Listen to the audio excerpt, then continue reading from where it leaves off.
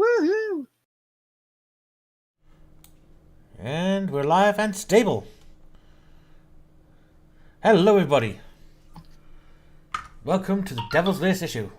To be honest, we did have a whole video thing planned out for today, but yeah, shit happened, and we just decided to chill and relax tonight. Life got a bit fucking weird for a little minute there, so It did. So we decided to have a bit of a chill stream, but as usual, introductions. As usual, we have Patient Zero of every S-Child in the own universe.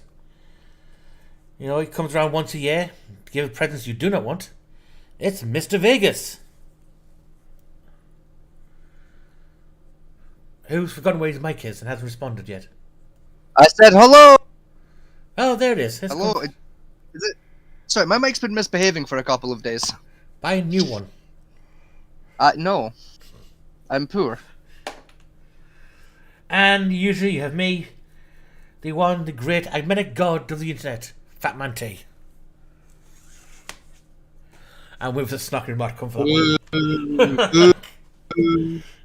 I didn't know it was your god, did I? Boo! It's Miss Fatman T. Boo! Boo! Kill him! You'd have the balls to try. Well, I mean, I certainly wouldn't after I tried. You know exactly what's in my house, weapon-wise. Exactly, that's what I'm saying. Like, I got the balls to try, but after I've tried, I wouldn't have them anymore. Fucking, they'll be up on your mantelpiece, fucking on display. Yep. Today we're going to have a song for you to start off our day off with. It's a song both me and Vegas like, even though he's going to try and deny it because of the nature of the song. Now, for legal reasons, I do not support or condone or encourage the actions and behaviors of the people that this song is identified towards.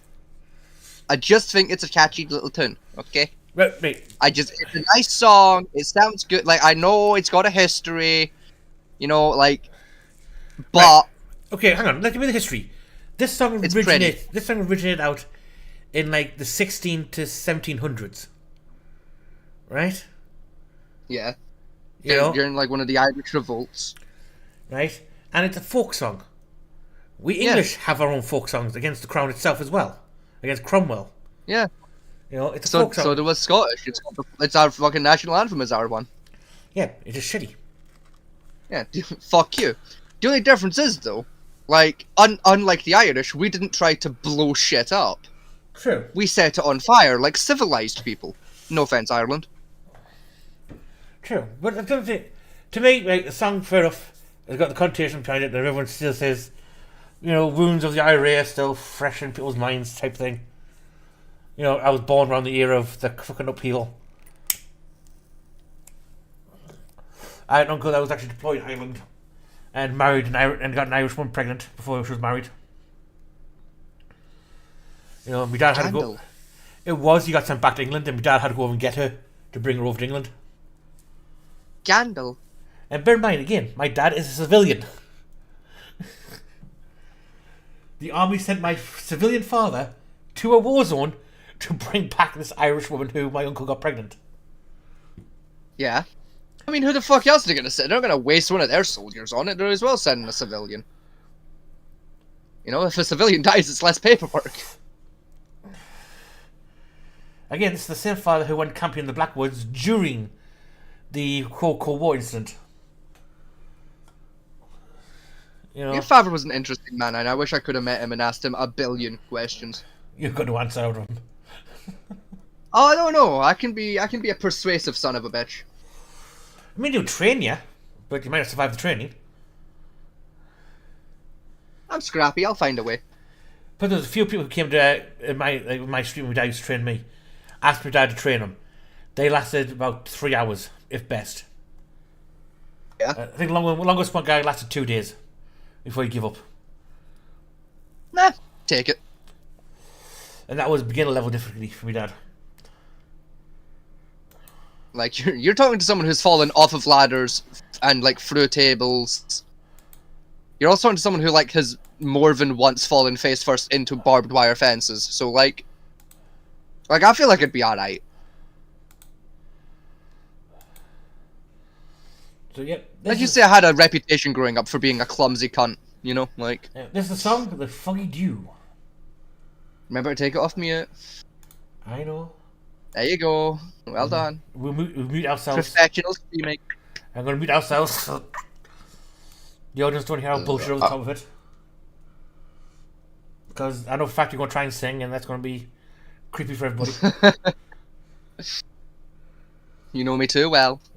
There we go.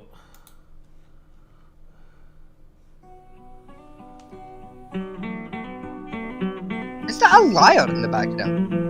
Yeah. Oh, calm you fuck! As down the glen Beneath the morn to a city paradise. Lines of marching men in squadrons pass me by. No piped hum, no battle drum, the sound is like tattoo. The angel's bell, the lively swell, rang out in the foggy dew.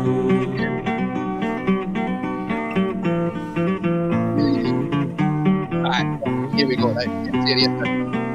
Right proudly high over Dublin town, they flung out the flag of war. 'Twas better to die neath the Irish sky than Salvador held bar. And from the plain, royal men, the men came hurrying through. While Britannia's guns, the great big guns, they sailed through the foggy dew.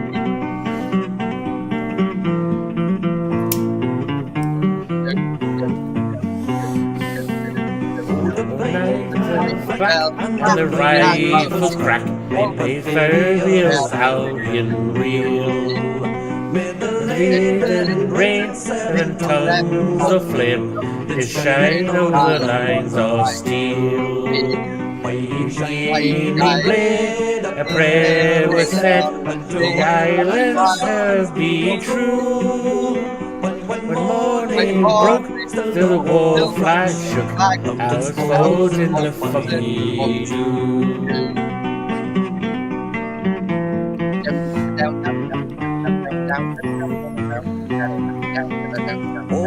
Bravest fell, the Peckham bell rang out fully loud and clear.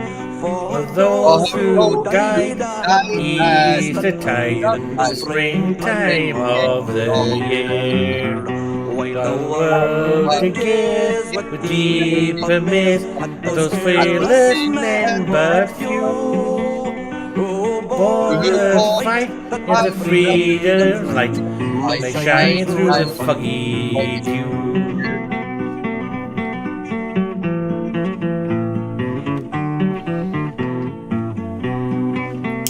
Everybody.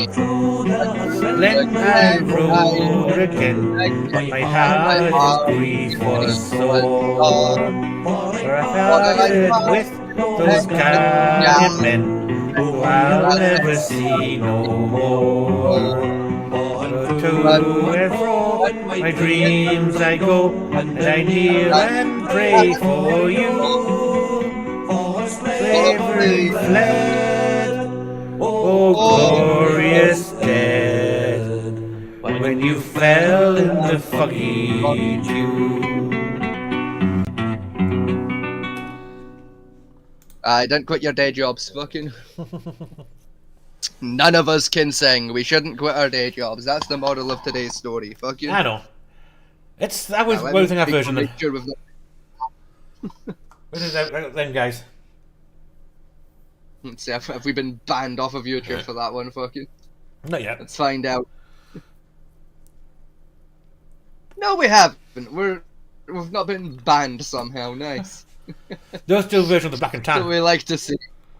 Those two Oh, versions- that's the one that'll get us fucking banned. That's how we get banned on YouTube. Let's yeah, not. Black and Tan. See, the problem is I We'll remember, save that for the Christmas. Fucking. I remember my dad singing that when I was a kid. It's a good song, to be fair, but that's how we get banned, you know. So we did that. We did that version of Foggy Dew. It's a good version, to be fair. I could do quite like the list. I think my rendition is best, but then I'm biased. I do like the rendition of the lip in the background. The layer was a nice addition. Yeah, It was nice. and that was the Irish harp. That was quite nice. Mm. You don't often hear that very often, even in Irish folk songs. You don't have the Irish harp played very often these days. It's quite a rare little instrument. It's Anyway, our 10 minutes. real quick. Have you been practicing for our Christmas special? I have had balls. You've not been practicing your karaoke for the Christmas special. I've not. No. You had one job, cunt. Fucking. You've had You've several not- jobs. You there's- haven't finished any of them yet. So fuck you. There's only what 4 weeks till Christmas or 5. thereabouts. 5 Fucking, you not weeks. got long. 5 weeks. 5 weeks till Christmas. You've not got long. Fucking, you need to get your practicing in, son. I'll chew myself in the bowels and come staccato.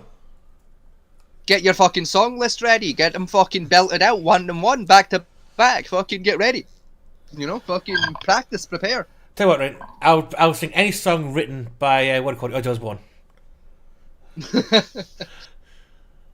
Yes. Fucking. Do you know a fact? We're going off the rails on a crazy train. Fucking just doing it like that. Fucking That instrumental. get that Like, AC going. Fucking. you probably can tell which songs written by him, which ones written by people. Because any song he writes has like a few lines, then a massive instrumental between the fucking verse. Yeah. You know, you always tell which one he wrote. It's like 5-line verse, bit of chorus, then a 10-minute instrumental for the next one comes up. I tell you what, like for the Christmas special, I might treat everyone the fucking an AC/DC song in the voice, you know, fucking just back in black, I hit the sack, you know, fucking just do my impression of that guy for You the do whole get fucking song. You know AC/DC with Geordie, don't you? Yeah, Most, your point. You know this? Well, about this singer, right? He's the most famous guy who no one knows the name of. Yeah, I have no fucking clue what his name is, but I know Brian. it's from AC/DC. Brian. Eh? Brian. He says Brian. He's just Brian. Yeah, Brian. Of course he's just fucking. Of course he's got like a perfectly normal middle class name like Brian. Yeah. Just Same as my dad, actually. Ah. And funny enough, right? I can tell you exactly where he grew up. He didn't grow up too far from where I live. but that's cool. Yeah. Oh, can I gush for a second? Go on then. Can I brag to the whole world about something, right? My amazing sister did something amazing for me. So it was my birthday a few weeks ago, as I'm sure we all remember. Yeah, she got you laid. And, huh? She got you laid. No, she did something even better. Oh. I misplaced my pentacle like a month ago, like not long before my birthday, and I've not been able to find it since. The little sweetheart as she is got me a new pentacle. She got me a whole new pentacle necklace because I can't find mine. And she gave me it like as a late birthday present, like I think last week. It was really cool, and she's also got me like a leather bracelet with Force Hammer on it. I didn't have like in me to like say or like wrong pantheon, you know, like I didn't want to break her heart and be like yo like it's the wrong religion, babe, but like so I just took that shit, you know, just like oh thank you, because like it is really thoughtful. Like she was almost right, you know, she at least had the right continent, I guess. You know, so like, Problem is a lot of people would say pagan automatically thinking because North's got a big popularity boost thanks to the Marvel films. yeah, A lot of the kids went like, "Oh, I now believe in Norse mythology. I follow Thor." Really, tell me one of his pantheon stories. He fought the ice giants. Okay, tell me a story that was not in the Marvel movies. Here's the thing though, like A, my sister's older than me, and B, she's also pagan, so she should know better. She's also a druidic pagan, so she should know this shit. But she just assumed because I'm a guy that like, I'd been to like the Norse mythology shit because of beards, and it's like no. Like I follow the same pantheon as you do. I just subscribe to a different god. You fucking idiot. Yeah, my Like we're both Celtic pagans, you tit. my sister was Celtic pagan. She followed the green The man and the woman of the woods. Ah, the green folk. Yeah, yeah. The green goddess and Is that the green goddess and the green god. As it's known as. I'm a proud follower of the Celtic god Brigid. Me and Bridget. Yes. It's just funnier to pronounce it as Brigid because it annoys people.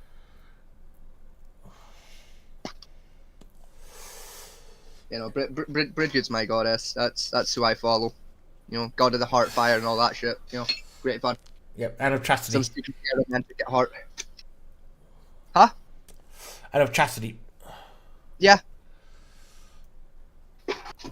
It surprises a lot of people that I'm like I follow a god who's into like not. You having sex. you follow a virtuous god, which is even more strange. Yeah, it's really odd for a lot of people, but like, what most people don't realize is like I am actually a pretty decent guy. Like I do my best to uphold those kinds of values and virtues in my day-to-day life. It's a neckbeard. Watch out! Warning! Warning! It's not like a fucking I'm a nice guy kind of thing. Like it's not like that. I'm a It's nice. just like it's Pure like, incel. me and the cat share one belief in common, and that's that like I don't want to like have sex until I'm married. Like that would be nice. Like sex should be more of a romantic kind of thing between two people who are truly deeply in love with one another. Yeah, It should be used as a sign of like love, respect, and or like breeding. That's my view on sex in my day-to-day life. It is, but you got I'm just playing a character. that's your view on it. But you must remember you have another problem, which is your nature, which is a raging pervert. Yes. You know, and it is a constant battle between those two sides of me. I can just imagine you going to fucking confession. Father, I have sinned.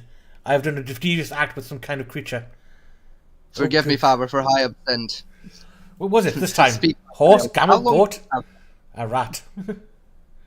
A rat? How? Well, you know, I bent over, got a pipe, and just shoved it up there.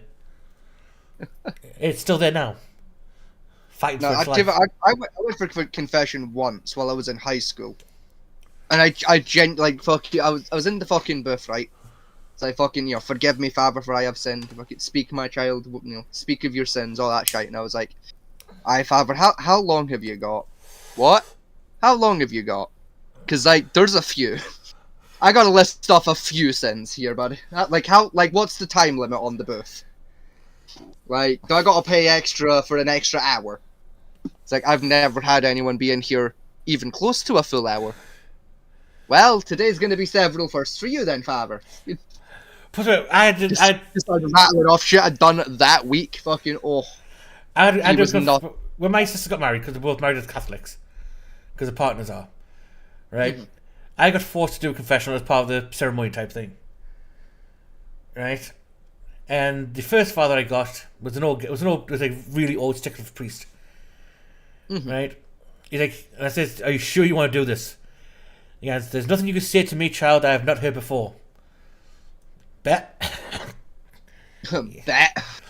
Yeah, I lasted a whole No. of. I lasted 30 seconds before he threw me out. She's like, get out of my church. Leave the house of God. Fucking. He went to confession and he's like, the shit I have just heard in 30 seconds. He had to go to confession because just hearing about those sins was a sin in and of itself. Fucking. Yeah. Then I had to do it again, and this guy lasted a whole of 45 minutes. Oh well, that was good of him. Yeah. Then he says then he cleaned his schedule for a week, and he had me come back in every day for that week to try and finish it off. Man just cleared his schedule and went to therapy for a bit. Fucking. You know, after about a week of me going there every day for half-hour sessions, that's what all goods take. He says, it was a case of God could never forgive you. God cannot fix you. I cannot fix you. You're fucked. You got that fast pass to hell, buddy. Like you're gone. Plus, he said, in order to help my soul, he was going to write a letter to the Vatican to bring in a my specialist to help deal with my. You know, it's like you got to bring an exorcist shit on this. You know you're fucked when they got to call in for like the special forces backup fresh from the Vatican. You know, fucking the cunts that know fluent Latin. That's how you know you're fucked. Like, what can you get an exorcist? I literally thought you were phone for an exorcism on me, on my ass. I mean, to be fair, it might help. It wouldn't help. The amount of demons in my soul, they don't stand a chance. There's too many demons in there, you know. They need to bring the whole of the Vatican to fix you. Fucking. I could walk into Vatican City and bathe in the holy waters themselves, and they'll just turn pitch black. And the waters would turn red. Yeah. Fucking. The holy waters would turn to blood. Oh look, a hell portal! Wow, that was fast. Satan rocks up, yo, Fat Man T, what's good? Fucking. Yeah, literally, How you do, slime? Fucking. literally, like the scene of Constantine, where Satan turns to collect Constantine's souls personally. That's going to be me. You know, Just walking the back and Satan turns up, fucking, yo, you good, slime? How would do, Fat Man T? Fucking boom, fucking push in for a big bear hug, fucking. That's my favourite shit post. Fucking. You have your room already. It's got nice views of the lava lake. You know, I'm not getting tortured. I'm not. There's nothing people down there can do to you. They've done to yourself. Waste our effort. Got fucking room service on speed dial in the fucking penthouse. Fucking. I mean, literally, I can imagine like in hell's probably the most torturous thing you think of. Right? There's probably nothing they could do to me that I haven't done to myself. At some point, that they would actually warrant torture. They would just give up. I mean, yeah, like same. You know, it's Like, it's why I want to go to hell. Like I don't think there's anything they could do to me that I wouldn't enjoy. it's like Home in the Donut incident when Home went to hell. Yeah, He just kept eating the donut. it would be that, but kinkier. Yeah. It'd be that, but with lots more butt sex. You know, and as a patented homosexual, you know, a qualified homosexual, you know, I'm no longer practicing, I've got all my qualifications now in homosexuality. I do enjoy my butt sex. Yes, you had sex with a girl for the first time and hated it. Yeah, like, I had to walk like John Wayne for 3 fucking days. Like, bitch nearly broke my dick. It was great. Yeah. Sex is overrated.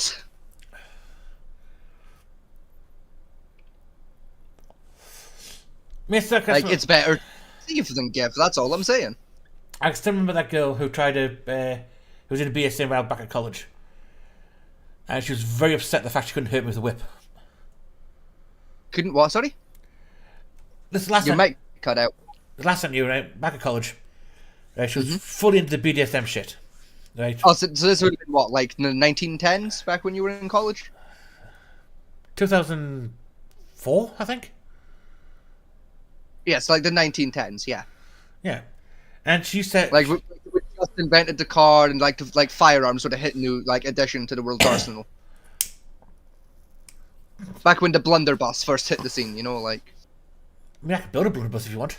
It's not hard. I mean, same, like, it's... Anyone can build a blunderbuss, it's not fucking rocket science. It's a tube with some gunpowder, it's not fucking hard. Well, technically it is slightly rocket science to get the formula right for gunpowder. I mean, you basically build a pipe bomb and then take one of the fucking cap ends off the pipe bomb. Yeah, and just shove anything down the barrel you can find within reach, arm's reach. It's not complicated. Yeah, we just walk around with whips on her belt. And like full gothic robe, whips and belt, everything else. And one of the favorite games used to be was go around the pub and whip somebody with a cat nine tails to get a reaction out of them. Mm-hmm. Right, and I was in the pub one day, I was drinking, and she hit me with a whip. Didn't flinch, didn't even spill any drop of my beer. This upset her for one reason, because I didn't react. She then came back with several more whips in the following days. To the point where she brought one of her special ones she had, which was literally a canine tail with razor blades at the end of it. Yeah. And she like, hit me with that. Mm-hmm. Tore my shirt, and I still did not flinch. Which got her very She's upset single? and very angry. Like, is she still in business? She's still, like, she's single? I have no idea. Find out. And if the answer is yes, hook me up. Yeah, she was... Like, fuck, I'll marry it. I think some of my friends did marry her, actually. I'll fucking marry her again, then. You know, all my friends are psychotic. Yeah. I mean, It's you attract us. You know, you just attract the psychotic people. I do. I attract all the... I say which is a lie, like, why do you always bring home all the waifs and strays? I just come back with one line she said to me when I was a kid.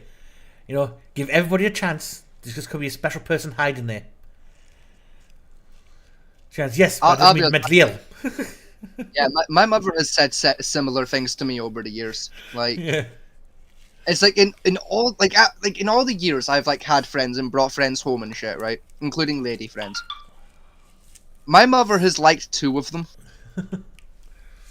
One of them is my sister, and the other one's a guy I hung out with for a couple of years called Jack, who was alright. He was a good guy. He was a good kid. You know, like Oh, my mum. everyone else he fucking hates. She doesn't even like. She tolerates my best friend out of nothing more than respect for how long our friendship's been going. Everyone else she fucking hates. It's great. Oh, my sister likes. What she might say is she can stand with. She likes him as a person-ish, but she would not trust them to leave them alone in the room for more than 5 minutes by themselves. That is like my mom like trusts my friends like alone. You know, because like she knows that I know better than to fuck around in the house. Now keep like the lads in line. But like, it is more of a I wouldn't trust you or your friends alone in a room with a knife, and or anything that can be easily broken. Yeah. To which I always respond with, "But you trust me on my own in a room, and I'm easily broken." You know, and my mother never has quite like enjoyed that retort. Never been a big lover of that particular punchline, but My mum's sister, it's not in.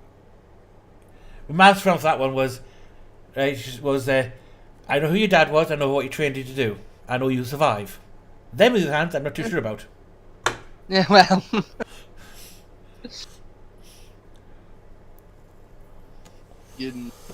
Anyway, we're going to go for our first video for anyway, before we go to our video, actually.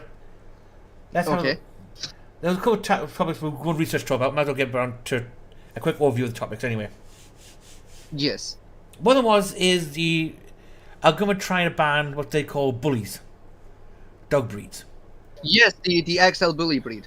Yeah, unfortunately, legislation is written as bully, meaning any Yes. bulldog Yes. they're going after in the common legislation reads. Even though they're changing that now to mean an XL bully, which is basically a pit bull crossed with anything else, is what they're after. Yeah. Right? But they've got, with written legislation at the moment, it basically goes down to any bulldog breed out there.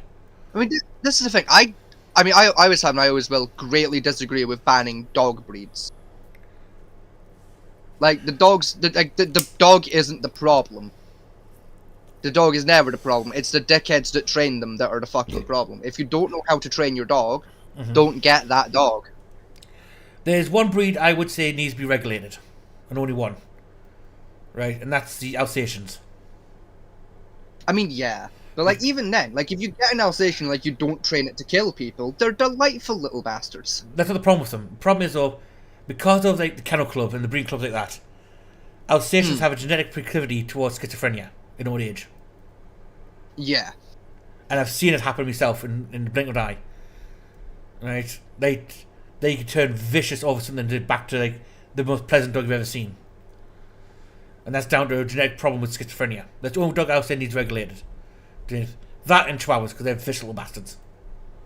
Yeah, but you can win a fight against, like, anyone can beat a chihuahua in a scrap. You just fucking kick it in the head and you win. You know, we can say, like pit bulls and all that, a bit more babies than anything else. That's a false dichotomy. Yeah, more babies have died because of pit bull bites, because pit bull's a giant dog, and a baby fits nicely into his mouth. But you want about actual bites per child?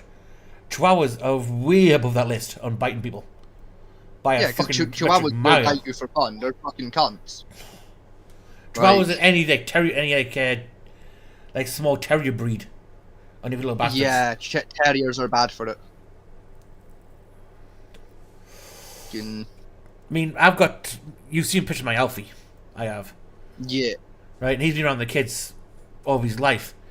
And he's... By the way, the kid picks his toy up. He took the gentlest you can think of to tug this toy with the children. Yeah. Adult picks it up, you'll try and take your arm off and get the toy out your hand. Like yanking on it. But the kids, just like a gentle, like, and just drops it. Yeah, because he knows they're just little, you know? Yeah. Dogs are incredibly intelligent. They know the difference between a child and a fully grown adult. Even down to the pit bulls, right? Like being trained, pit bulls I've found being trained to fight. There's a charity which has actually managed to get a program to rehabilitate them dogs back to being pleasant little dogs again. See how this Like it can be done. yes, it takes time and effort, but it can be done. You know, and I think it's just a. I agree. It's a case of if you get a vicious dog, right? Depending on genetics. Yeah, alone- sometimes it is just down to like bad genetics, but like 9 times out of 10, it's just a case of the cunt that owns the dog doesn't know what the Yeah. fuck they're doing. I've always been agreeing with that. If a dog bites somebody unprovoked, right, the owner should go to jail. Yeah, Because that means the owner's not being cared enough to actually train the dog properly. yeah, like. Or I've trained them to bite. Mm. Because I remember there's a lot of gangs used to be in England where you used to get like staffies and that type of stuff, and train them as attack dogs for the status symbol of having a four-legged weapon with them, and I fucking hate it. It's just fucking stupid. I mean, my dog would probably bite. If someone tried to break my house and attack me, I mean, Alfie would probably go at them. But that's defending his territory. It's a pretty different matter than use them as an attack weapon. You know. I mean, I've had the same view for several years now when it comes to like dogs, especially like bigger dog breeds that like are a little bit more dangerous. Is they should be treated the same kind of way as like firearms are out in the States. Yeah. You can get one, but you gotta pass a fucking like a test first. You gotta do like a couple weeks fucking training, getting taught how to fucking handle the dog, you know, and then you get given a fucking license that says you're allowed to own that breed of dog. Now, thinking of my experience with large breeds, right, and I've had a few large breeds, is the bigger the dog, the less likely it is to harm a child. Yeah. You know, my Blue was an XL breed of a Labrador. Huge I'm beast gonna say of a dog. Labradors are fine. Labradors they've not got a vicious bone in their body, don't Labradors. They're just little cuddle bugs. You know, oh no, this dog did. Put it this way, when I first got him, the Babs was like my niece and nephew were only babies on my younger sister's side, right? Yeah. And they were crying, and my Labrador would not let their own biological father anywhere near them. Right, See, that's the thing. It's like protecting the young. Like that's Yeah. that's instinctual for dogs, is to protect the younger members of their You pack. let me go near them, and let my sister go near them, but everybody else, you had no chance of getting anywhere near those kids. Yeah, but Quake City just didn't know them that well. You know, like especially not as well as he knew you and your sister. You know, Your dog probably fucking assumed they were your kids. To be fair. and then when the nurses couldn't take your mum because of health conditions, right, he would sniff them up and down. If he felt something was slightly off of them, he would push them out the door. You know, Like, nope, fuck you. You're not on the list. Fucking. yeah. And it was a big. You're not coming into this house with them fucking trainers. Get it. Fucking. When you give again, if you're home the size of this dog, my niece and nephew, when 7 years old, could ride him as a horse. Nice. And I bet he fucking let them too, didn't he? He did to some degree. No fucking qualms about it, just being a horse. Yeah, I mean, these was like you ever seen this like small pit ponies? Yeah. Right? He was up to his head would touch their shoulders quite easily. Fucking nice. That's how big he was. That's the Labrador. I mean, most Labradors are little pot-bellied, short-legged things these days because of the fucking kennel club, what they've done to the bastard things. Yeah. But he was like a throwback to like an old species. I could say like a girl I went to school with called Morgan. She had like a proper Labrador, not one of these fucked up like a purebred Labrador. This one was, where it still had all the fucking OG genetics and shit. And Yeah, most gorgeous dog I've ever seen. It was so gentle. I wish I could remember the dog's name. It was such a gentle fucking dog as well. Like it was huge. Like it could put you on your fucking arse if like it wasn't careful. And it would frequently put me on my arse. Oh yeah. Because it loved me and it would try and hug me and I was like 7, so it would put me on my arse. But like when you were playing with him, he was so gentle. Yeah. I mean, Like if you picked up something you wasn't supposed to have and you had to try and fucking fight out with him, you'd be so nice about it. Like he'd like keep his jaw locked, so like you couldn't get the fucking like the pebble or whatever out of his mouth. But like he wouldn't bite you. yeah, I He mean, was such a polite little dog. He was great. that was it. I mean, one of the people came to my house and said, "Oh, your dog bit me." I was like, "You fucking liar!" Yeah. Oh no, he did. He grabbed my hand and pulled my hand with his teeth. Like, don't lie to me. One thing, I trained my dog not to bite for starters. Yeah. Right, I did that to the pup. If you said he punched you in the face with his paw, I would believe that. Oh yeah. Right, but Labs are bad for that. Labs will punch you. They're fucking cunts for it. As for using his mouth to bite your hand and pull it, not a chance. And I'll prove it to you because I basically put my hand straight in his mouth, right? And he was doing everything away to get away from my hand, from using his mouth. You know what I mean? It's like, just don't lie to me about it. It's like my dog Echo. He'll like Echo will fucking punch you. My dog will punch. Spaniels will punch. They're fucking cunts for punching our spaniels. Yeah. That's why I love spaniels. They punch. They'll still bite you, but they'll punch you while they're at it. They don't give a fuck. They're gangster little dogs. I love them.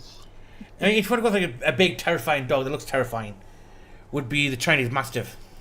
Yeah, they look fucking but they're just bears. They look like bears, they sound like bears, they act like bears. Yeah. But they're just cuddly. The only problem with Chinese Mastiffs is they bond to one person only. Yeah, and they will accidentally suffocate that person in their sleep. Yeah. Like a Chinese Mastiff rolls over onto your face while you're in bed, you're fucked. That's you. Like, game over. You're fucked, you're gone, you're dead. There's no coming back. Best thing to do with Chinese Mastiff, if you just get in your bed with you, is climb on top of the Mastiff and use him as the bed. Yeah, use him as the pillow. Fucking don't let him anywhere near on top. Yeah. Right. Anyway, that's the other one was the new change in the UK knife laws, but that's a tricky subject, and one I want to get into in depth. Well, there was one more thing we were going to talk about. What was that? I think it's in the news. Which one? The pig fucker is back. Oh yeah, Cameron. David Cameron, our ex-prime minister, who got fired for being shit. No, he didn't get fired. He's most famous for fucking a pig skull. Is now our foreign secretary. You didn't get fired. You retired. Same difference. You know, he still left because he was shit at it. And he is now the foreign minister. I give it 6 months before we're at war with France. Again. Well, to be honest, we need to be at war. We need to be at war with fucking Russia at this point in time. Fucking end that Ukraine conflict. To be honest. I mean, yeah, but like still. Like, I don't mind if he puts us in war with with Ukraine against Russia. That's fine. I still reckon 6 months from now we're gonna be fucking marching on Dover because David Cameron said something stupid to like the French Prime Minister. Other thing in the news, if you want that way, is Israel is about to start using ground action in Gaza. Nice. They've finished shelling the parking lot now, and now we're going to move troops in to deal with Hamas. And the total now Hamas hostages is up to 305, I think. Now? I mean, if it was me, I'd just keep bombing it. You know, just... just level it, fuck it. I mean, me and Viggs had a discussion offline before. You know, is Israel right for doing what it does? Yes, it is. Yes, absolutely. They're fully justified. It's a case of a lot of people go think, well, all of Gaza's poor, they're using basic, old shit to fight back with. Yes, they are the underdogs. They started it. And just because they went against somebody who has the ability to pound you to the deck, does not mean that they shouldn't pound you to the deck. It's a case of, I was using the analogy. Right? If a midget went and punched Dwayne The Rock Johnson, right? The midget's not going to do much damage to Dwayne The Rock Johnson at all. Now, Dwayne The Rock Johnson would still be fully justified to choke slam the little fucker. Yes. And it'd be all well in his right to do so. Yeah. You know, it's like the near-analogy for women. Where you see a lot of women going around just trying to literally curb stomp men in the face and punch them in the face. Yeah. You see a lot of and time. Then they cry when you punch them back. Yeah. Should a man punch one in the button? I was raised not to. Yeah. I was raised not to punch women. I can understand that I want to. Yeah. And some of these fuckers. But if a woman like that was on the train, I was on the train and a woman did that to me. Right? I probably wouldn't right hook her in the face. I fucking would. Right? But you'll learn very quickly how I can easily disarm and restrain somebody. With one hand at that. I mean, I was raised by two women. I was raised in a house of women. And I was taught from a very young age, you don't hit women, you don't hit women, you don't hit women. Then I got to school, and the lesson changed very swiftly of, I don't care fucking who, what, where, when, and why. If someone's big enough and hard enough to hit you, they're big enough and hard enough to get hit back. We're not saying go out looking for fights, but if someone's fucking a big enough son of a bitch to punch you one, they're big enough and old enough to get punched fucking right back in the face. That was my attitude eventually when she saw the whole world was before she died. She says literally, she said to me, I can understand that you raised not to do it. We raised you that way to do it. Because I can also say if these women think they're big and hard enough to try and strike you, then they're more than well right if you strike and hit them back. So therefore, Exactly. So your fault they can't take the hit. You know, like, the only thing I would say, if you ever do find yourself in a situation where you might have to punch a woman, like, before you do, get your phone out, put it on camera mode, stick it on record, and put that shit, like, in your top pocket or something. That way you have it on camera that you did not throw the first fucking punch. Yeah. Cover your bases. I mean, be honest, boys, right? This is for the men only. Do yourself a favour. Buy yourselves a GoPro and wear 24 hours a fucking day. Oh yeah, 100%. If a girl comes up in the club and starts trying to hit on you, ask her for an age, name, address, photographic ID of her age, Yeah. passport or driving license. Hold that to your camera, make sure you got all that shit recorded, and you then think long and hard about it. Yeah. No, maybe get a cigarette first, you know, like... If you don't know who the last is, if she comes hits on you for sex, you know, and you get all the details, still sit there and think, is this worth me trying to get maybe up in a rape charge? Yeah. Because the answer 9 times out of 10 is no. No. You know, like fucking... I mean, fuck, it was like a few months ago there when I had that woman friend come to my fucking house. Yeah. That was like, literally, like for like fucking 3 fucking hours. I was just in my living room with like weaponry. Fucking like ready to go.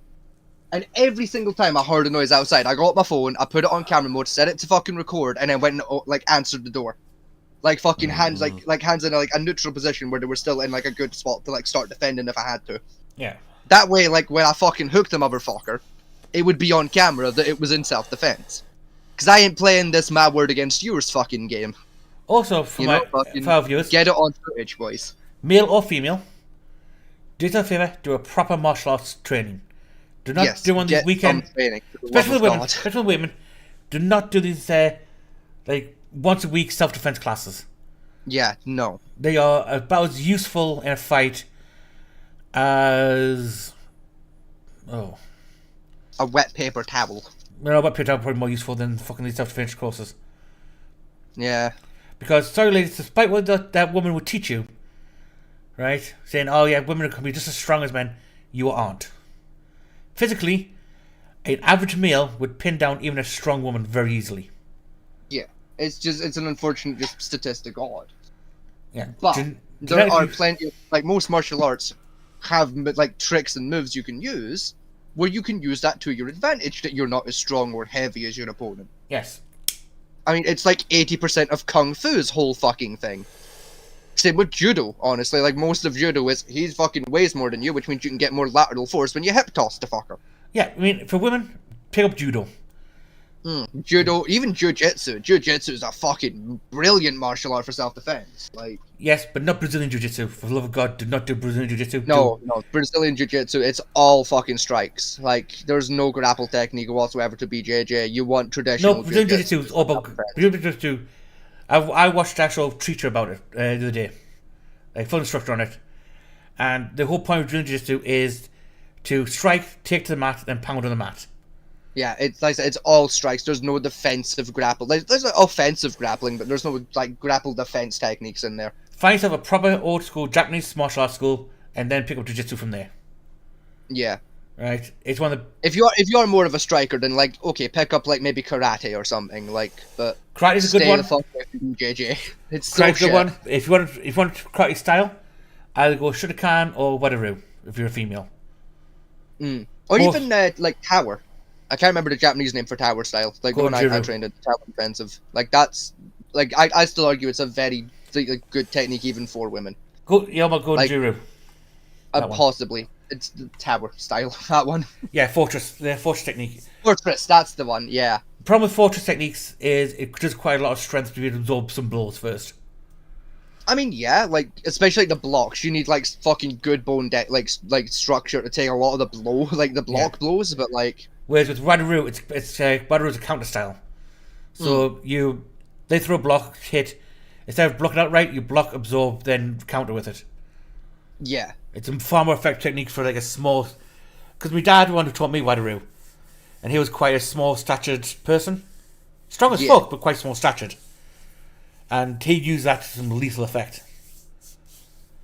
Again, even That's the thing, though. It's like I say every class, I could be wrong, but like I know when I was doing Fortress style, we still got taught a lot of counter technique as well. Like there's some like we were taught like while it's not technically part of the style of karate you're learning, it's still important to know how to do a counter. Yeah. Because like if your opponent knows how to counter and you don't, you're fucked. So you should learn how to do it. A lot of the styles pick up from each other because, like I say, karate is not that.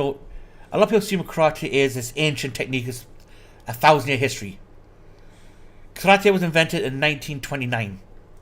It was a little bit before World War II when it was actually invented. Yeah, from Okinawa, from the small island of Okinawa, karate comes from. Beautiful island. You want ancient techniques. You want kempo, judo, jiu-jitsu. What was the last one? Not like Watahari or some shit. No, Watahari's Chinese kung fu style. Is it? Oh, yeah. Okay. Again, Watahari's actually a female style, actually. Remember the Ip Man films? Vaguely. Johnny's like IP Man films. Yeah, I know what they are. I've seen one of them once, and I remember it because like it's the guy that trained fucking either Jackie Chan or Bruce Lee. I don't remember which, but he trained both. His style is purely a female's technique. They're made by a woman because it relies very heavily on the hip motion. Yeah. To do which way women's strength is in the hips. Yeah. So it relies heavy on that one. If you notice how he moves his body around, it's all hip first, then anything else. It's not bad technique. It's just for someone who like me, who's very top heavy strong, and that I don't have a lot of flexibility, so it's not a great technique for me to use. To be honest, that's why I'm better off using like. I learned Shuriken, I've learned Fortress, so I'm very good at using defensive counters a lot of the time. It's where I got off quite lucky, like when I was younger and like I was in shape. Is like my body shape is weird as fuck. In the idea of like I've got really good legs and like decent hip structure. But I also have the upper body where I can do stuff like fucking Fortress defense and shit. Like I've got strength at both ends. Not so much these days because like I'm out of shape. But like if I went and grinded fucking hard away at the gym for like 6 months to get back into fucking like fighting condition, like I can adapt to pretty much any fighting style. Like it's where I'm quite lucky in that regards with like how my body is. I can adapt, but like say, my legs are quite thick muscle wise along the hip lines. Yeah, like so are mine, but they're also surprisingly like flexible. I lost my flexibility because of rugby when they used to train for that. So see, I got it like I've got hypermobility, so I'm just naturally like more flexible than I fucking should be. See that to the point where like shit pops out of socket for no fucking reason. It's a lot of my family do have hypermobility. It skipped me. And that's you got fucked, fucking. But on the other hand, though, I can absorb because of the way my bone structure is and my muscle structure is in my lower half. It allows me to absorb recoil very easily. Yeah. So even if like someone tries to strike me, like you see in the UFC where they always go for the midriff, try and trip you before you down. Yeah. If someone tried that with me, they would just hit a brick wall. Just dislocate their shoulder, then get their spine snapped with a fucking downward elbow, fucking. Yeah. They'd hit me and just basically hurt themselves as I then ram their face into the mesh. But that is something like I've been meaning to ask you for ages. Mm-hmm. Why, given like the training you have in martial arts and shit, why did you never go down that route of getting into professional fighting? What drew you towards the culinary arts versus like martial arts? Honestly, morale. I want you to fucking lie. The morality my dad gave us. Nah, fair. He followed the 4 tenets of Wu. One of the tenets is never show off your technique for gain or sport. I mean, fair. Techniques. Martial arts are used for defensive purposes only. Mm-hmm. Doesn't mean I won't kill somebody if I have to. But in the case of I won't strike first. It sounds basically don't start a fight but finish it. Yeah. Type of mentality. And my dad basically trained me that way because of how strong I was as a child. If I did go more on the aggressive route, then it'd be very dangerous to basically let me out of the house, to be honest. I mean, fair. Like, I mean, to be fair, though, I did enter tournaments and that as a unofficial standing in a couple Yeah. of KKF tournaments and that. But it's a case of, for me, martial arts was a way of life, not a sport. yeah. If that makes any sense. No, it makes. I mean, it might not to a lot of people. It makes a lot of sense to me. Yeah. Like, so we like at the dojo where I trained, we got taught like a very similar kind of code. Yeah. Like, it got put into like slightly more simple terms of like, you know, like you don't use this shit outside of this dojo unless you have to. Yes. You know, like, out of respect for me and this dojo, nothing you learn here gets used outside of these walls unless there is no other option. You know, like, I mean, or I say otherwise. You know, like. I mean, a lot of martial arts these days, come get to martial arts, get fit, and learn a bit of self-defense. Mine was very much like day one, lesson one was, when I was able to comprehend it, was what I'm teaching you is the ability to kill somebody. Yeah. We were the exact same. Like, day one, it was like, you can and will kill a motherfucker with these talents if you're not careful. Yeah. You do not use it unless it's an emergency or I say otherwise. Do you understand? Sir, yes, sir. It was very boot camp style. Fucking, yes, sensei. Fucking. Yeah. And along It was with, great. along with you that, know? we got taught, because I think when you learn martial arts in any form, right, I think the religious part of it should always be taught as well. It absolutely should. Because what people forget is karate. When people learn karate, it's karate do, Yeah, karate though. right? And the do means way of life. It's Yes. not a sport; it's a way of living. Once you learn karate, you have to live that way, or else you are a very dangerous society. If you Yes. don't, I mean, if anyone ever watches I know you have Vegas, but anyone actually see a proper old school karate match between two masters, Mm, it is a very violent affair. it is brutal. I mean, you're talking an average broken arm get off the broken arm is a luxury in some It's of like these fights. if you leave the fight with a broken arm, you won. You know, like if that's all you've got wrong with you at the end of that fight, you fucking won the fight. You know, like Again, a lot of people say, "Oh, I've seen karate matches in England." No, in the proper Japanese karate match, broken limbs is still the norm. yeah, it's And like if you, concussion at the minimum. You know, like it's the And if minimum you- entry for concussion. I mean, nowadays they get a bit more software. You break your arm, the Jenny stop the fight nowadays. But going back to like 15 years in a proper Japanese martial arts fight, if you broke your arm, the judge would say, come to you and say, "Can you still fight?" Yes, and the fight would still go on. Yeah. As long as you were like had the confidence in you to keep going, they'd let you keep going. They didn't Yeah. really give a shit. And that seems to be a win with broke. I've seen one of the guys I used to follow, Sensei Machirini. He broke his arm in 4 places, and what he done was stuck it in his gi, tied his belt around it, and still won the match. That'll do. Fucking- With one arm. I mean, it's like that kind of side of like martial arts is like when I was a lot younger. It was like what drew me towards karate over anything else was that kind of mentality of like fight or die. You know, Yeah. like you can have a broken leg, a broken arm, fucking 2 concussions, and a snapped jaw.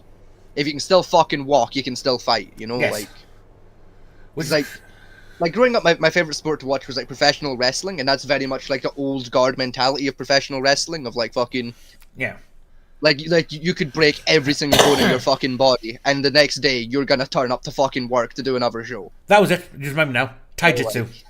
That was the fourth one. Taijutsu, That was the fourth one. you know, that was very much the like, and even today it still somewhat is, especially to me and a lot of like the fans like of pro wrestling. It's still the mentality of like fucking, like your legs are still working, you're still in this fucking match. Fuck Yeah. you, unless you've got a concussion, you're still fucking like competing. I don't give a fuck. Unfortunately, you know, a lot of like- martial arts nowadays have been watered down to it's unrecognisable for safety Yeah. concerns.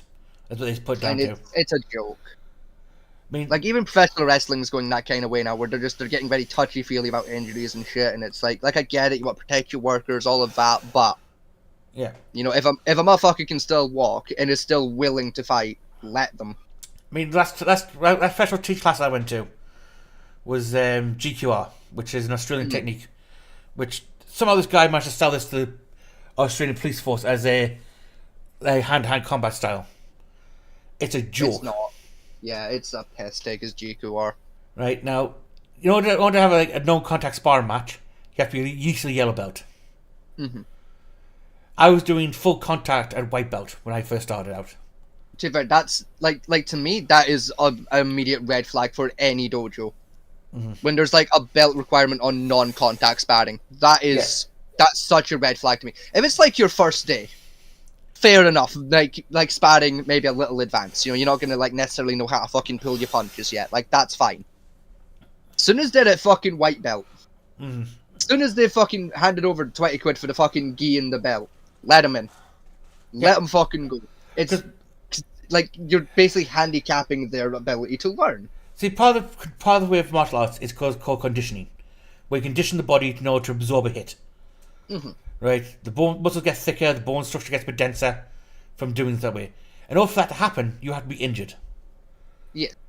Right, and preventing You that have to get hurt to like for your body to rebuild to adapt. Now, problems I say with no contact sparring, I have is you don't get that experience of being hit. Yeah. Like I say when I was learning how to break bricks, right? The basic lesson tenet of breaking bricks is you learn how to break a brick before you break your hand. Yeah. I mean, there's a technique around doing it. Basically, it's the idea of a lot of people when they try and do that is they stop at hitting the brick. Yeah. No, you gotta push through the brick. You Yeah. punch through it, not into it. Yeah, That's like the number one secret to getting when you break bricks, is you're aiming to punch the floor, not the brick. Yeah. The bricks haven't to be in your way of the floor. That's the best way of doing it. Even then, it still hurts like a bitch when you try it a few times. It hurts like a motherfucker. But that's the thing, your skin gets tougher and thicker, so you actually take a hit and not feel and keep going on. Mm. And that's one with the G. I mean, another one was they brought out like a rubber knife to do something, knife drills. Right? I learned how to disarm a knife at yellow belt. Technically. I was about 6, I think, when I first learned. And that was with there wasn't no rubber knife bullshit back then. It was just a knife. Oh, Your dad just got a steak knife out of the kitchen and went fucking have at ya, cunt. Fucking. You got a knife and You'll learn or you'll die. He took the edge off the knife, basically. It was still a metal Oh, how blade. was nice of him? Still a metal blade. But he took the edge off it. That was polite of him. And this has a knife. Fucking. And again, though, right, they stopped us doing this drill because you have to be a brown belt, which is pretty much one off black belt, in order to learn disarming techniques. Yeah, nah, horse shit. Nah. It's like that should be like white belt, yellow belt territory to learn this shit. Yeah. They're basic techniques. You don't want your yellow belts to get stabbed because then they'll die. But to me, a lot of martial arts have a habit of you get black belt within 3 years of just doing what either doing katas or in taekwondo it's poons. Yeah, and it's bullshit. Again, it's one of my big red flags for a dojo. If they're like, you can get your black belt in 3 years. Nope. Mm-hmm. If it's less than 10, it's probably shit. Yeah. If it takes me less than 10 years to get my black belt, you're probably just peddling snake oil. I'm good, thank you. To me, right, no, there should be no black belt below the age of 18. Yeah, there really should. And that's if they start training at the age of 5. Yeah. And I started training at the age of 2 or 3 years old when I started. So I could walk out and start my training. And my dad still said I was in a black belt class until I was 16. I mean, I did karate for the best part of 10 years across two different dojos. And I think the highest I got, like I left my first dojo like a couple of weeks before like my green belt grading. And then in my second dojo, I only got as far as yellow belt before I had to fucking pack in. I mean, I did Aikido for a bit as well. Yeah. Now, people have a big thing about Aikido, right? Yes, I know it's one of those fight styles. Steven Seagal ruined it. He did. And a lot of people took it and ruined it as well. Yeah. But no, it's actually great to get black belt in Aikido. In the actual original official style of Aikido. You have to be at least the age of 35 with 10 years of experience. Minimum. That's the minimum requirement to get a black belt. Second dan, you got to be each age 35 with 12 years experience and have mastered one of the 4 weapon styles as well. Yeah. I'm talking about the original Japanese version of Aikido, not the washed Like out. that's the thing, like original Aikido is actually a really good martial art. Modern Aikido fucking sucks. It's so shit. The westernized version that's come over recently, because I practiced a guy who learned the original style. And actually, you had proper dojo where you're talking like full on tatami mat and that white cushion mat you used to train on for throws. Yeah. His whole dojo was built that way, and he had proper like tiles up for the prayers and everything else up, all set up properly. And we did bucket training and live blade training in there as well. Nah, to be fair, like, see those fucking, like, those throw mats? They're such horseshit, aren't they? Oh, yeah, Richard, They're such a lie, aren't they, those fucking throw mats, man? I always have and always will argue it would hurt less to just land on the fucking floor. it's definitely illusion. Those mats are so fucking painful to land on. Yeah, the original. I argue you'd be as well just putting a fucking, like, a wooden 2x4 with barbed wire there. It'll hurt less. The pro Japanese throwing rats. Yeah, it's concrete safer. Yeah, those throw mats are such horse shit, dude. It's like, do you remember at school you had those shitty fucking blue mats in gym class to take the impact on? They were worse than those fucking things. Those things sucked ass. The Japanese fucking catch match are way worse though. Yes. Those white throw mats are so bad. Yes, but one thing you did learn with those throw mats is you learned how to break fall. Oh, you learned how to break fall damn fast. Oh yeah.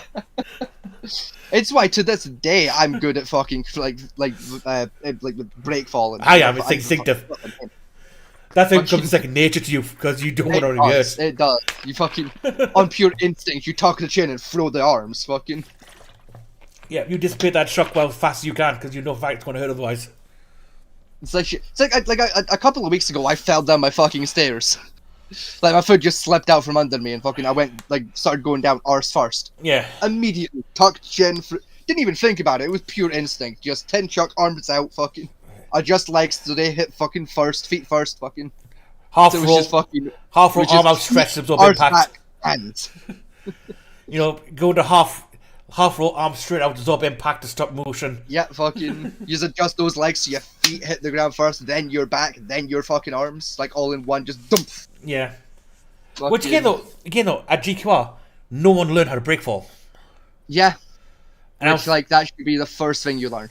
You know, that should be like the first 3 weeks of a white belt is you learn how to take a hit on the deck. Fuck, like my first 2 weeks, like my very, very first 2 weeks in karate training was doing break falls from like a squat, like on my knees. Yeah. Onto a crash mat. Then it was 2 weeks of doing it from a squat position onto the mat, then stood up onto the mat, and then stood up onto the bare fucking floor. Yeah, that's basically what my impression was that way. Was, unfortunately, when I was taught, I was at home, and we didn't have crash mats. Yeah. I had a wool fleece my dad put down. That'll do. On the concrete. It's a start. Yeah, it's a start. It'll do. You know, again though, it started from like knees touching the floor, roll over, absorb impact. Then after a week of that, it was on to this like half squat. Then down, then stand upright, fall down, and then it was actual throw. Yeah, it was the only thing our sensei ever had a belt minimum on when it came to the training was like the throw training, like getting thrown into a crash fall. You had to be a yellow belt or better before he'd even think about doing that to you. Yeah. Again, anything else he didn't care. Like if you were a white belt and you wanted to learn how to break the wooden boards, the thing that he did for like your black belt training, he'd do it. He didn't give a shit. He was like, okay, you want to break your hand? I don't care. Fuck you, I'll break your hand. Fine. Yeah. Like, I'm here. Fucking try. Bang, you've got a broken hand now. Here's what you did wrong. And then he'd critique you, bully you, and then send you back to training. You weren't allowed to leave until the fucking lesson was over. Then you went to the hospital with your broken hand. That's it. When I was doing GQR, I wasn't allowed to spar with anyone in my belt class. Yeah. Because I informed the teacher of what my previous skill was. And the teacher goes, oh, we'll test how good you are. And I beat the teacher. Nice. Which is supposedly a third dan black belt instructor. Yeah. And that. So I was never allowed to actually spar train with anyone below like brown belt. I'm sorry, red belt. Is the issue. Dude, I was allowed to spar with like anyone. Because and this is in both the dojos I went to. Everyone in those dojos fucking loved me. Like, anyone was willing to spar with me. They didn't give a shit. It was amazing. Even with the guy when I was just starting out as a little white belt, aged like fucking 5. Like, fucking the black belts would be like, oh, okay, I'll like spar with you. Because, like, you know, like everyone else is like busy. Like, I'll give you a wee spar match. Go on then, wee man. Go on. Like, they were so chill. I low-key kind of miss it, you know? Well, I kind of miss the old dojos, like the old camaraderie that was Yeah. there. You know, fucking. They had a red belt. There was red belt. He was quite skinny guy. Mm. Now he didn't do this to me. He did it to another guy, like my sister's ex-husband, as you would go with. Now me and him have a spar match at the time. This way he was still a bit chill, and I used a throw technique on him. Mm-hmm. Basic grab, arm round head, hip toss, simple one. Yeah, just classic fucking. Right. Now to show how incompetent the red belt was, who's supposed to like belt ahead of us two, Mm-hmm. he tried to do the same thing. From Mozo, he didn't know how to do rotation properly, and the other guy, like my sister brother, who was like taller than I was and heavier than me, fell on right on top of him and broke 3 ribs. Yep, I'll do it. And I'll teach him. And I was so thinking, why do you not know how to dismount and throw? Yeah, how Oh, can you be at red belt and not know that? Oh, because I haven't done that with that part of the curriculum yet. Not till you get like another like halfway through his rebel training. Like that should be learn basic throws should be from yellow belt onwards. No doubt. Execute throw. Like the head takedown we got taught at yellow belt, but like we were getting taught basic throws from like week 6. Yeah, because you need to learn. You One know, thing you need to like- learn with throws is you know A, how to initiate throw safely for yourself, Yeah, and if something goes wrong, how to get out of the way of it. B, in case something goes wrong from counter, you're not going to have a break for yourself. These Yeah. things should be instinctive to the body. they should. And in this like style, these people have been doing it for years, supposedly. There's no muscle memory in this group whatsoever of anyone fighting. I mean, the black belt was a teenager, and his favourite technique he used to always do was a roundhouse kick to the head. Yeah. Which, No, like, no, yeah, 'cause- and it was probably just Brad used to win this one all throughout the fights because no one can block it because no one knows how to block it. You can't block a roundhouse kick to the head yeah, you can. It's easy. until I showed him by simply stepping forward 2 steps and pushing him over. Fuck, I don't even have to do that. Fucking. Like one of the earliest drills we did in karate training. Again, this was at my first dojo. Was like your basic blocks. Yeah, Like fucking like blocking like a head punch, a fucking like either like a straight jab punch or like a fucking hook. It's like you'd block a hook like the same way you'd block like a head kick of just fucking. Yeah. It's hard to like explain without like having a camera on hand, but like fucking. you know about Tamuchi where you basically come up and try to bring your arm to like right angle to your body. It's like you know the way fucking Pocahontas says hello in the Disney movie, fucking Wingapo, which is the fucking hand movement. It's like that, but like the hand's facing you and it's in a fist. It's that kind of emotion. Yeah, Just Tamuchi. whoomp. It's called. Yeah, it's like a big circle. You just fucking do that. Catch the fucking, catch the leg, and then you've got 2 options: step forward and punch the cunt, or just like wrap your arm around the leg and break the knee. That's the problem. Both will do. You can do that because you have muscle memory of that technique.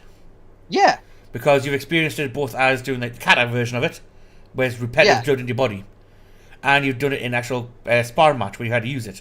several. Yeah, like These guys didn't because they still used very. I mean, in order for me to spar with anybody, even like the black belts, I reduced my speed down to about 20%.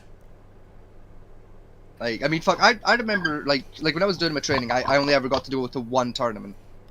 Cause like there was only like 1 tournament that was happening when I was like a high enough belt in either dojo to be allowed to start going to tournaments. Yeah, And fuck yeah, I like it was I was a kid still, so it was a non-contact tournament, like technically.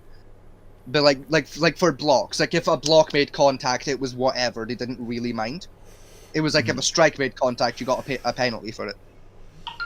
And like most of my fights, it got decided like on points more than anything else. Like it was just Yeah. like the judge's decision essentially by the end. 1 fight, I actually won outright due to stoppage, where the ref had to jump in and be like, "Okay, you win." And it was exactly that. It's why I know like how to deal with a roundhouse head kick. It's because the fucking I think it was a wee lassie as well I was up against. It was like a belt higher than me. Went to throw a roundhouse kick and I just on pure instinct blocked it, wrapped my arm, and then went to break her fucking knee.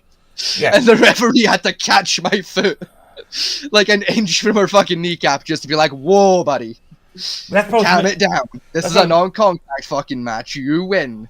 Step back now." That's probably with me when I was doing some sparring with like, some of the other belts. Is one of them tried to step behind me, right now? Pure instinct. Reverse spin backhand. Yeah, you just spin back the bitch. Fucking pure instinct muscle memory kicks in sometimes. Yeah, like, you basically rotating your feet, spin around, and basically stretch your arm up, and bring the backhand straight across to the back of their head. yeah. I was about to do that, and I had literally had to stop myself and half an inch from his skull, from what I was taking his head clean off.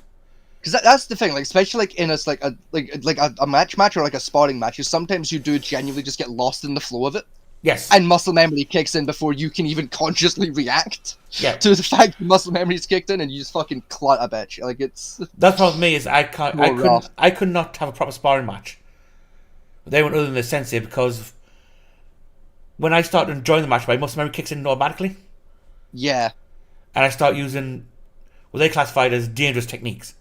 To me, it was everyday techniques. Like one thing I wasn't allowed to use because I had a belt for it, is I couldn't use any open hand technique. yeah, Now, open hand technique is my standard point of view when I start a match.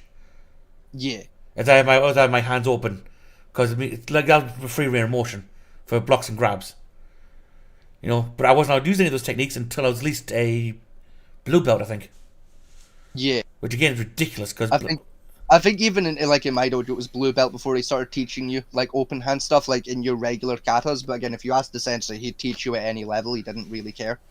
probably open hand's safer for someone, especially with someone with my experience. Me using open hand techniques on someone less experienced is safer than me using fist techniques. Yeah, You know, like which what the sensei like that couldn't get. open hand is a safer, like because like you can't you're less likely to accidentally fucking get a bitch in the jugular open hand.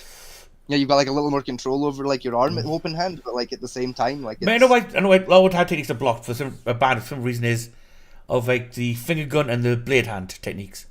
Yeah, it's just too easy to kill a bitch with those. The problem is though, those require you to undergo extensive training on your fingers and hands to use. Yeah, And now I've told you what the training is. I mean, that's literally the hot sand, gravel, then stones of ramming your Yeah. fingers through every day for like 3 years, get your skin hard enough to actually be able to take that impact. There's very few people in this day and age who've gone through that kind of training. yeah, very few. I mean, fuck, I've not even like gone through it yet. Like, I and have. I don't want. I have. It's painful.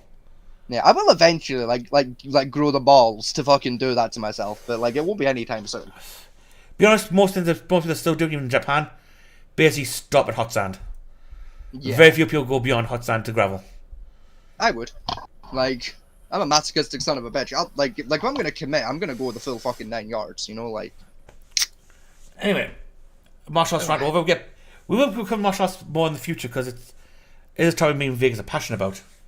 We're very passionate and like we're very knowledgeable on it because we both have like a good amount of experience in the field. Also, Like- because of Vegas' change of job he has, come next year we might actually start doing live cam streams. Yes, So we'll give ourselves a live webcam at some point. yes, I don't have to hide my identity anymore. You know, Yeah. like Although you might want to still wear glasses, people, because you will probably turn up in a maid's outfit with cat ears on. Just to warn you. I only do that once in a while. You know, like But anyway, on to our video we found. This is the Nosy channel on YouTube. yes, This is the new guy, Get Judged, judged by Byron Brown. Byron Brown. So yeah, big shout out to Nosy. I believe they're a TV channel as well, like on Freeview. It's on Pluto TV. Pluto TV, that's the one. Thank you. Wonderful TV. It's basically like shows like the Steve Wilco show, Terry fucking- Springer, Murray, that type of stuff. shows like that, like just like back-to-back episodes of that shit. Yeah, well, and the old most- 2000s bear baiting TV show. Yeah, The they put one most- bear baiting. you know, it's wonderful. Like It's good we, for a we laugh. wanted Steve Wilco's, but then we found this guy, and We've never he's heard got of a him before. punch. in the face, We need to know if he's punchable. You know, I mean, come on, he's standing there with a giant hammer and fucking tattoos on showing one arm. it's just his face. Look at his face and tell me you don't want to drop kick it. Yeah, so we're going to give this video a watch and basically pull the piss out of it, to be honest. Yeah, pretty much. Yeah. This episode of Get Judged by Byron Brown. And no one gave you the degree? This has been 25 Colleen, that's a problem right there. What if we were to be found liable? Is that possible? Do you think the bounce house is gonna take up your entire backyard? For sure they're gonna blame you, even if you're not to blame. I love bounce houses. Case closed. Okay, we're 26 seconds into it. Get the premise. Basically, people phone in with their problems, and I'm guessing he's a lawyer with past the bar. Maybe I assume he's past the bar, shall we say. it would make sense. The problem is with this is, I'm going to say right now how, is he's obviously American. Mm-hmm. Now, I've watched a few American lawyers on YouTube. Natalie Lawyer Chick, Artie Cold Fiction. The two of them I watch. Yeah. Right? Now, they both will tell you the problem with them is, depending on what state you're in, depends what law exists there. Yeah, there's different laws state to state out in America, and it's quite confusing at times. Yeah. Because, like I say, Artie's only legal practiced in New Jersey, Boston, and New York. And I think Natalie's Washington, D.C. and Maine, I think. She's allowed to practice in. Right? They can't practice anywhere else because of the fact that California law, I mean, if you like Chili out for a punch bag, he says country law school, he needs in law, he says, and he puts in that fucking trifold, works no matter where you are. It doesn't, because a lot of KC sites are state-based only. Yeah. You know, which is a hard thing to look at here.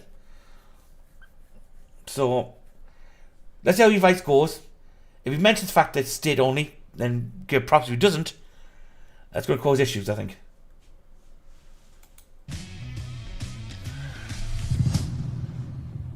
I'm Byron Brown, the anti-lawyer. I'm a husband and a father. I fight for the little guy. Lawyer. Okay, that's... And I'm a no-nonsense lawyer with a reputation for never losing in court. I'll judge your situation, and I'll tell you straight out if you got a case. It may not be And the he's answer like you an want, MMA guy but too, it will be apparently, the okay. judgment you need. Time to get judged Makes by sense. me, Big B. Hang on, I want to check. Let's see. Look, he's.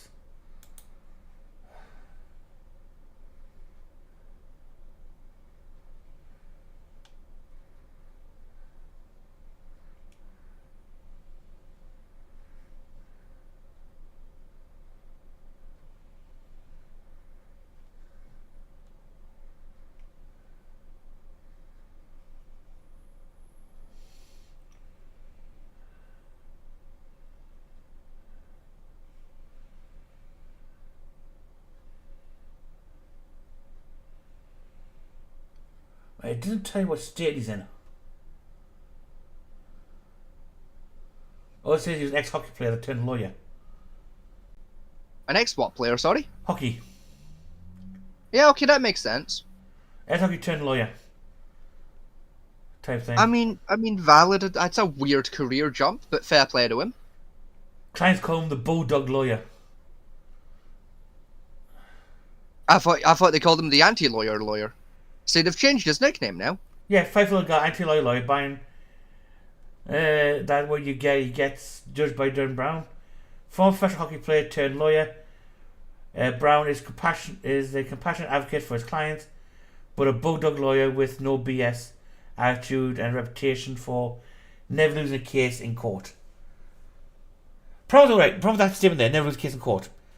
Did you win in the merits, or did you just get, well, the case files dropped because couldn't be asked to deal with you? They love the sovereign citizens when they say, I win this in court. No, the charge would drop because the juice wasn't worth the squeeze. Yeah, like it wasn't worth the effort of putting you in fucking jail. Yeah, you're basically fined for a £50 parking ticket. You know, they're going to spend a couple of thousand to defend the case when it's 50 quid. Yeah. You know, the juice isn't worth the squeeze. Well, I think it's wrong at you, but it should do, but there you go.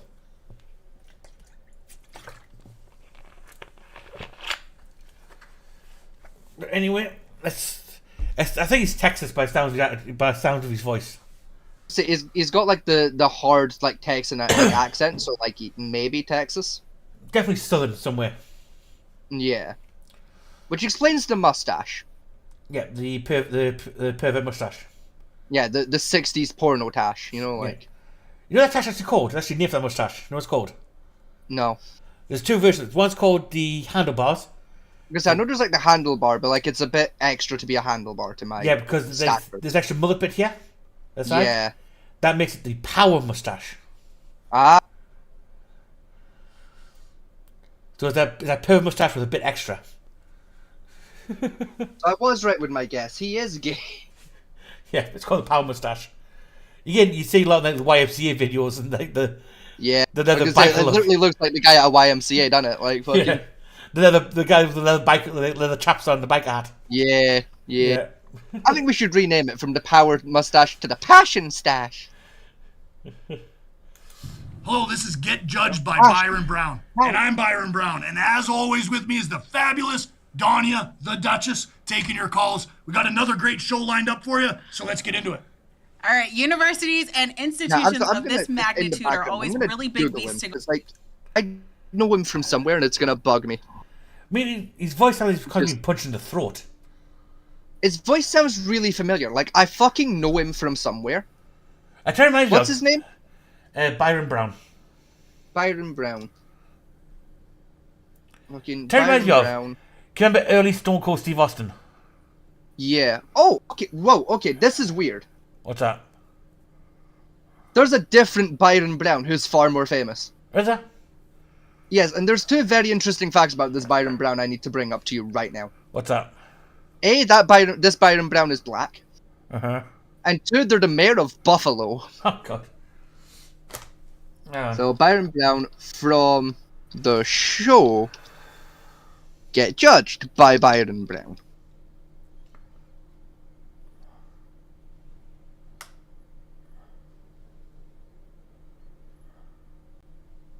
Cause like, I swear to God, I know him from somewhere. I'll try to Google myself.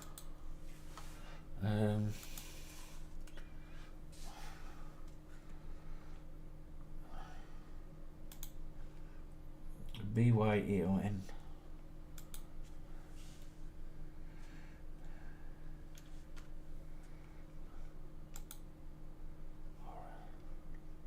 Okay, no, that's the book by the mayor.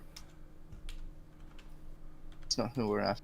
Okay, there's also an actor called Byron Brown.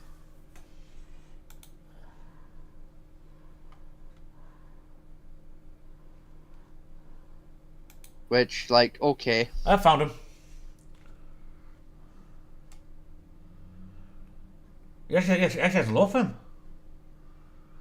I know. Do you want these? Hang on.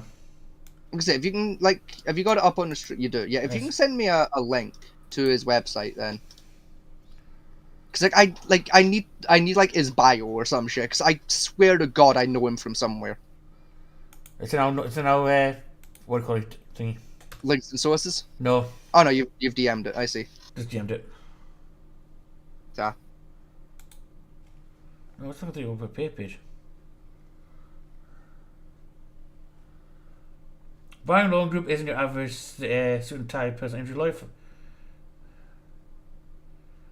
Oh, it was Brown with an E. That's why I was struggling to find him.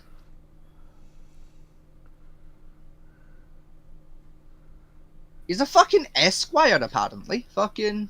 That just means he's a lawyer. Still, that's Right, kinda cool. He's an ambulance chaser. Alright, hang on. So. He's Canadian. How are you Canadian? Okay. Arizona. That's what I was thinking is. I've just seen he's at Arizona is where he's got his law degree at.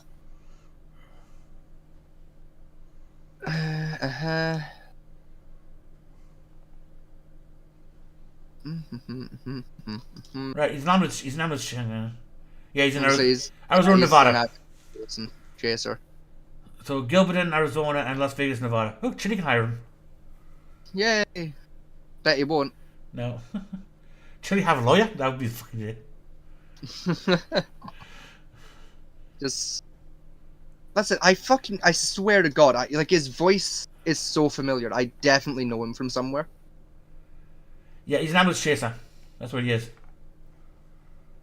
Like, and it's gonna bug me trying to figure out where I know him from until I figure out where I know him from. I'm sorry, right? Look at the stream a second. Park. That One of these things is not like the other. That's a mugshot. That is, yes. That guy. Well, I found his LinkedIn page. I found Byron Brown's LinkedIn. Why does he have a LinkedIn? Everyone has LinkedIn page these days. I've got a LinkedIn page. I fucking don't.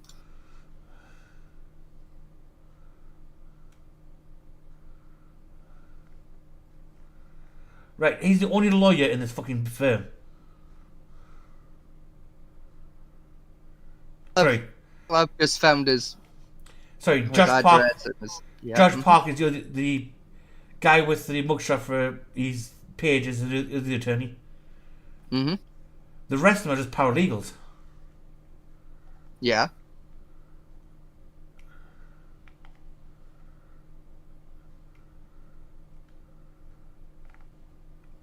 Which means they're still at law school. Well, sorry, technically they haven't passed the bar exam at all. I'm not finding anything on him, like, that's telling me where I know him from, but I swear to God, I know him from somewhere. And it's really fucking annoying that I can't figure out where I know him from. Because it's somewhere.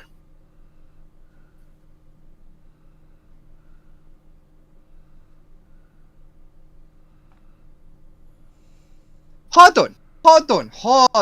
I think I've just fucking figured it out. I'm gonna just Google someone quick to, like, while I just, like, confirm my suspicion here. Mm-hmm.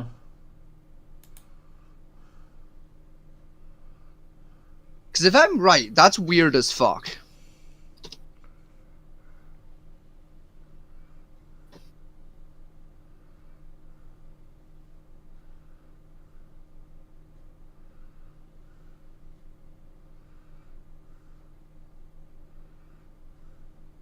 Hear me out.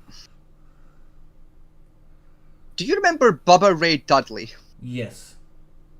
Better known as, like, Bully Ray sometimes. Yes. Is it just me, or does he look a fuck ton like Bubba Ray Dudley, right? Like, he looks a lot like Bubba Ray Dudley. Like, Donnie?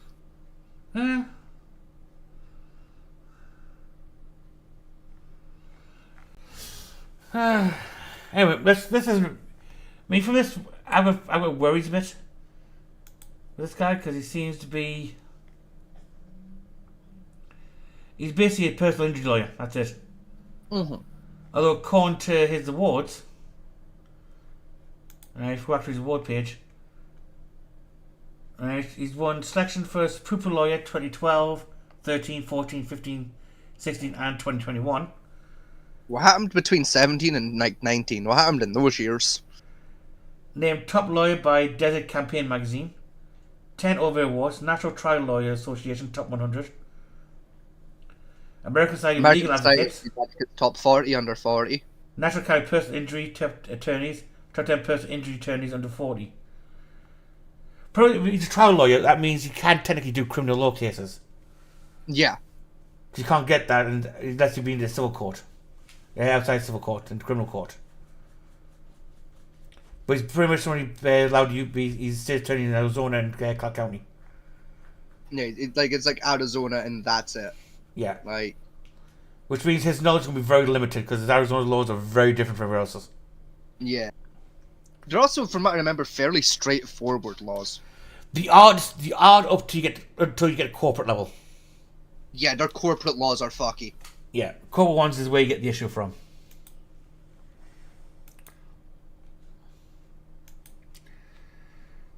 Well, let's hear him out.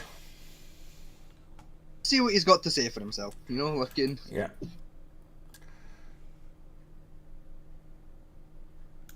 Go up against, but we have a caller here, Colleen, who has a really great question for you, Byron. So, Colleen, you are on with Byron Brown, our anti-lawyer lawyer. What's your question?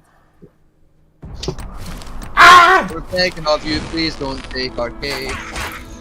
Colleen. Yes, so my question is, in spite of me earning 65 credits, I did all the hard work and everything, I was not allowed or did not receive my associate's degree. What were the requirements for you to meet to get the associate's degree? So it was 60 credits was the requirement, plus an internship, plus a seminar. And did you finish the internship? Yes. Did you finish the seminar? Yes, I did. You finished the internship and you have all the credits necessary and no one gave you the degree? Yes. So a little bit about the seminar. They said they couldn't find it. I did it. I completed. And mind you, it was worth no credits, the seminar. You just had to complete it along with the internship. What proof do you have that you completed the seminar? On my transcript. Okay. And so when you say your transcript, you've actually seen your transcript and you've seen those things on your transcript, so you know for certain it's all been completed, correct? Correct. Okay. And then they didn't give you your degree because of what? They're saying they couldn't find the grade for the seminar, and they told me to talk to this advisor, write a letter, do this, do that. I mean, I was So put wait. through so many Back up for a second. Colleen, back Okay. up for a second because it's not adding up to me. So you're telling me that the date that all of your colleagues graduated, walked, got their degree, you got up there, you start walking for your degree, and no one hands you your degree? So that was the first time you found out, or did you find out before that you weren't going to get your degree? Oh, yes, I definitely found out before that. What did they tell you exactly? So I went to apply to graduate. That was the first step. And they told me they could not find my seminar grade. So then you went to your teacher. Right, so far, he's asking great questions so far. That's all. So far, it's looking like a pretty open shut case of like you should have been given. Like if we believe her at her word, she should have been given it. At least to my understanding. Yes, but what gets me about this one, right? They couldn't find a seminar grade, right? Yeah. Surely there's no seminar she could attend to get the grade quickly. Mhm. If that was needed. Unless it was very specific one seminar that everyone had to attend to go to get this, but not like a random one you had to pick up. Because she hasn't said what the grade's what the grade's for yet. Which, like, even still though, like the fact that the college or university lost or couldn't like find the results. Yeah, they couldn't verify it. Surely that's not your fucking problem. That's their fuck up, not yours. You shouldn't be penalised for that, surely. In the UK, not so much because we would have like an evidence sheet ourselves, which is say like this is evidence we have. In America, their system is a little bit different, where if it's not in their system, it doesn't count. Even still, if it's their fuck up, not yours, you shouldn't get penalised for that, surely. Most of them still do, like, but most would give the option to say, look, we can't find it, but do this one quickly here, and then you get your grade. Yeah. Type thing. Because you got like about a month before you try to graduate. You got like 2 months before you have to graduate. To like, finish up anything so, like, you've got missing. time. Like if anything has gone missing, you can like replace it. You've got time still. Now, I believe she said it's been 25 years ago. It's something like that. Yeah, 25 years. So no hope of getting it. That you did the seminar with, and you got proof of that, right? Right. I went to the counselor and I asked, about the proof that I did the grade. And Also, one thing, given her accent, which she's speaking, I guarantee she's African American. Well, I mean, yeah, and your point. Point is, 25 years ago, what did that make it? What, 19... 1998. Thank you. It would make I it. knew it was like the 90s. I was going to go with like 93. Like... No, 1998. Maybe it's 2003. Right now. Yeah, you're right. It's 2023 now, so yeah. 1998, yeah. 1998 was this very... Although civil rights was the big thing, it was still a very unstable time for the African American community. Especially in like southern states, which is Nevada is. Nice state though, to be fair. Nice state, but like I say, southern states, racism, especially the Bible Belt, which Nevada's in. Why do you keep mentioning Nevada? Like, it's Arizona.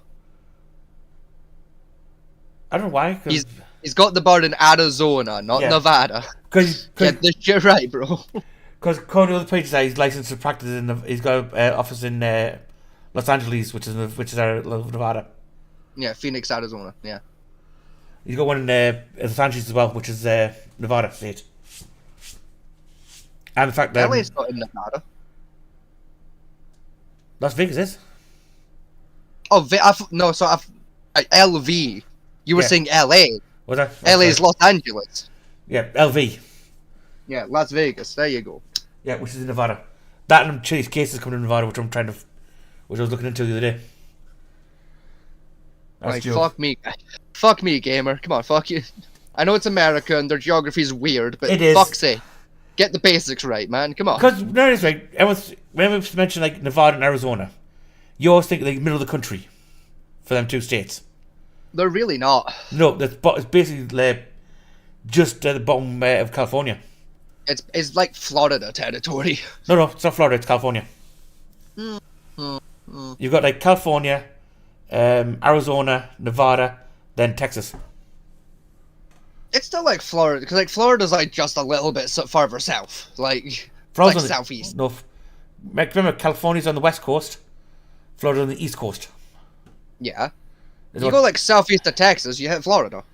Yes, but Texas is 2,000 miles across. Yeah. And? There's nowhere near Nevada. Or Arizona. I don't mind. Yeah, it's like right next door. So yeah, given the time period she's on about, it could be. I'm not saying it was, but the possibility of the institutionalized racism that everyone keeps harping on about back then might have existed for that. Yeah, it could have played a factor. Yeah, because you're about the Bible Belt territory where, get off my lawn type shit. Yeah. So let's keep going. They said they couldn't find it. I mean, Colleen, I'm not the lawyer here. Clearly, Byron is. But to me, it sounds like a cut and dry case, no? Like... That's one thing. One question I hasn't asked, which you should have asked, is what state you're in. Yeah. Or what state was the university in, for starters.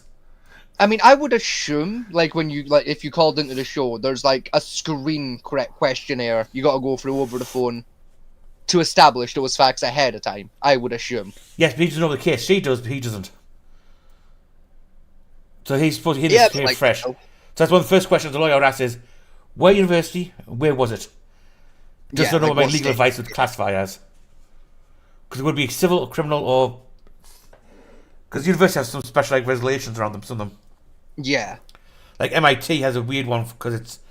Although MIT is civilian college, university, it's also classified as government contractor as well. It's weird as fuck. Yeah, they've got some fucky legislations to MIT. Because a lot of the people, a lot of students and staff have fucking security clearance. Yeah. What's weird about it is most staff in MIT have a higher security clearance than most people working in the White House. Yeah.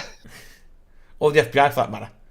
It's kind why, of weird. like, low-key, I kind of want to go to MIT, but, like, at the same time, I know I'm not affording those bills.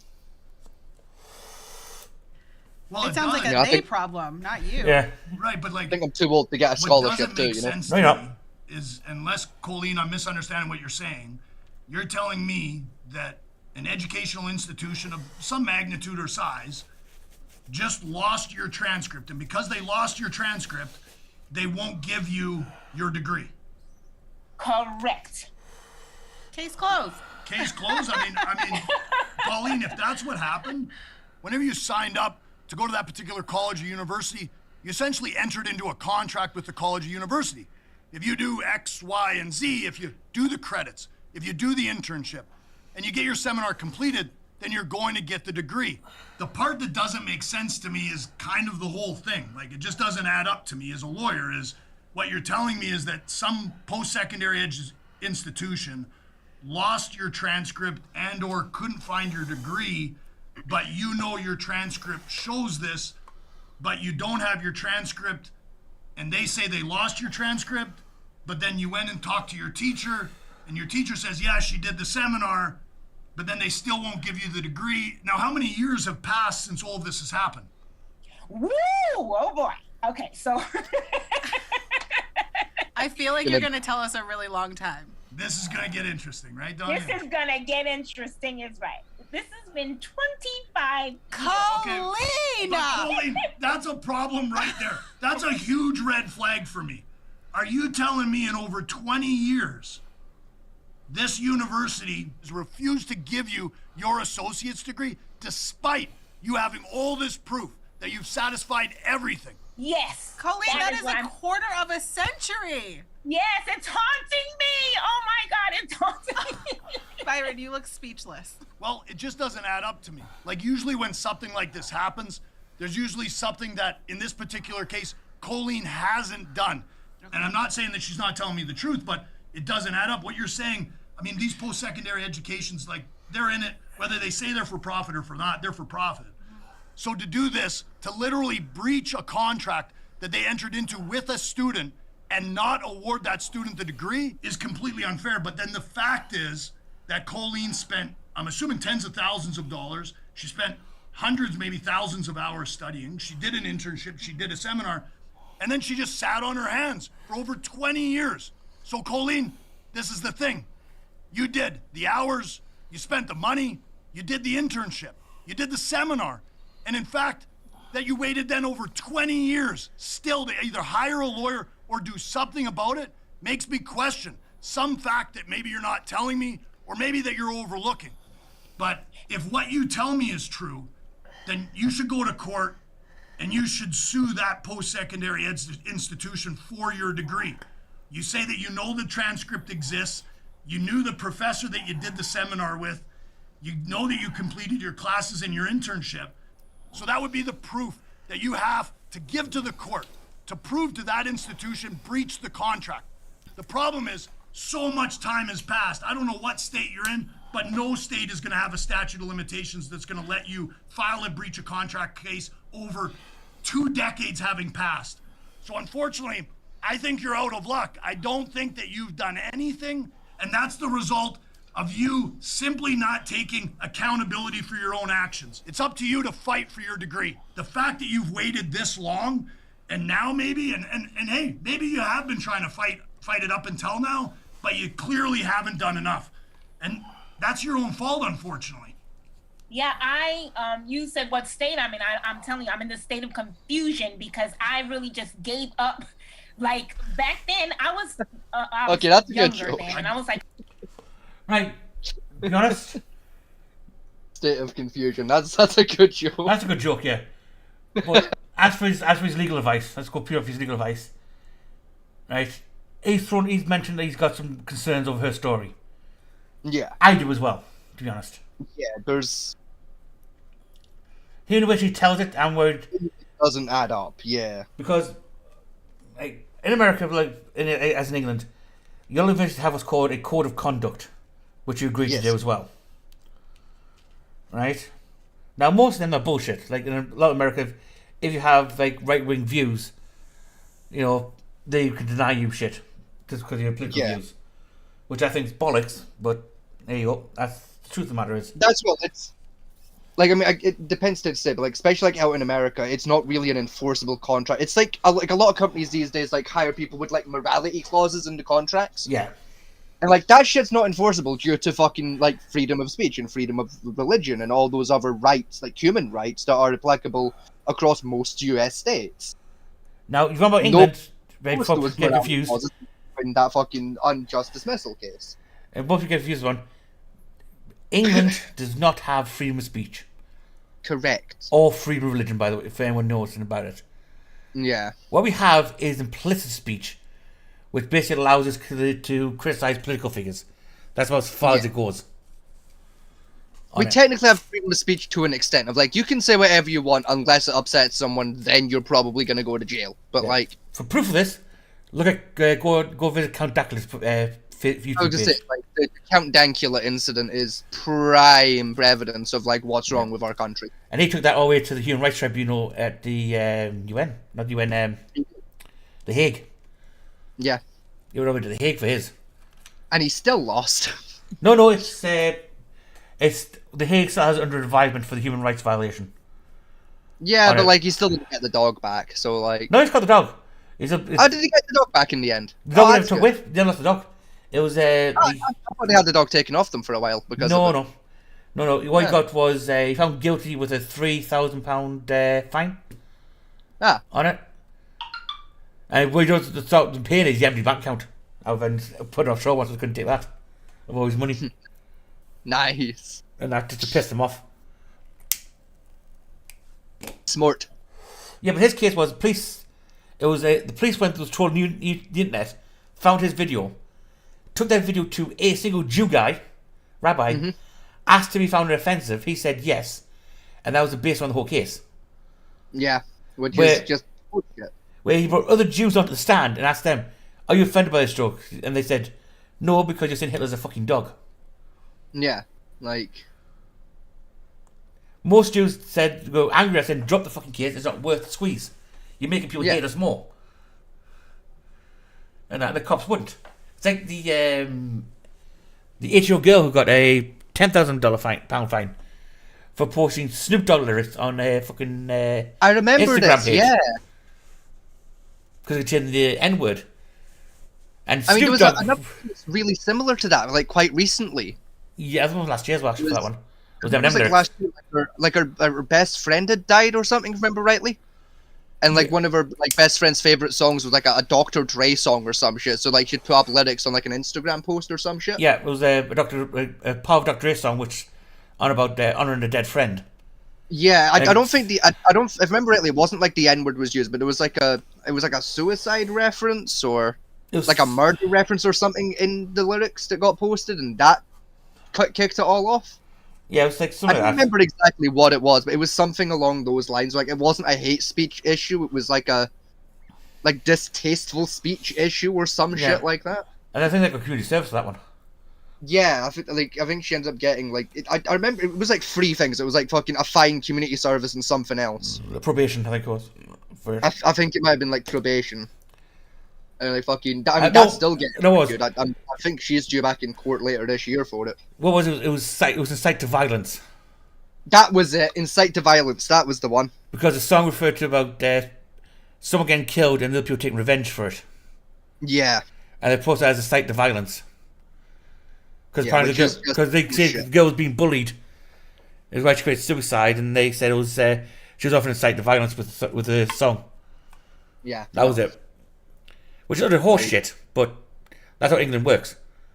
Because this is the thing, right? That, like it's why like especially like, the incite of violence fucking law is just horseshit. Yeah. Like look at Guy Fawkes, right? Mhm. Like in like Bonfire Night, the entire fucking thing when it comes to like Bonfire Night and Guy Fawkes is he tried to blow up Parliament. Yes. They was home It drunk was quarter set a fire. terrorist. And yet we're like we have a national holiday for the domestic terrorist. No, we have a national holiday for terrorist death. Like even still, we have a whole holiday about a domestic terrorist. Yeah. Like we're like as the ship horses we are. We set off fireworks because explosions because we think we're funny. Yeah. If Basically. that's okay, you know, like that as well. Like it's almost like living under like a third world dictator in a way. What is it? I mean, promise Like right. we're supposed to have a right to criticize like politics, right? The promise are right. I could call you, right, a gay-loving faglord. Yes, and I will have no problem with that whatsoever. But someone hearing me say that on our YouTube page could hear that, have a meltdown. It couldn't even be a gay person hearing it. It could be some that one of the most white bitches who thinks she's living in the world. Be offended at that, go to the police, and then I get arrested for it. Yeah. Which, by all means, if you're going to try that, love, feel free to, because it won't go well. They can also take it straight to the Hague, because this happened to a YouTuber like earlier this year, Yes. where a joke he made during a stand-up special got taken straight to the fucking Hague. Like he's in the middle of fighting the Human Rights Court for freedom of speech Yes. in Australia. Yes, I remember that one. I remember that guy, yes. Yeah, like my main point towards it all is like it's like you said earlier, like we've got the right to like political criticism. We're Yes. allowed to like say whatever we want when it comes to politics. That's about it. Part of that, I would argue, would also include the right to rebellion. If your political belief is that the government is so shit we should burn it down and start again, and part of your way of expressing that is to try and build a rebellion, legally, they can't do shit about it because of that law. No, because we have the right... Therefore- Well, you're partly right. We have the right to protest. Yeah, we've got the Political right to protest. But And I would also argue, like, especially like, if the government started doing like human rights violations and started actively just murdering cunts in the street, we would be well within our rights to start a fucking revolution. no, because we have the Riot Act, See, and we shouldn't. which prevents acts of civil unrest in that manner. See, and that's just horseshit. Now, this is the thing about the Second Amendment. Blow shit up. We should be too. This is the thing about the Second Amendment. The Second Amendment was particularly put into the Constitution to stop governments being tyrannical. Mhm. And what's happening now is government is trying to be tyrannical, but get rid of the Second Amendment. Yes. Which is why I say, like, don't get me wrong, guns in America, there needs to be bit more regulations around some of them, especially around, like, don't get me wrong, the AR-15 argument is a fucking joke. It's not an worth. absolute. And so is Joe Biden's 9mm joke, but like the man's got dementia, so it's fine. You know, it's a complete joke. Yes, I think more regulations, particularly on the private sale of guns, needs to be more regulated. Because if you go to a gun shop and try and buy a gun at a gun shop, right, there's background checks up the wazoo on that anyway. Oh yeah. You have to go through to get it. Private sales is where it's unregulated. Which I think needs to be more regulated on that side of things. But a segment as a whole concept, I agree with, because it prevents the government from being tyrannical. And then you get the joke of people saying, well, what good's a rifle against a tank? My answer to that is, the Army in America, total amount of the Army forces in America and police forces combined, is about 2.5 million. Right? Active service personnel. Yeah, it's about. That is, the state of Texas has around 70 million people in it. It's about that. And they're all armed to the teeth. Yes. Who's going to win? Like even if the army brings tanks, like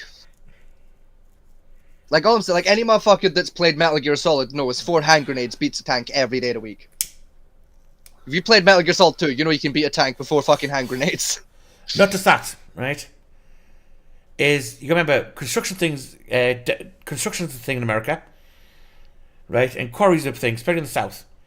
And Yes. when they're legal with a quarry license, is C4 And TNT. Both Now- of which will take out a tank if you know what you're doing. with half a pound of C4 and some shape charging. I could take out any tank I come across Yes. very easily. Even the Mefrebrams is fucked against enough C4. Like, Yeah, C4 a decent shape charge you can take out for anything. You know, so the argument they make, people saying, "Well, civil defense can't take out the army." Yes, that- very easily.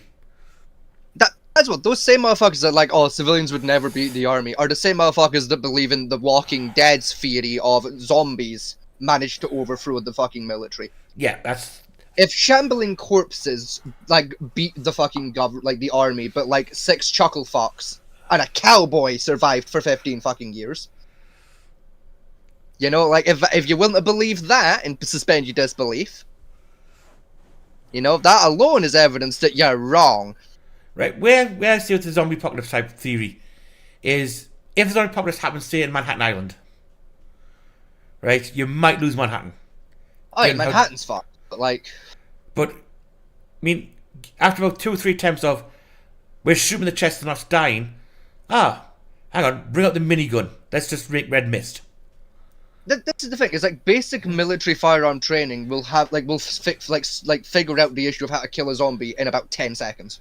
Yeah, Because like you're trained to fire at 3 key areas at a target: chest, cranium, crotch. yeah. Like those are the 3 locations you want to aim for to bring someone down. So And- that's what they're gonna do. They're gonna go for the chest. That's not gonna work. Most of them are assholes, so we'll go for the crotch next. That didn't work. Headshot. Done. Okay, lads, we figured it out. Shoot him in the head. And Ba-dum, even, ba-dum, ba-dum, ba-dum, and ba-dum. even in the case of if the bullets don't kill them, right? You shoot them in the leg, it's going to tear the leg off. They're going to start crawling. You know, then you. Yeah. So all sorts of then do is basically kneecap them all, then walk over with baseball bats. Yeah. Or it said Humvee. You know, Hell, you could even just do a fucking Michonne. Just take the fucking arms and then take the jaw. yeah. You know, neutralize the threat.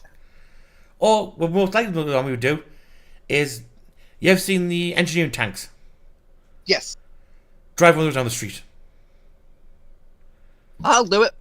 Like, All we're left then is a red smear across the roadside. When one of those No, things like- go by. You know, and as for the building clearing, easy. It's called a jet fighter and napalm. yeah, you just shell it. Fucking. But that's what America would do. They'll pull basically, they'll cordon off, pull as many civilians as they can out within, like, say, 2 days, 2-3 days, until the zombies. And they'd bomb it. Then they just basically flatten it with napalm or air charges. Just everything. Just all of the airborne artillery they can find. They're gonna just fucking hit it. Yeah. Just Then after get it dealt. after every building now reduced to a parking lot, they then send soldiers in for mop up of anything they missed, which wouldn't be much. And even then as well, like the whole argument of like, oh, civilians could never beat the military. Motherfucker, history is full of that happening. Yeah, American War of Independence, for that matter. I'm gonna say, like, the American War of Independence, the American Civil War. You know, like it or not, the Northern fucking forces were 80% bored civilians. Yeah. Like, and they won. That's not You know, right. fucking, you got apartheid out in fucking South Africa, which is mostly civilians being assholes. One thing, wait, like- what, this concept is, Somali pirates. right, reason why in England, Caribbean pirates. most guns in England are in the northeast, right, Mhm. or the north. For one simple reason is There's Hunters and hunters farmers. and deers. A hunter is pretty much a semi-trained sniper, Yeah. as well as a camouflage expert, because if you tried walking up to a wild deer to take it off guard, right, just strumming around in the uniform isn't going to do it. Yeah, it's just not. You You need have to, like, basic stealth. Yeah. So again, like a lot of states have hunting licenses, especially in the south area, the Bible Belt. You have a nation of semi-snipers ready to take out anyone walking past you. Yeah, you've got, like, base level, like sergeant snipers. Yeah. You know? And again, Sergeant level snipers and scouts who own machine guns. America does this thing called the red drills, where they basically have scenarios to see how well things work out. Yeah. And they've done this test before with like civilians versus military, and the civilians win. Simply the fact is, Yeah. they just hide in the hills and just snipe everyone. Yeah. Yes, the And army it might hold works. the town, but you try and survive in a town when the supply line's being cut off every 5 minutes. It just doesn't last Fair. long. I know, I'm scrappy, I'd find a way. You know, the Give me a Jedi and M4A1, I'll find a way. You know, give you an fucking- idea. Red Dawn. You ever seen that film yet? Yes, I've seen both versions of it. Yeah, both versions are valid, and they both versions play out that scenario of idea of a small group of civilians with basic weapon knowledge and rifles Defending their home from foreign threat. took on a military for some reasons. They knew the land, they knew where to hit, and they did guerrilla style tactics, Yes. and they won successfully. Yes, they lost a few people along the way, but for the most part, in 99% of the games they came across, they won Yeah. the engagements quite easily. I mean, fuck, if you want to look at, like, a prime example of this, like, happening, like, in the real world that's, like, modern, look at the Vietnam War. Yeah, the The US Vietcong. Army got the shit kicked out of them in Vietnam. No, actually, look at it. Give you a better example. Ukraine, for instance. Ukraine! Ukraine's a great example. Fuck, the Middle East! The last 20 years of the Middle East conflict. That's 50 years of Middle East conflict. Like, don't get me wrong, ISIS are shitbirds, but you gotta give them fucking credit. I mean, come this way. Before You know what they would do? America moved in, right? The Russia attacked Iraq 7 times in its history, Yes, including with their so-called special forces. yes. No one And had they still planned fought. and they lost every conflict to Every guys single... on camels with Molotov cocktails against tanks and Yes. Hind D's. Now again, I know Hind D's, people say, oh, it's an old age weapon. Hind D's still a flying fortress of weaponry. Yes, Yes, a few it's tanks, still tiny. one of the most terrifying fucking, like, air defense weapons we have. You know, it's a few tanks, tiny. But in terms of anything beyond Apache helicopters, it carries a shit ton of ordnance capable of flattening half a city. Yeah, like, the Apache is pretty much the only fucking, like, air vehicle with more firepower. It's not more firepower, it's more nimble than a Hind D is. It's more it's more nimble, it's got less armor, but it's got better weaponry. That's the only, like, upside to an Apache. And I'm still gonna pick the Hind over the Apache Yeah. every day of the fucking week. Because so the Hind, the Hind's got a small fuel tank, which is about its only drawback to it. It's Yeah. got like 3 hours of flight time. But in them 3 hours of flying with the weapons that's gone board, it could level New York City. Yeah, easily. 2 of them could probably level the entire like Manhattan and New York together. Yeah. Within 3 hours. Yeah, that's how much firepower they have in those damn things. And they still lost to guys and horses. Yes. easily, like very handily lost as well. You know? So it's not safe for the civilian rebellion idea. Anyway. Like I'm not saying like there should be a rebellion, I'm just saying. Yeah. We should be allowed to have one if we want one. Anyway, back to the point we're trying to make is all universities have a moral code of conduct in. So she could have... How did we get from... How did we get from, like, moral laws to just rebellion? How did that happen again? Political speech and political protest. That was it. Yeah, that was the one. It's very easy to go... That's the problem when we talk about something like... And some kind of freedom of speech can easily spiral to the point of, like, say... Well, how do we get from, like, oh, I can say what I want to armed conflict? That's how easy. Yeah. Vive la résistance! You know, fucking... That's how easy it's done, people. Vive la France! Vive la France! Vive la France! You know, it doesn't take much. All it takes is like a few people saying, you know, oh, I'm sick of this, I want to change it. Oh, I have some guns, let's do it. Yeah. Then that snowballs and snowballs and snowballs until... That's how the American Civil War happened. Yeah. You know, it snowballs, and then the next thing you know, you're in the pub with the lads singing fucking... Red, the blood of angry men. Black, the dawn is back to dawn. You know, fucking nuts. Also, an snowball. Also, an interesting fact is, any country that's won its independence automatically has civil war within 5 years of it starting. Yeah, literally every time. Yeah, it happens every single time. I think Australia's the only one that didn't technically have a civil war because it didn't technically have a war of independence. Yeah, it just kind of got given its independence and then they did a genocide. Like it was. Yeah, we kind of just cut it loose because, like, yeah, we want nothing to do with that murder place. Yeah, you guys can just kind of keep the spiders. Also, interesting about Australia is they now have they've actually built new concentration camps. They have, yes. For the COVID people. Yes, and no one seems to mind, which is really weird. What's worse is on an island. They built them on a fucking island. Yeah. You know, surrounded by military naval boats to stop people escaping this island. And again, like no one seems to have a problem with that, which is weird. I do. But none of the Australians. You know what I mean? Like the people you'd think would have a problem with it don't seem like the TikTok community hasn't complained yet. Or the UN, which is weird. You know, I thought the UN, or like the UN or the Hague or you know anyone who should care seems to care. Nope. It's really weird. I mean, I was saying, I was talking to you, but you said, oh, those built at the beginning of COVID, and I showed the article was built pretty much 6 months ago. They started building a new site for it.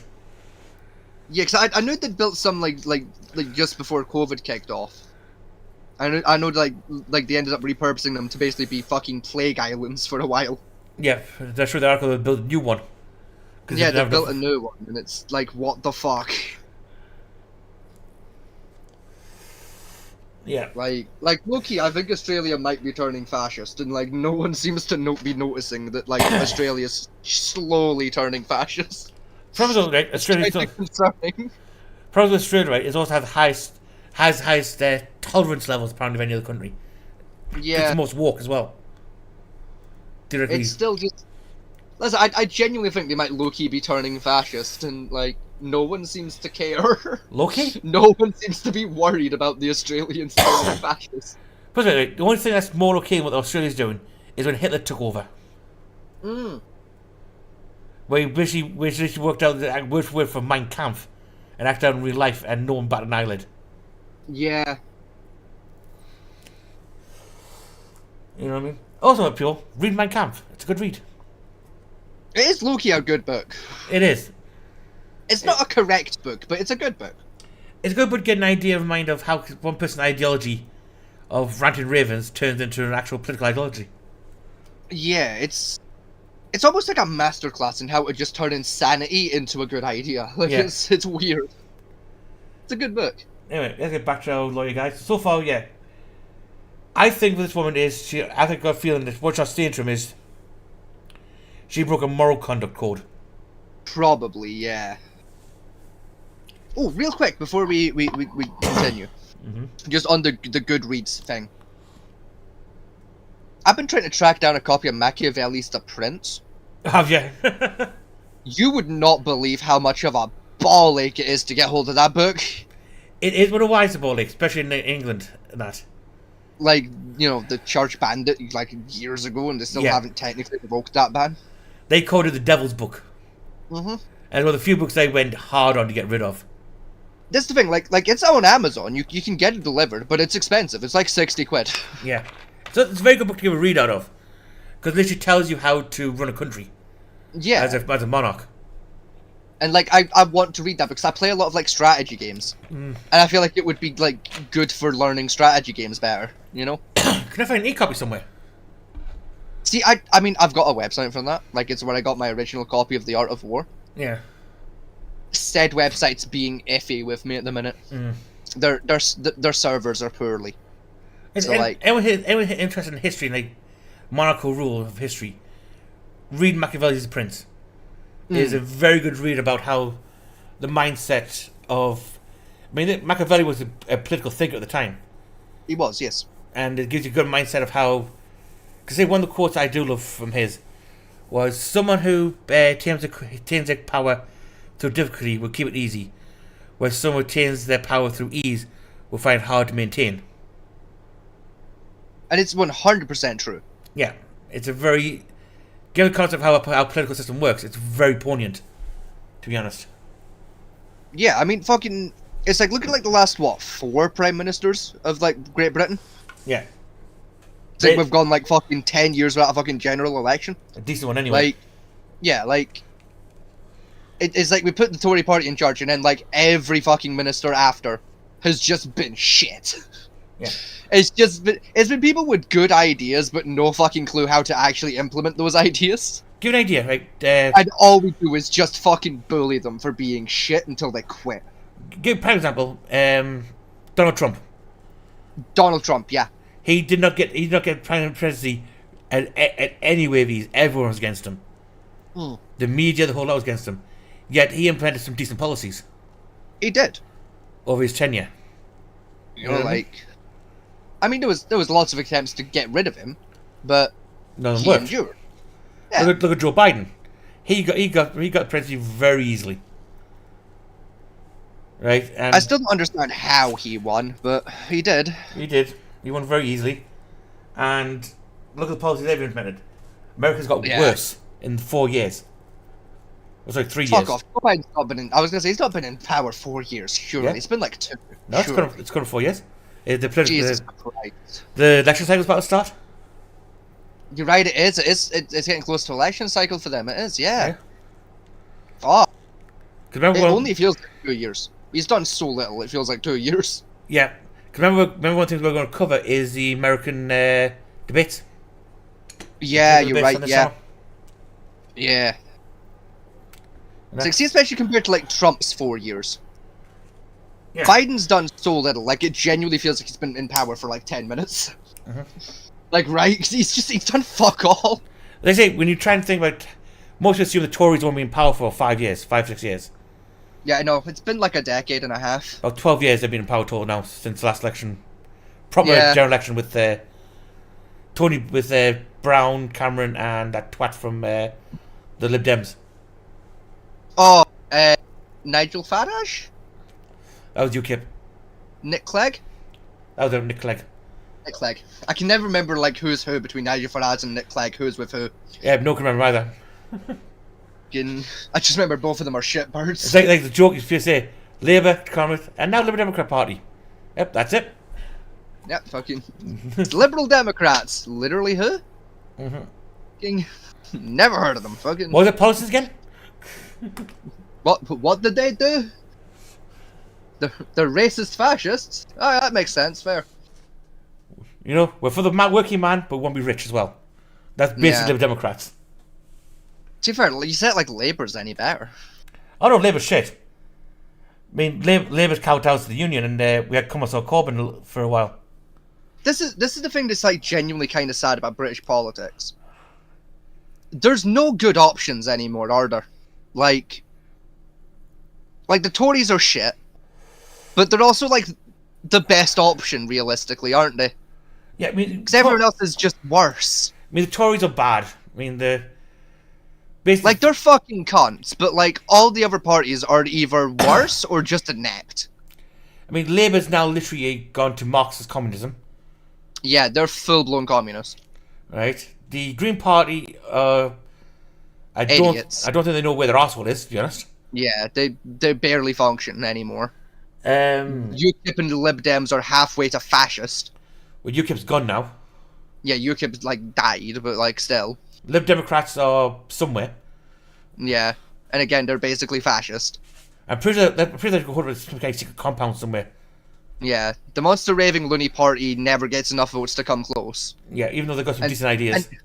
Yeah, they're like the only good political party we have, and no one takes them seriously because they've always been known as like the joke party because that's how they started. But they're genuinely pretty smart people. It was literally a shitpost.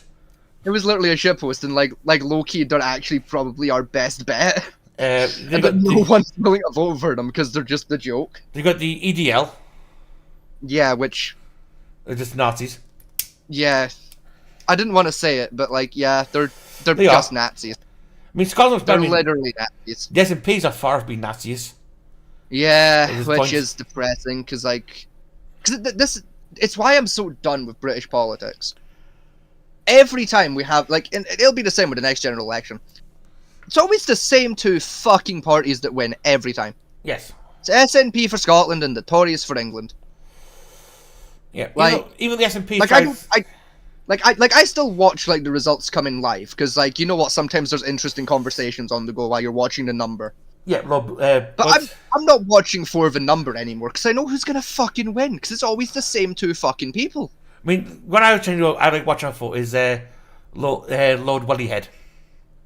Yeah, Lord Wellyhead is a laugh. Yeah. I mean, you got 1,000 votes last year. He did, yeah. He did good. It was a bumper year for him.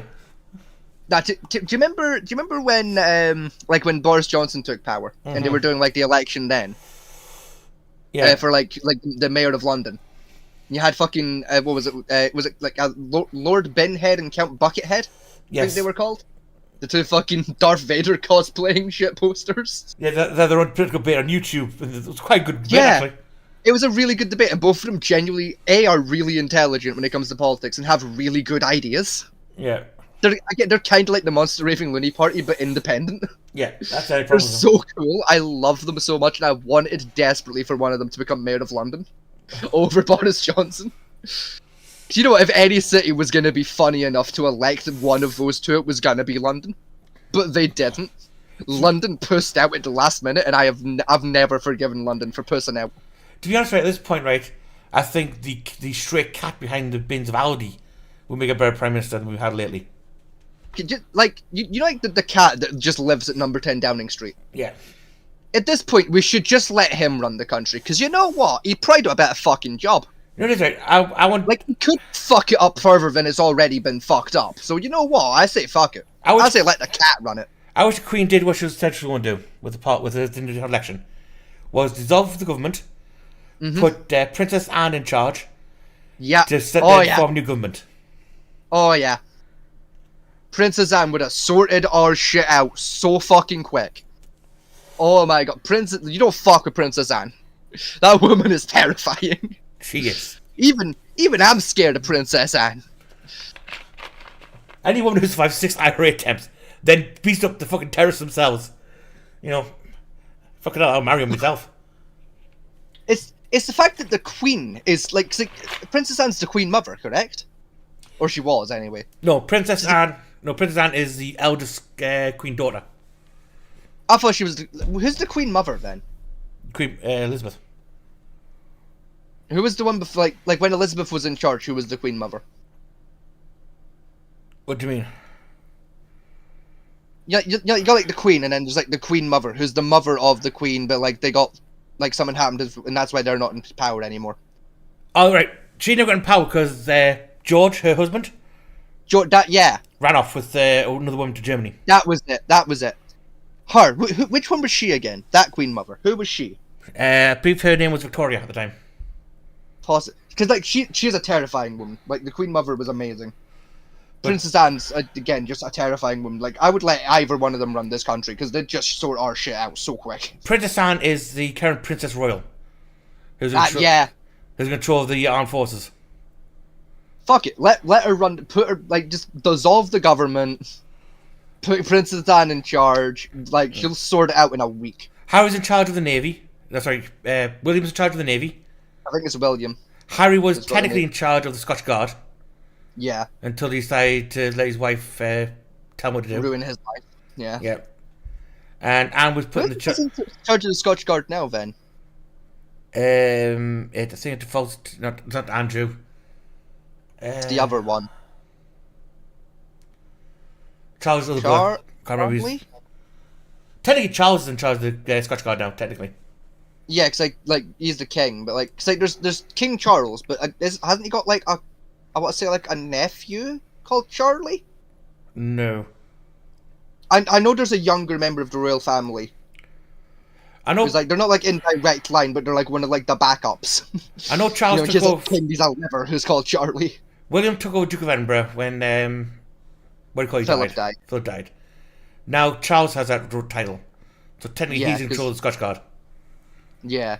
Turn of the watch, and still control of the entire of the army, SES, and more importantly the Gurkhas. Yes. He's in charge I'm of. surprised a lot of people that we still have the Gurkhas because like we treat them like shit. Yes, But like, we do. and we shouldn't because like you know what? If the Gurkhas declared war on us tomorrow for independence, they'd win.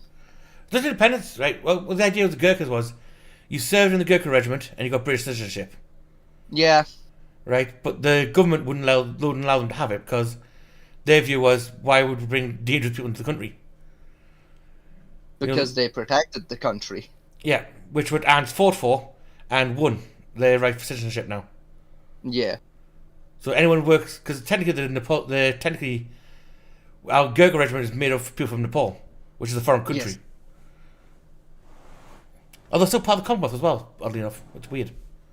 Even still though, like if the Gurkhas for any reason declared war tomorrow, they'd win by default. Yeah. Like That's the thing. they'd kill all of our fucking forces, and like we know it. Like we got no chance. That's what that thing is. Like, we say we can't get involved in Ukraine because they don't have fingerprints on it. Right? Easy way. Send the Gurkhas in. We Yeah, no just trace send the left. Gurkhas. They'll wipe it up in 10 minutes. They would leave no trace behind if they're ever there. Yeah, and the war would be done in a week. Yeah. Or less. A 10-minute mop. You know, fucking. There'd be just one random guy left of the Russian army. What happened? I haven't got here. Where's my soldiers? Oh, missed one. See, speaking of the Gurkhas, right? My great grandfather, Chilesio, he served during World War II, and he fought alongside the Gurkhas. And there's an amazing family story that's been passed down over the years, like in my family about Chilesio, from when he was fighting out in the war.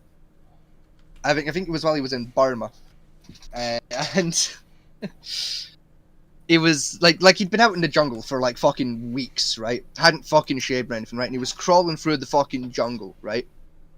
And fucking wound up crawling face to face with like this like kid who was like in the enemy army, right? And this kid fucking like jumped up out of the grass, fucking screamed and bolted out into the fucking jungle, right? And he thought nothing of it. He was like, it'll be fine, right? Fucking, you know, he's like 17. The fucking other troops won't believe him when he gets back to camp and reports finding me. It's fine. So continues his mission, finishes his mission, right? Ends up getting back to base camp. And he suddenly realizes, like when he gets back to base camp, why the kid got such a fright. Because he catches a look of himself in the mirror, right? Now, he was like original, like old, like purebred fucking Italian, right? So he had the fucking dark skin with the curly hair. And he had like a proper fucking, like a mountaineer bush beard. You know, like the fucking, like the proper mountain men beard. Yeah. With like that fucking dark brown. He thought to himself and he went, I think I know why that kid got such a fright. I think he thought I was like fucking Bigfoot or something, fucking. I've just put the fear of God into some wee Burmese kid thinking he's fucking stumbled upon a Yeti. Fucking no wonder he ran off. It's just, me and my whole family love the story because it's fun to like put yourself in that scenario of being in the jungle and coming face to face with what you think might be Bigfoot at age 17.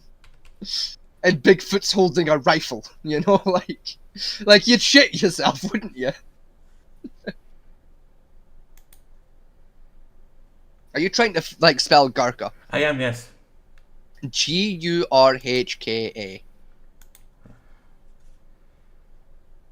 Hang on. Was it? Was it? Gurhka.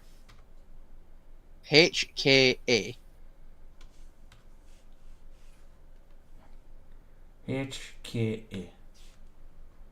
Oh, KHA. I was close. I was very close.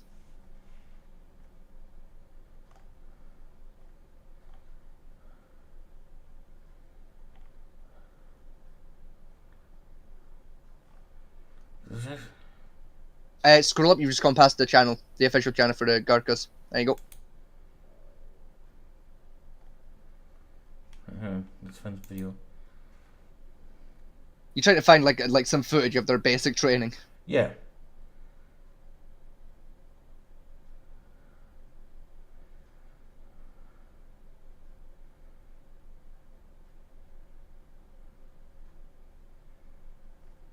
They're a wonderful fighting force. No, there we go. Oh, they. The Daco 36 minutes and Maho. Yeah, I can't even pronounce that. Where's your cursor? Like, there it is. That's when the uphill treks have to do in like under half an hour every day. Yeah. Hang on, let me pull my mic over. The Daco 36 MA Hayako X to Lee Lebelham MA first day Mai. That was 2 weeks ago. This one. Hang on, the video for the piece.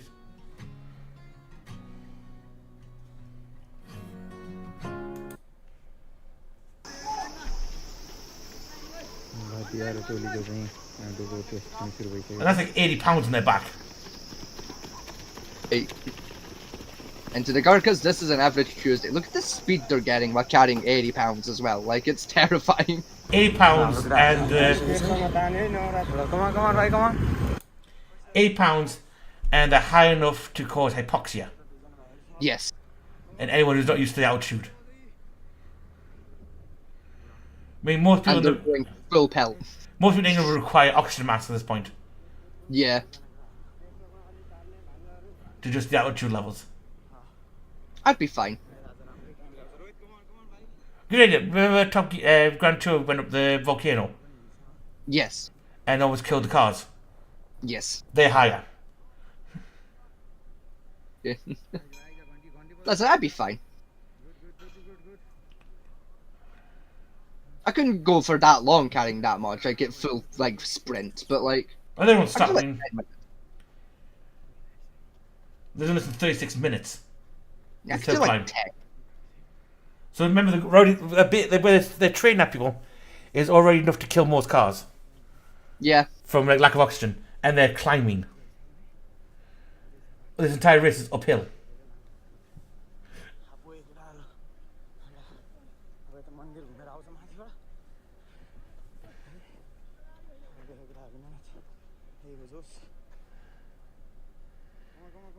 And there's a guy going back downhill. He's already done it.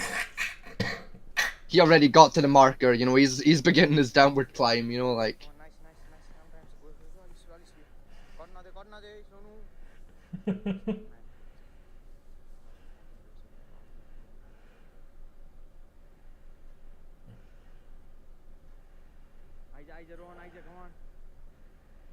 You're gonna have that strap hanging loose. Just fucking, you know.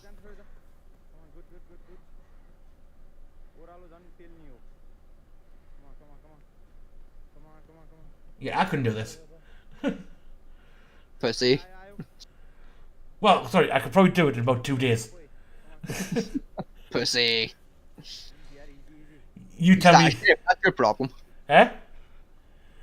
You're just out of shape, that's your problem. Oh yeah, I'm way out here for this shit. Yeah, go to the gym, you know, turn that mindset into a grind set, brother, fucking. I don't want to die of hypoxia. As you was up a mountain. You just gotta turn that mindset into a grind set, brother, fucking. Hey, that's Against that Hulk Hogan mindset, Madison Square Garden, I'm gonna snap you like a toothpick, brother, ooh, mindset into a grind. I'm sorry, Hulk Hogan would be at the still at base camp trying to breathe. Yeah, that's because Hulk Hogan's in his 80s. Even He's like 82 now, dude. Like, even Dwayne The Rock Johnson was still basically trying to catch his breath. I feel like Dwayne Johnson could probably do it. Yeah, the He's day still- walking. You don't run that shit. I bet he could. Let's see.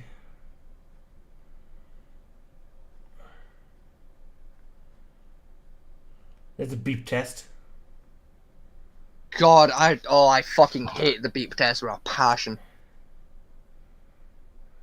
We had to do it twice a year when I was at school, and it was the worst fucking day of the year. Every fucking time. Once right at the start of the year, and then like once on like the last day of the year. Oh my fuck. Yeah, the beep test was like... It was basically burpees, wasn't it? It was, so the beep test we did, it started as like the beep test, we go from like one end of a court to the other, like running. Yeah. And like the beeps progressively get like a shorter time in between. You gotta see how many like beeps you can get to. Oh, suicides. Yeah, suicide runs. Like it started with them, then you had like a burpees challenge. Then you had like one that was like for jumping jacks, so like basically like endurance. How many jumping jacks can you do? Fucking one for push-ups. Then you had like a dexterity test. We had to like the fucking slalom run to get the dogs to do in between the fucking cones. You're basically doing that. Then you're doing like the same thing but with like fucking cross step, if you know what a cross stepping is. Fucking doing that shit. Fucking it was like a 10-step fucking process. It was hell. It was worse for me as well, because like every year, like at the start of the year and at the end of the year, my results were always the fucking exact same. It didn't matter. I never like got better or worse. I just stagnated. I don't know. Quick. Like it was the worst shit. We have back on the guy, right? We'll go quick through this guy. Because this guy's US Marine. Mm-hmm. Right, old school. And he's like reactivators to different militaries and training. Yeah. The mighty Gurkhas of Nepal on Al Jazeera. Let's go. He's in reaction to the Gurkhas himself. That. In the foothills of the Himalayas, the race is on to find the world's most formidable warriors.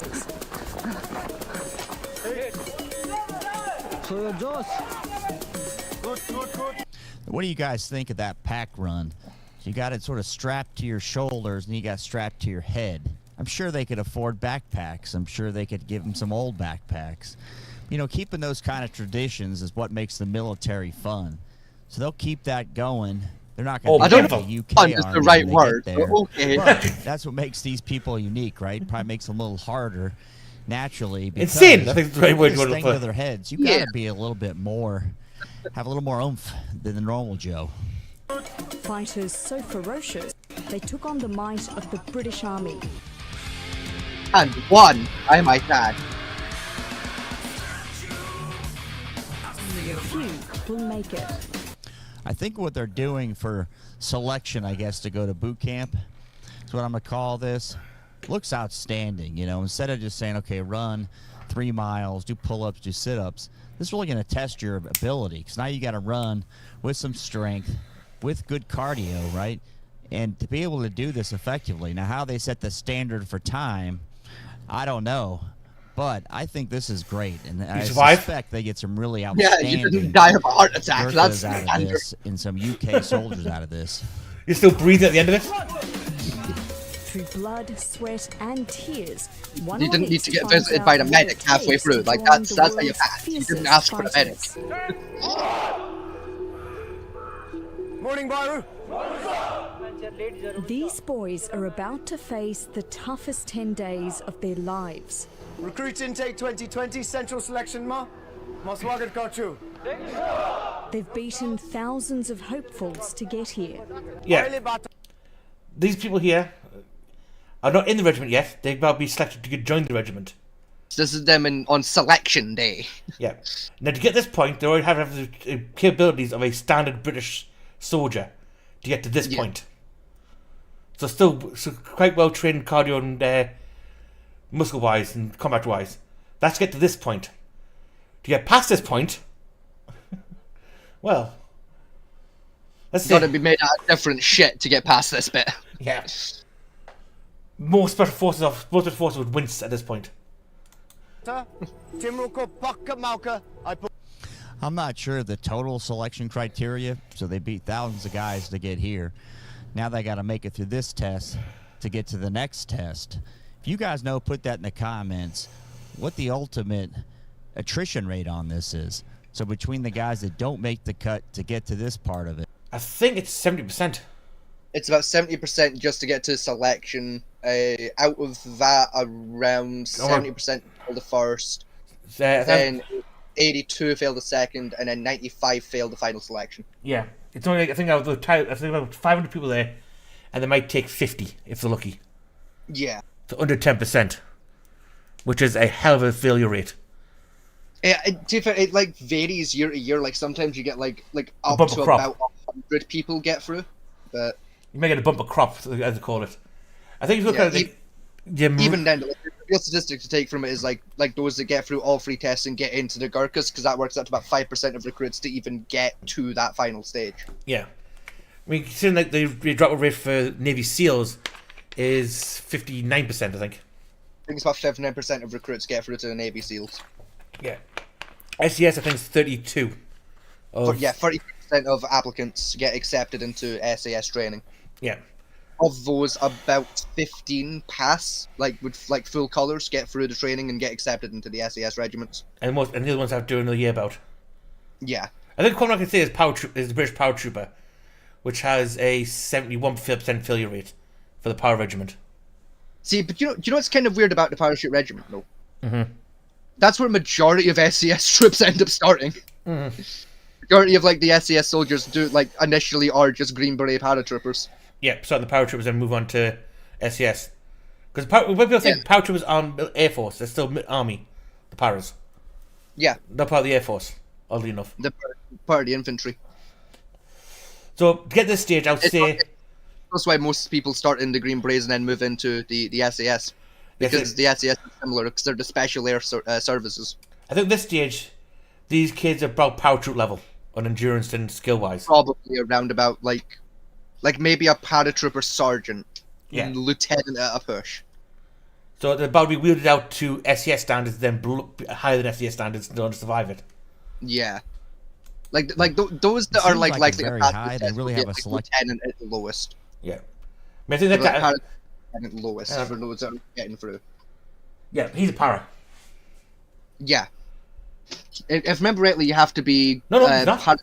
Colonel minimum to work like with the Gurkhas during their selection. No, he's not. I think he's SES actually, given his beret. No, because SAS are black berets now. Are they? That's the greenish grey.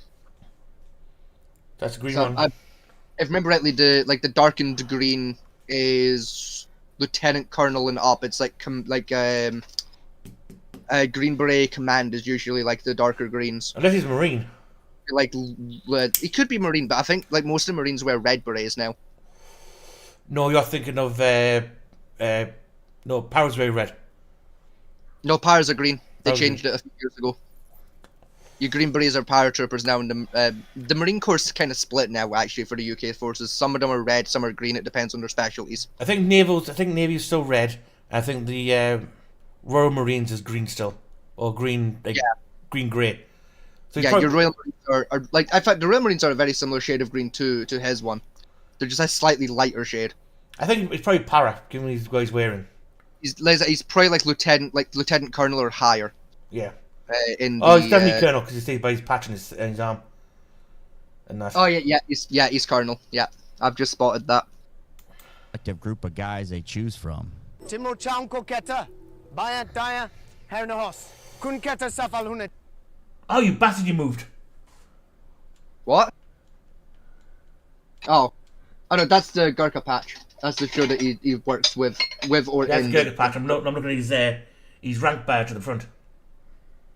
Yeah, no, so I thought you meant the one on his arm, like the coloured one. The one on his chest for his rank. Yeah. That is IH. I mean, it's kind of hard to see, but it's looking colonel or higher to me. Oh yeah, that'll help. Orwar. So that's... para. Yeah, I know it's para. I'm trying to figure out the fucking rank, dickhead. It's a barrel with a axe in it. GB.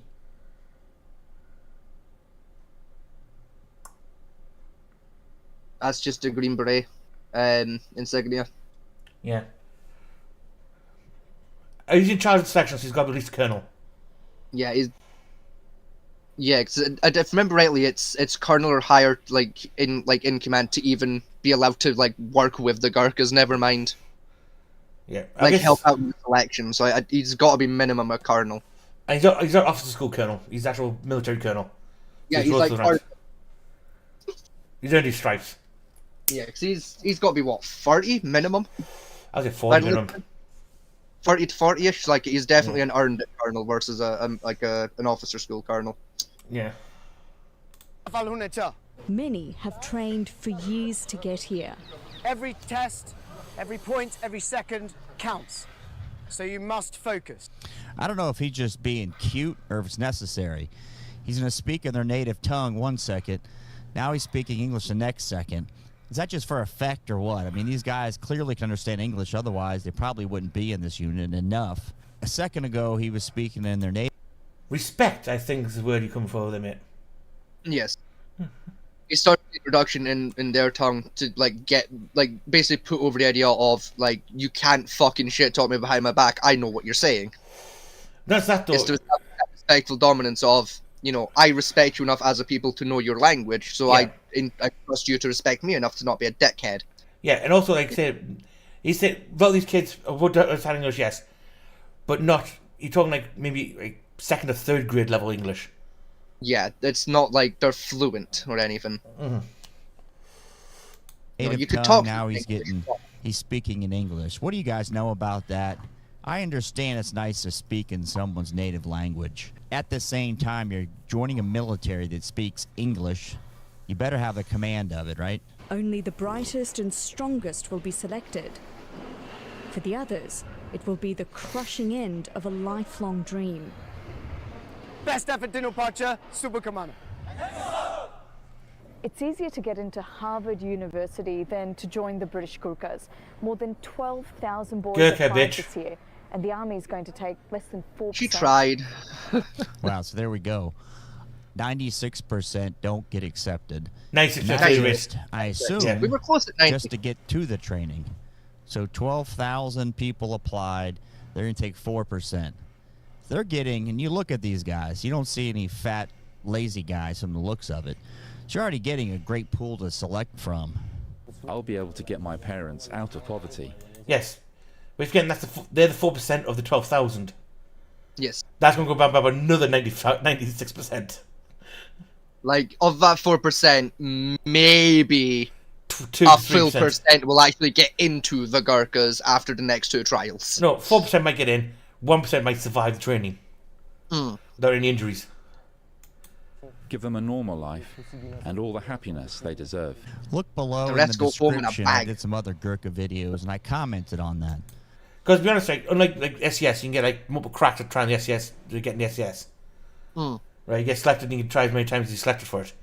Gurkhas, you get one shot. Yeah, you've got one shot, and if you fuck it up, that's you. Yeah, there's no You ain't second getting shot. a second try. So a lot of the reason I think these guys are going to do it is to get their family out of poverty. And there was a bunch of virtue signaling saying, no, that's not the case. You just heard it from the man. I don't care if it's the Gurkhas, somebody from Kentucky. A lot of reasons why people go in the military are monetary. Yeah, they it's want to money. get a college education. Yeah. They want It's a easy money. job that pays. They want to leave their hometown. That's a reality. And to be honest, Product's it's pretty easy money. nervous. It's easy money, and the odds of you being deployed in an active conflict zone is minimal. It's slim. Like, Can you count the amount of wars we've had in this day and age? Right? What we had, Cold Iraq, we had 10 years of that. Right? yeah, but like Iraq, Afghanistan, and Syria are like the big three we've had. Right? Only when we deployed about 100,000 troops over there. Sorry, no, we deployed Yeah. 20,000 over there. Yeah, I think there's 20,000 of our troops ended up in the Middle East. We have an outstanding army. We have 180, 200,000 with another That's about 50,000 that, yeah, about reserve. 100,000. Yeah, So we only deployed, what, 10% of our armed forces that way? about that, yeah. You know? That's not a whole lot in the grand scheme of things. So if you go and join the army, you know, Don't do it if you don't think you can handle it, but odds of you deployed active combat zone? Oh, what, 1 in 20 odds? Yeah. Depending on your specialty. So if you join like that, it's 100% true what you said a second ago there of like don't do it if you don't think you can do it. Like 100%. If you know deep down, push came to shove, you couldn't pull the trigger on someone. Don't sign up for the army. If you know deep down you could never take a life, don't waste your time. Yeah. You know, because like even though the odds are slim, you know that you'd have to do it. You never know. You know, so like you don't want to put yourself in that position if you know deep down you couldn't do that. I mean, if you don't know if you could do it or not, then you'll find out very quickly at basic training if you could or not. Also, for everything, like, I would basically hire a lot of civilian contractors as well. Yes. Which don't get deployed. So say you do respect the army but don't think you can pull the trigger, join the civilian side first. Yeah. And despite people saying, see, if it wasn't for my knees, I'd be in the army. You know, like if it wasn't for my fucking bad knees, I'd sign up tomorrow. My mum and dad kept me out of the army because my teacher kept trying to sign me up to it. Yeah. And that. My dad's the opposite. My dad keeps trying to get me to join the armed force, and I have to keep telling him like, bitch, I cannot pass that medical. It won't happen. I could have passed the medical at the time. But give me 5-10 years of pure fucking training, I might pass the medical. In my current condition, I'm not passing the fucking medical, dude. I could have, but the problem I had was at that age, I had severe disdain for authority. Yeah, it's like you wouldn't have done well. And considering that, put me against a staff sergeant, the odds be even odds whether who comes out of the room, me or the staff sergeant. Yeah, you know.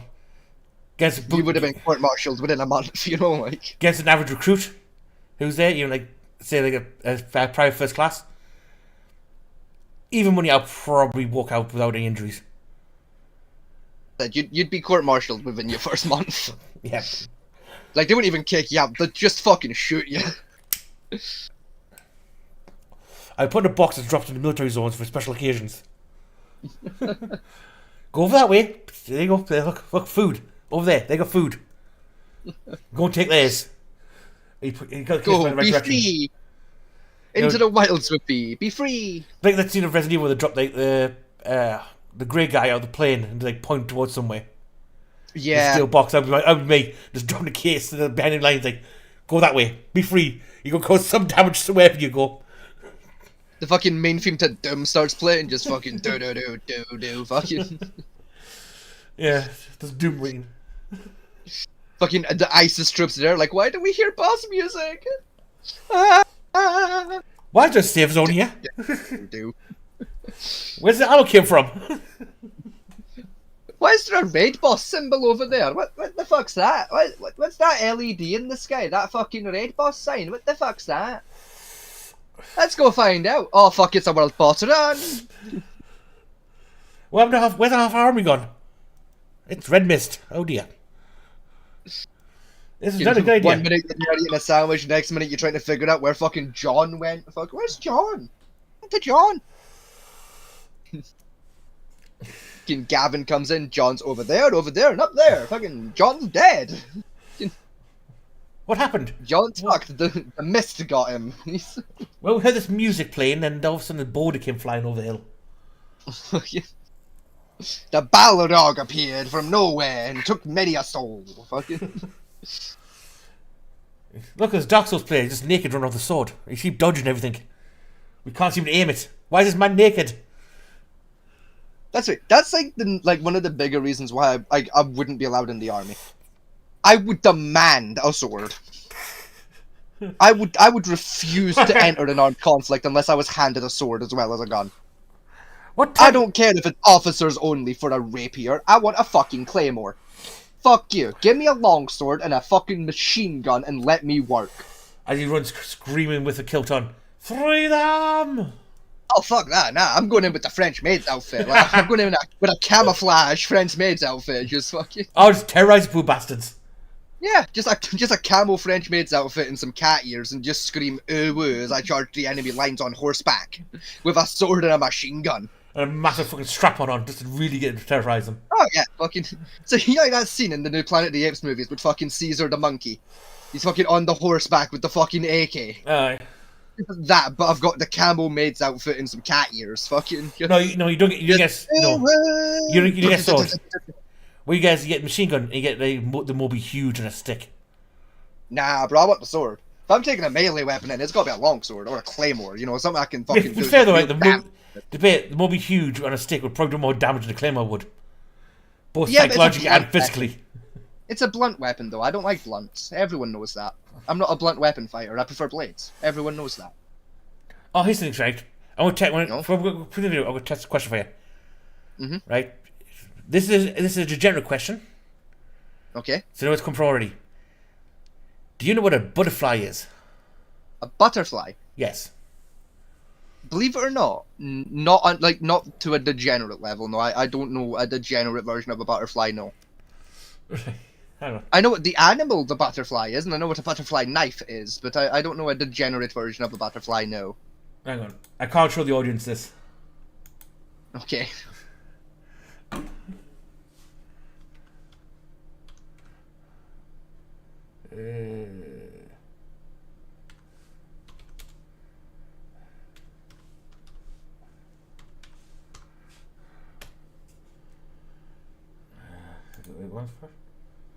No, it hasn't.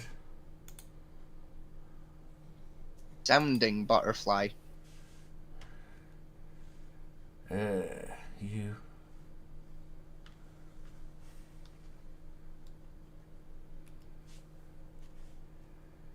Ooh, sounding butterfly.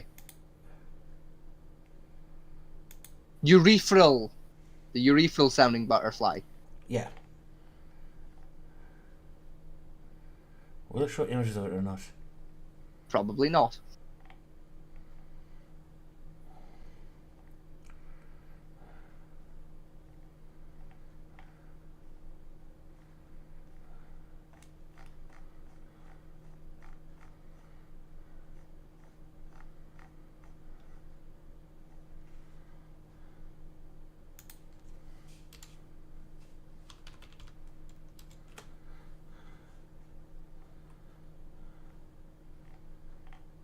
Is that it? Yes, yes. Nope, that's the porno. No, people at home, you're not getting context.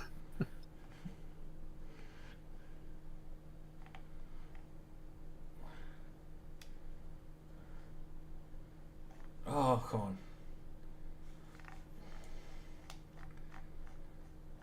Probably I can't. If I describe it, would be banned.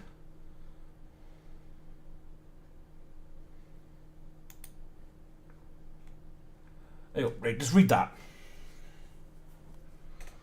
When you as a and slightly making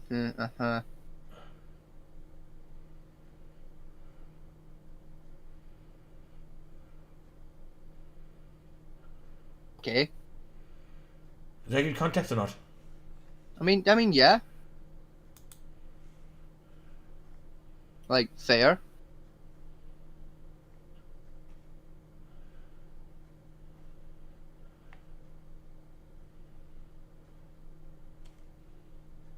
That's literally porn.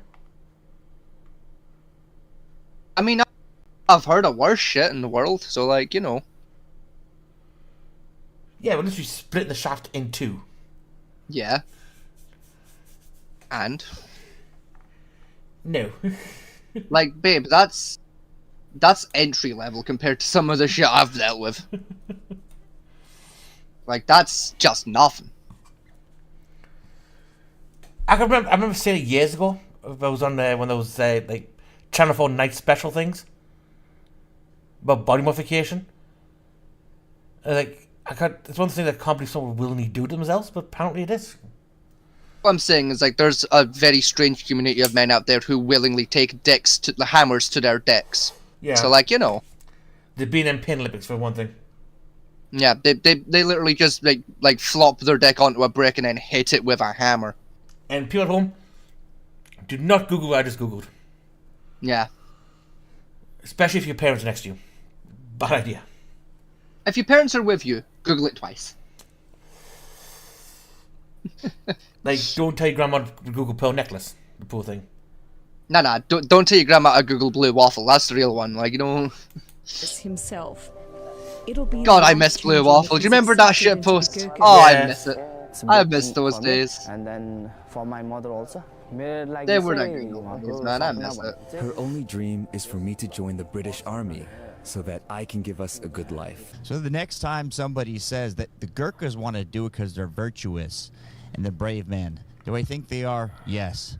Do I think there's other motivations like he just said? They want to get a better life for their family? Yes. Keep in touch at Jameson'sTravels.com. Son, but there was never enough money. She had to borrow from loan sharks to pay for Kuduk's Gurkha training. Now she owes about $10,000, more money than she's ever had. Think about that. So now all of a That's sudden, a lot of money. the guy wants to go in the military, and the mother has to pay him to go to training. Wow, I mean, it must be so selective. It's worth investing, right? The $10,000 It is is. probably 20+% interest a month for him to make it. Kuduk is her only hope. If he gets into the British Army, he'll be able to pay off her debt. And then some.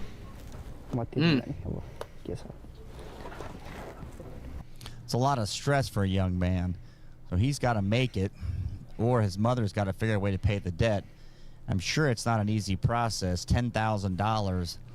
I don't know how much they make, but I'm sure it's not $10,000 to pay this debt off. Nowhere near. There's Nepal, you're going by our standards, you're probably looking about grand and a half a year, on average. About that, yeah.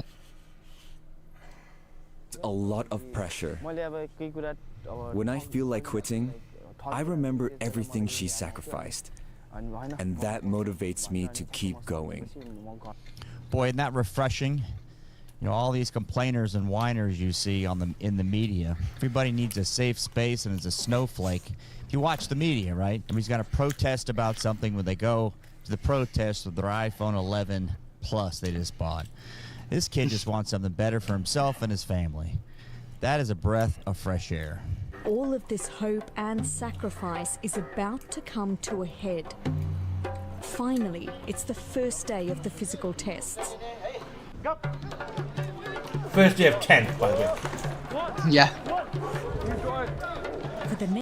You know what's funny is the U.S. military is going to this type of training for PT tests.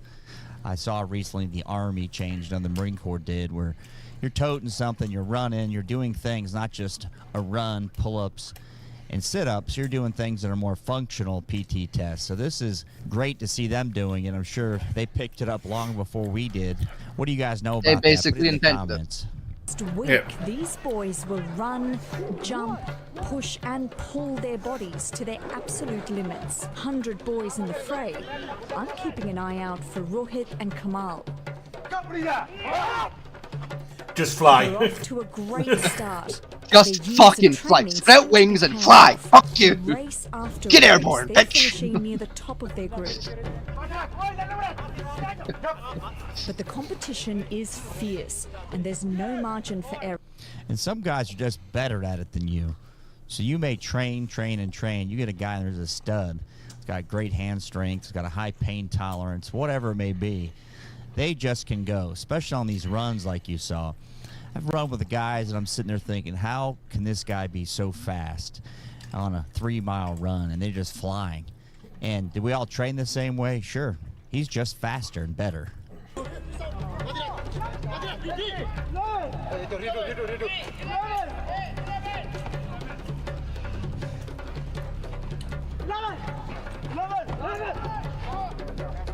With their future at stake, Kamal and Rohit are giving it their all. This is my biggest dream. If I succeed, I'll be so proud. All the boys have to pass a medical, and it's the one test they can't prepare for. Kuduk says some of their friends have already failed it. What is that sound? What the fuck was that? What's that? That FAP sound. What was that? That fucking. That was video. What was that? Their medical checkup in That a was the normal music for the video. hospital came out Oh, fine. that was music. There was Okay. no problem.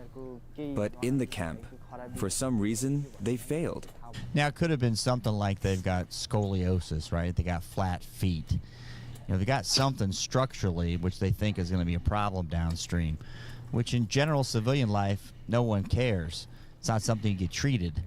But in this type of world, those kind of defects, I'm going to call them, ever so slight, become greater and greater problems when you're humping heavy gear and you're moving around, jumping out of things, shooting at things, right? For 2 days, the boys will be poked and prodded. Wow. To make sure they have no hidden illnesses or injuries. Down, hold, and up. Everything from their joints to their teeth will be examined, and not everyone will pass. I've seen situations where an otherwise healthy-looking kid, stud, goes in, no medical problems. He had his regular physical, goes in, his blood sugar's high. 3 times later, it's still high. He's not diabetic. They got their cutoff. He's done. You know, stuff like this. You go in there with 3 monsters in your system. Your EKG could be all goofy. So there's lots of things that can trip you up that you may not know about that you're otherwise healthy. But heart murmur. Yeah, you've got one. It's not a big deal, but they don't take someone with a heart murmur. That's the kind of stuff that they're getting kicked out or at least getting excluded for. Suddenly, Karak and Kamal are pulled aside. Their tests picked up a heart murmur, Yeah, and there now we they're go. heading to hospital That for goes. a thorough checkup.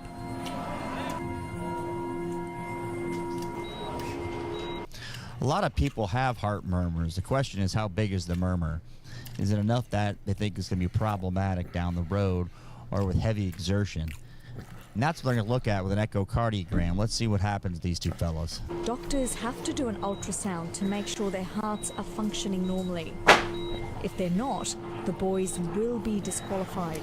It takes just a few minutes, but the doctors aren't giving anything away. And how these echoes are read. Well, yeah, because on the EKG machine, right, they're not perfect machines even in hospital environments. On top of a mountain. It's going to be temperamental. Yeah.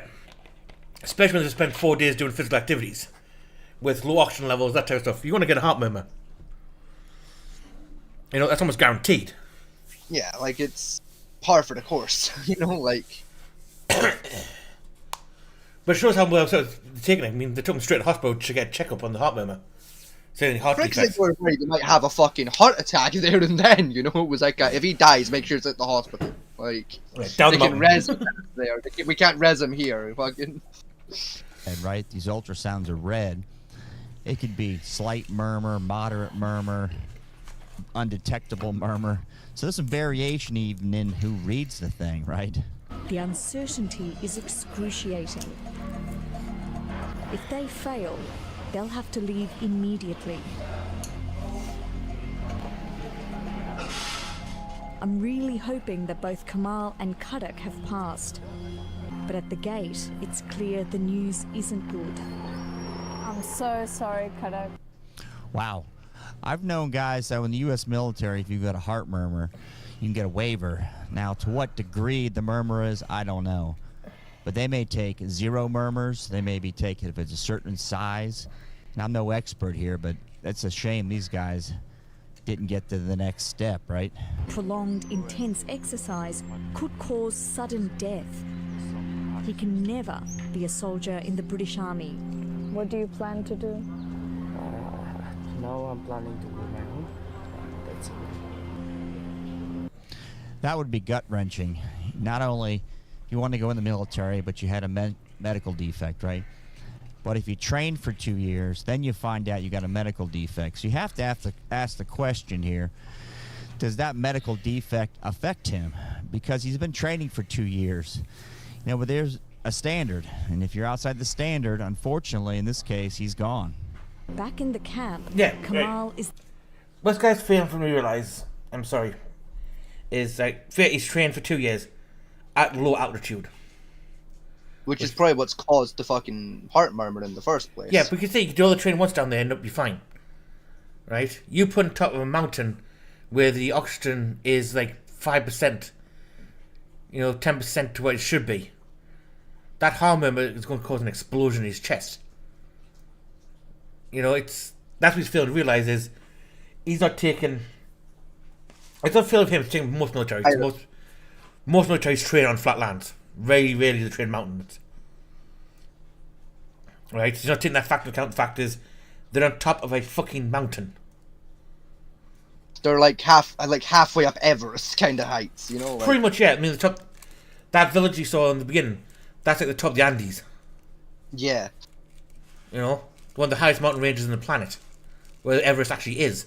Remember, Everest is in Nepal. It is, yes. You know, it's just the cold bit, you know. Further in, but still there. So they're training at the equivalent of Everest Base Camp, and that's where their training starts from, and goes up from there. That's why he's not. I don't think he's realised yet. And he's I don't think, like, that's cards to him, you know. No, he's thinking, oh, it's just the ground level still training. They go, oh, top of a Mount Hill. You know, Yeah. oh, San Francisco's got hills. We'll do fine. No, they're like 40,000 feet up. you know, if the asteroid hit and caused a tsunami, people keep saying to us, they wouldn't feel it. Yeah, they'd be fine. Last one to find out his results. Congratulations! Were you nervous? A lot. Outside, the staff are finally able to give the remaining boys the good news. Yeah, so now you've got no excuses, right? Can't say your shoulder hurts, your knee hurts. You can You're live. going to clean slate. No excuses. You got to keep pushing, right? Right, with 2 seconds. No, buddy. No, buddy. And you can see how stressful this must be. Sitting here in the U.S., guys go in, they pass the physical test, they pass the ASVAB, they go to training, right? And in most trainings, unless you are just terrible, you're going to get through. And these guys are having to fight just to get to the training. When I didn't get in, I was devastated. I just wanted to be alone. I was living away from my family. I felt like, in their eyes, I was a failure. I couldn't bear it. I just couldn't move on.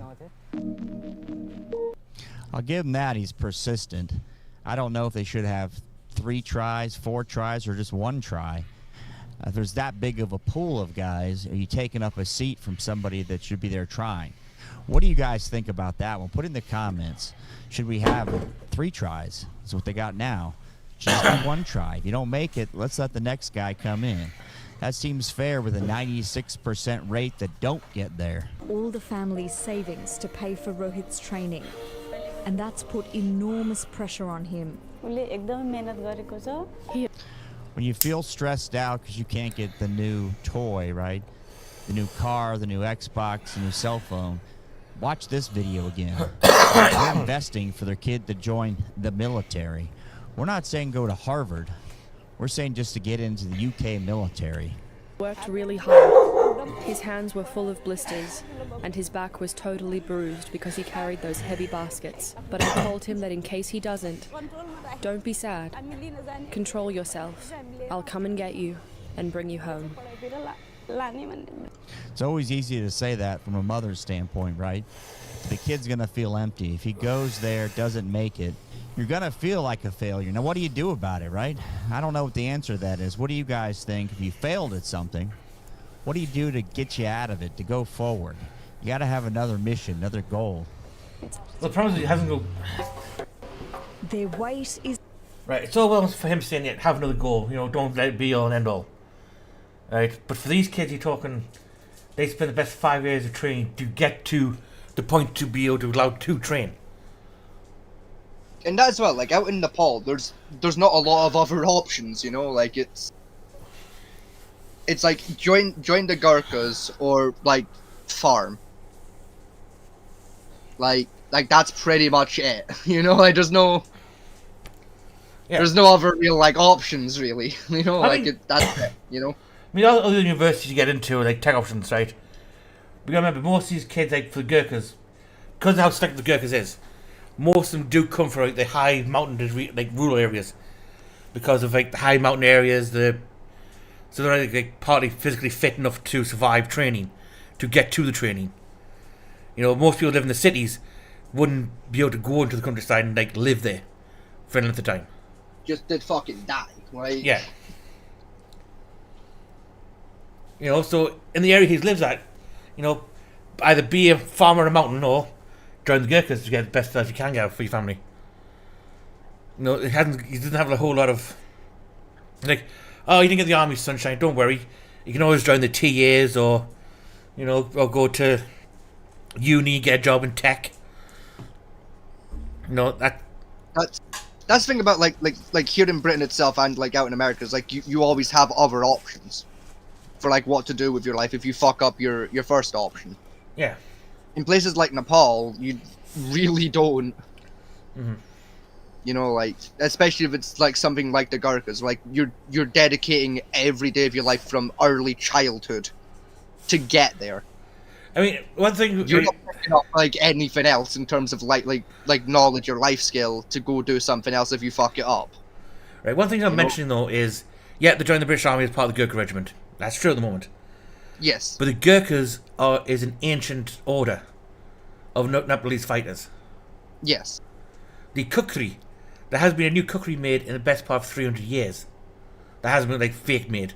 An original kukri, you're talking like, I think the last one was forged 300 years ago. It was something like that, where the last like official like Gurkha kukri was forged. Because they handed down. You know, when the old generation dies, they hand down to the new generation. That's what he's understanding. It's not so much join the British Army. The Gurkhas are built the way they train is because of how old the order is of it. Yeah. You know, it's like if I ever like, I'd probably get murdered by a Gurkha if I ever met one. Because I want nothing more than to hold an original Gurkha. Yeah. Just like the fucking stories that blade would be holding on to. Oh my god. I mean, I thought my dad would have a Gurkha in his collection, but he never did. Mm, he had a rep. Yeah. You got a rep from. Yeah, a replica made from Nepal, so technically it is like a Nepalese Gurkha. Mm. But it's not an original Gurkha kukri. It's just a Nepalese kukri. Yeah. You know, I thought anyone I knew could get one, it would be him. But even he couldn't get one. Like I would give my left fucking bollock just to hold one for like 5 minutes. Yeah. Not even to use it, just to hold it. Just to take in the fucking essence of that blade, you know what I mean? Just to feel the weight of the fucking thing, like its stories and its history, you know. And, like I'm sorry, any of these twats like chows to like say, "Oh, I've got a Gurkha blade hand on my wall." Fuck off, you don't. And if you do, send the fucker back. Yeah. If you've got an original Gurkha kukri, send it back to somebody, because that's worth more than your miserable life is. I'm sorry. Yeah. For all the authentic ones that have seen action, like used by a Gurkha, you're talking tens, if not hundreds of thousands of Great British pounds. Hell, probably millions, realistically, if it's a proper old one. For all the people bitching about the trinkets of like that's in the British Museum, I don't care about those. Those are baubles. But yeah, an original Gurkha blade is many people's life. Yeah, that blade's gone through. It's the life and soul of not just the wielder, but the victims of that blade. Yeah. You know, there's just something kind of sacred about having your life taken by a kukri, you know. Back with martial arts, right? About training, we have to live with the weight of the fact of what we're taught was passed down to our teacher from their teacher to their teacher, which was a technique designed to kill somebody. Like it's a combat technique that's it's not definitely has taken a life before. Yeah. You know, and it's being passed on to you, and you will now have that knowledge, which has probably taken more than one life before. Yeah. Very easily, and that's how the systems get learned in the first place. You know, that kind of weight of knowledge would make you spiritual in some degree, because you have to be to accept it. Absolutely. Right.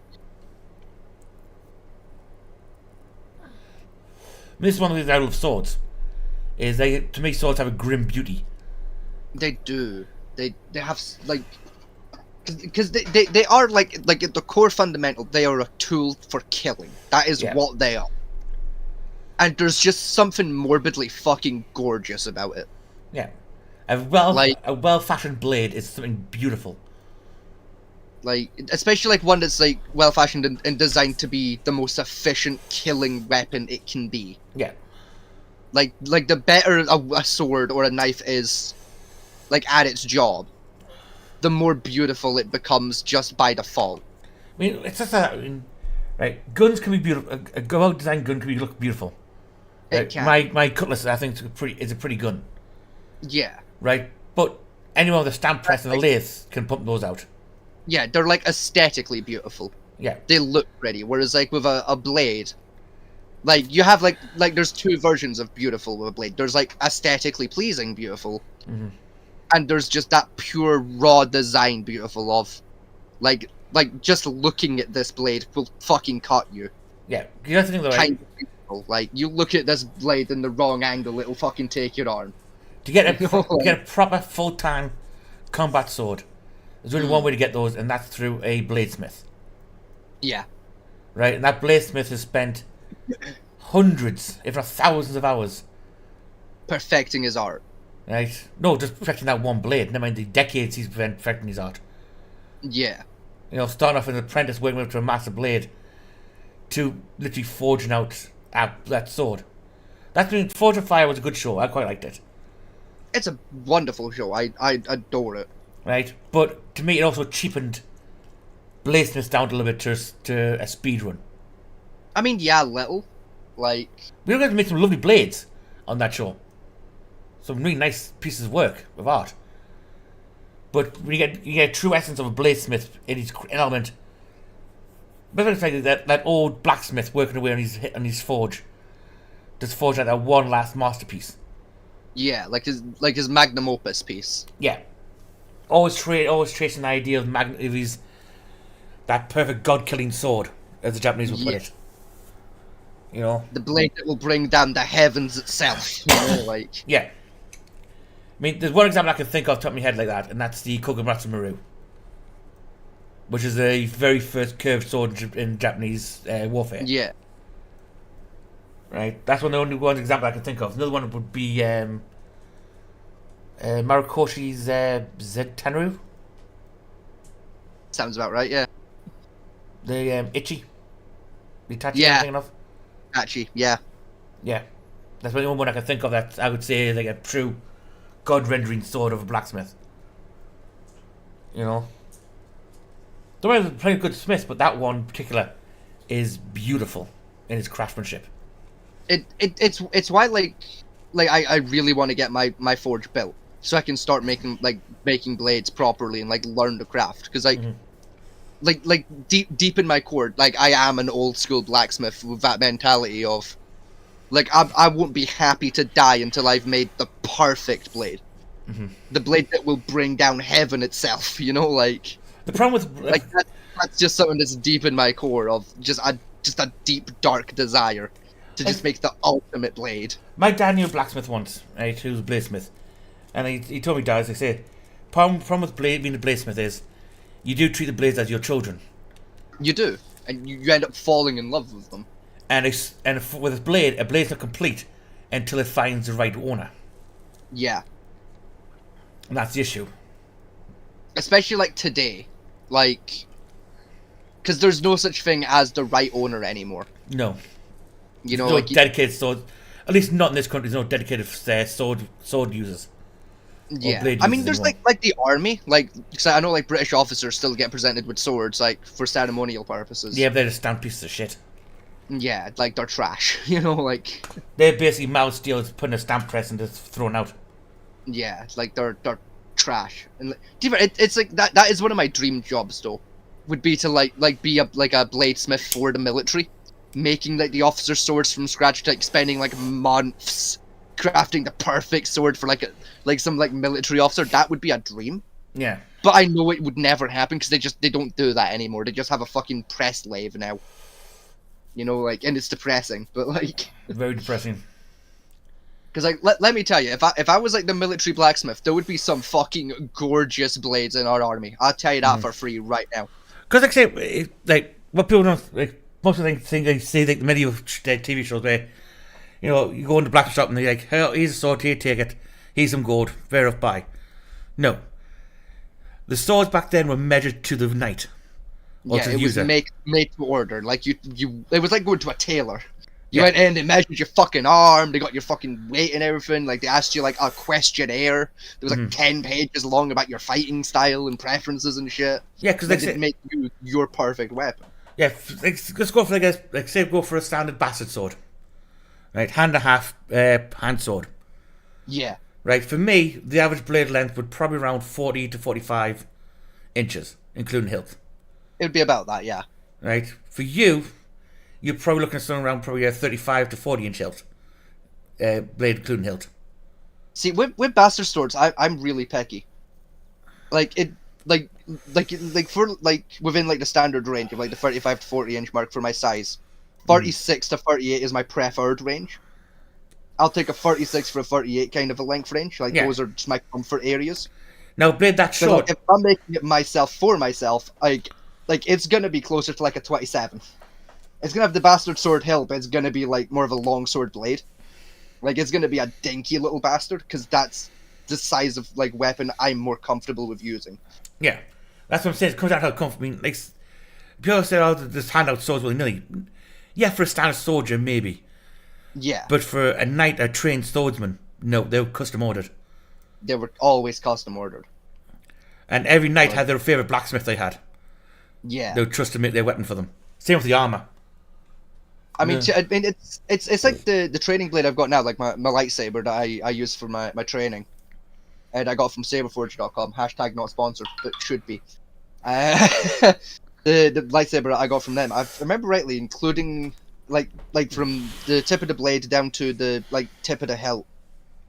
It's I think 24.5 inches. Like last time I measured it. That's quite short for a lightsaber. It's about 24.5 inches. That's quite short for a lightsaber.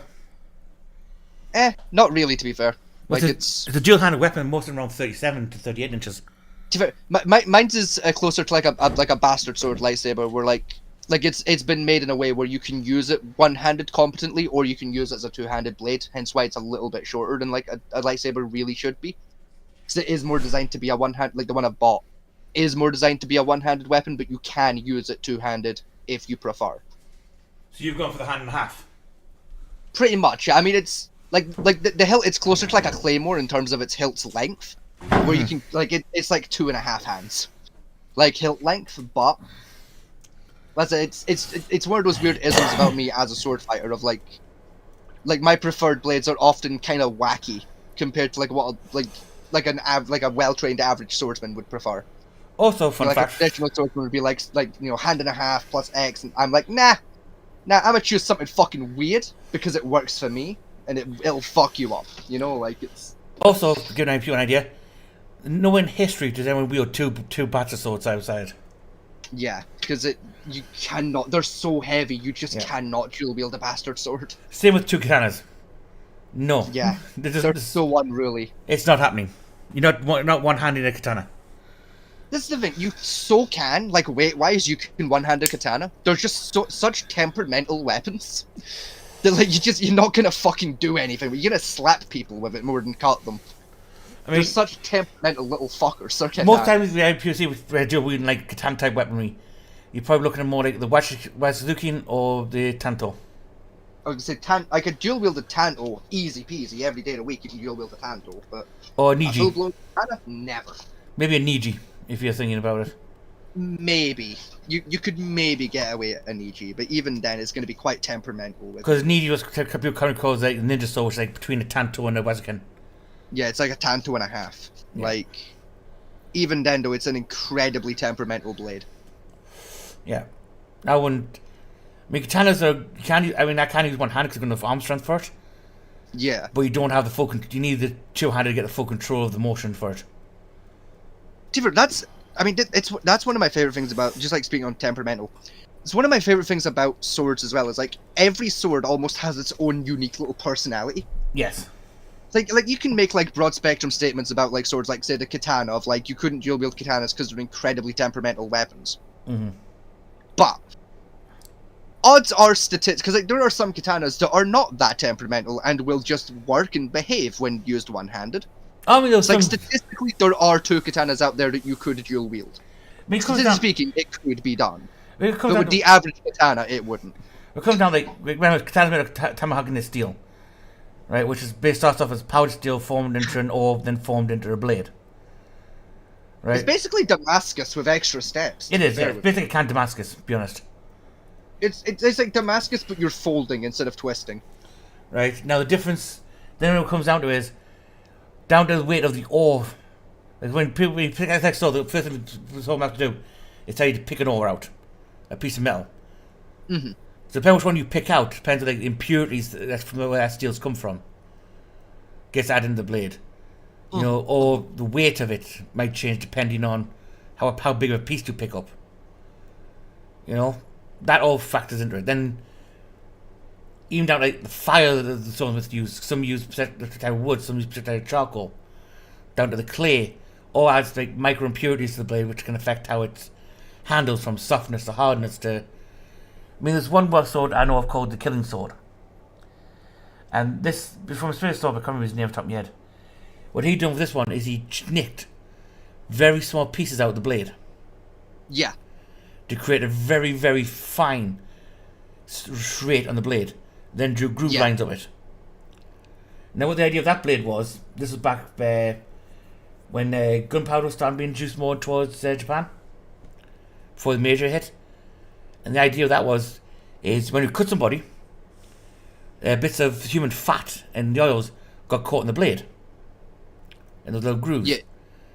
And what you do is you have niter in one hand, and you would strike across your niter, the whole sword catch fire, and allowed you to have a flaming sword. Really cool, you know, like. Again, though, incredibly dangerous because the idea of you setting yourself on fire with it. But it looks cool, so it's fine. Like the whip swords. The Rajput used. Oh, they are fucking hideous. I hate the whip sword so much. I hate They're so shit.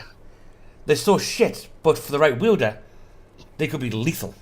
Oh yeah, you get someone who knows what the fuck they're doing, they're great. But like to the average motherfucker, they're just trash. Yeah. You might just slice yourself in half than you are anything else. It's the same with like the flail. Like the flail and like the whip sword have the same problem to me as a user of I'll fucking kill myself with it by accident. Yeah. Because they're just unruly temperamental pieces of shit. Think of like a Morning Star. Yeah. I mean, a Morning Star's fine because like that doesn't fucking flop around. Morning Stars do. No, that's a solid thing with a fucking stick. You know. Morning Star's a spike ball in the chain. No, that's the flail. No, that's the Morning Star. The Morning Star is basically a spiky mace. No, that's the actual weapon. Morning Star is the ball on chain. Is it? Oh, I thought it was like the spiky mace with the nails. No, spiky mace with the nails still a mace. Oh, okay. I've always known that as the Morning Star, but fair. No. Morning Star is literally way, the wood stick, chain, and the spike ball at the end of it. That's a Morning Star. Either way, like my point still stands up. It's an unruly fucking flappy fucking piece of shit. So I'm gonna take myself out by accident. You know, like. I mean, think when ask any weapon historian what the most effective weapon was in history, right? Swords. No, the sword. It's not. Sword. Train someone with a sword still takes hundreds of hours to train somebody. Most effective weapon. A stick or a mace, then. Like, yeah, that's fair. Most effective weapon is a spear. Yeah, no, I'll give you that. Yeah, yeah. You don't really have to train anyone that hard to get them to use a spear. Like, it's just like nature. Like you stab. Stand there and walk forward. Yeah. You know, poke a bit. Point the stabby end at the enemy, stand still, and let them walk into it. It's not fucking rocket science. Pull it back, push it forward. Stab. Pull it back, push it forward. Bring it down. Push it back, push it forward. That's like about it. You know? And they're so cheap to make. They are. They're one of the cheapest weapons, like, in history. And they're also one of the most effective weapons in history. Yeah. You know, like I think the only like melee weapon that's cheaper is a staff because it's just a stick. Basic wooden club actually would be the next cheapest one because it's a tree branch. Well, no, because like with a club, like you still got to like carve it a little bit. You know, like if you want a good club, you got to give it a little bit of a carving. You know. Whereas like a staff is just a stick. It's just a tree branch with a bit of metal at either end. Job done. And even then, the metal's fucking optional. Yeah. It's just a big stick. Yeah. You know, it's essentially a chunky wooden dowling, you know, fucking. I mean, there was some commented, everyone goes on about how martial arts only comes from like Asia. You know, European had martial arts as well. We did, yes. Yes. But unlike in Asia, weapons weren't banned over here. Yeah. So most of our martial arts before required some kind of weapon. We have very little unarmored combat in Eastern style, Western style fighting. And the ones that we do are kind of shit. You know, it's like boxing and that's it. You know, like. Now, if we go to effective medieval weaponry, for warfare, it would probably be heavy cavalry with jousts. I argue mace. I will forever argue, like, just a mace. Because, like, if I've got a mace in my hand, it doesn't matter who I'm up against. It could be a fucking fully armored knight or a peasant. I've got a fair chance at winning that fight. I would say Warhammer then, if you want that fruit. Even, like pretty much anything that's blunt, like a mace, a warhammer, anything like that. Yeah. As long as I've, like, it's got, like at least, like, arm's length range, like, you've got a chance. Give me a shield with it, I'm fucking set. Mm-hmm. You know, I can kill a peasant, I can kill a fucking well-trained swordsman, fucking knight. It doesn't matter. Even the amount of armor they're wearing doesn't matter. The only, like, thing that would fuck me would be a horse, but even then. You know, if you're nimble enough, you can dodge the horse and clatter the fucker off of the horse. And, like, for historical knowledge, no, the Thor's hammer, Vikings did not use anything like that. Yeah, no, they did not. They did have, like, they had things like warhammers and maces and shit, but it wasn't the dual-headed fucking thing. No, they never dual-headed hammer, but it was a sledgehammer. Yeah, they had, like, sledgehammers. It was basically just a blunt version of the axe that they were big fans of. The big fucking two-headed axe, but they didn't have the one-handed sledgehammer thing. Yeah, the Thor's hammer, I mean, everyone ever tried to handle one and try to actually use it in combat is unusable. I mean, it's, like, to the point where, like, it's actually part of Thor's, like, original story in Norse mythology. Like, there's a story in Norse mythology from when Thor was younger and had, like, finished his training and, like, he went to I can't remember the name of the blacksmith in Norse mythology, but, like, the blacksmith for the gods, and he went there to get his godly weapon. And he said to the blacksmith, I want a hammer, and the blacksmith fucking bullied him for, like, a month before he finally made him his hammer. Then when he made fucking Mjolnir, all of the other gods bullied him for, like, 200 fucking years. Because who the fuck would take that into combat? Then he killed the Frost Giant and everyone was fine with it. No, Mjolnir, Thor's hammer, was a mistake. Was it? Yeah, the actual legend of that one is, the dwarven artisans, Loki was being a bit of a shitlord and was told to gather, like, certain items to make represents for it. Mm-hmm. And he went to the dwarves to ask to create the items. And he made a bet with the dwarves saying, if you can't make these the best items, then you may take, I think it was like flesh or head, something like that, in the story. Mm-hmm. Well, to start off with, it was a sword for the gatekeeper. Then it was the golden hair for Freya, because he shaved Freya's head bald by that point. Yeah, because, you know, Loki was a cunt. And a weapon for Thor. Now, when there was more forged in Mjolnir, because he made it too perfect, Loki paused or something and started to cool off the forge, so it wasn't hot. Ended up making the hand of the hammer was shorter. The dwarves carried on, still made it, and then when presented to Thor, it turned out to be Mjolnir, the Hammer of Thunder. Yeah. But originally it was a mistake Loki tried to do to have been a bet. And even still, like the gods still bullied him for having it and being fine with the fucking weapon. They were like, who the fuck would take that into combat? And then he did, and they're like, oh shit, that worked. Yeah. Why did that work? Because I'm built different, cunts. Fucking bonk. Yeah, because to be honest, right, Thor's power was thunder, and it was basically a giant ball of iron. Yeah. Which is magnetic, so, you know. It made sense, I guess. But also on the legend, what people forget about the legend is Thor couldn't lift the hammer. You required a belt and 2 gauntlets in order to actually pick the damn thing up. Like, you had to get, like, extra equipment made to use the fucking thing. Yeah, it was that heavy. You required gauntlets to increase your strength and a belt to increase your resistance to lift the fucking thing. Yes. And it worked, you know, like, it was fine. Oh, yeah. Because Thor's artifacts is like a belt, 2 gauntlets, and the hammer is his 4 artifacts. Odin's I mean, I class that as 3, because, like a pair of gauntlets, like, I class that more as 1 item, but, like, yeah. No, 2 pairs, because each one had a different effect. Oh, okay, no, okay, I thought you meant like you were counting like 2 separate gauntlets of strength, not 2 sets of gauntlets. So that's my bad. No, I misunderstood. Yeah, two pair of gauntlets. Each one had their own effect, so it counted as 2 separate artifacts. Oh, see, I thought both just did strength. No. Nah. I think the belt was endurance. One gauntlet was strength. The other one was conductivity. Okay, no, that would make sense. Yeah. So you had one to help conduct electricity and one to help actually pick the damn thing up and preserve recoil when you threw the fucking thing. That makes sense. That's fair. Because Odin had his spear, his shield, his left eye, and I believe his chainmail was his 4 artifacts. I know it's like one of the armor pieces. It's like the armor of Odin is one of the artifacts. Yeah, because one thing about mythology is every god has 4 artifacts associated with them. Yeah. Apart from like most of the big religions, they're gone. Thanks, Catholicism. Yeah. To be fair though, we got our own bag on the Catholics because like all of their artifacts are missing too. So haha. No, get fucked. Hey, no. Gil Callus with a Jew, right? They sold empty boxes to people, and got good money for those. Still, like they're like we found what 2 Catholic artifacts so far. We know where 2 of them are. Like we've got the fucking rag they washed Jesus's face with. That's got his face imprint in it. Well, the Shroud of Turin. And like, I don't fucking know.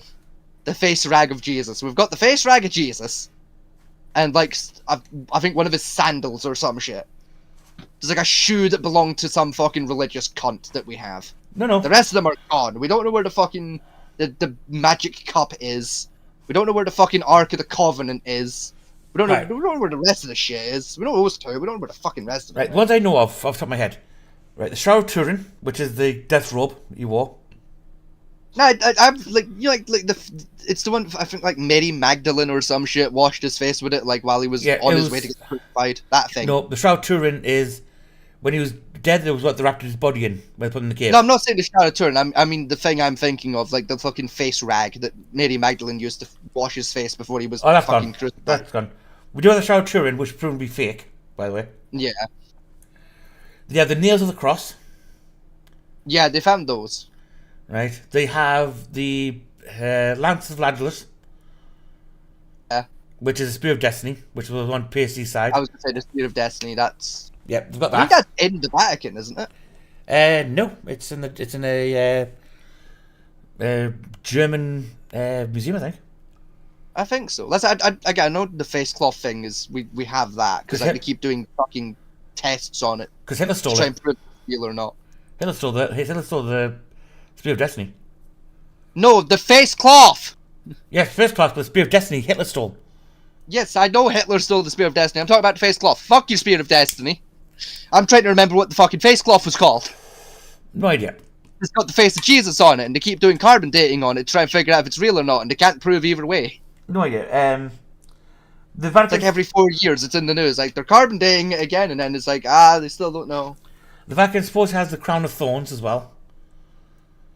Which, like, I doubt it. That shit'll that'll be moldy and shit by now. Like, that'll be... There's the Croce di Pietro. Which is that? It's the Cross of Peter. Ah. Oh yeah, we've got St. Peter's Cross, that's... No, Cross of Peter, not St. Peter's Cross. It's a different thing. Oh. Okay, I don't The care. Croce di Pietro is basically where the Pietro lies, where Vatican City has its power. Right. So where Peter's Cross was laying is where Vatican City was built round, technically. Right, so it's like their version of like the mace in the House of Lords. Yes. Or House of Commons, or where the fuck that weird mace lives. Yes. The Royal Authority. I still don't understand that mace. Like who gives a fuck? It's a metal stick, but okay. If you have a mace, that's the light of the crown. You like the one that like that Chuckle Fox stole like 2 years ago during Yeah. a fucking meeting at the House of Commons. Yeah, it's the light of the And crown. then, like, they had to like stop everything because like you're not allowed to do a procession if the mace isn't there, or Yeah. something. I don't fucking know.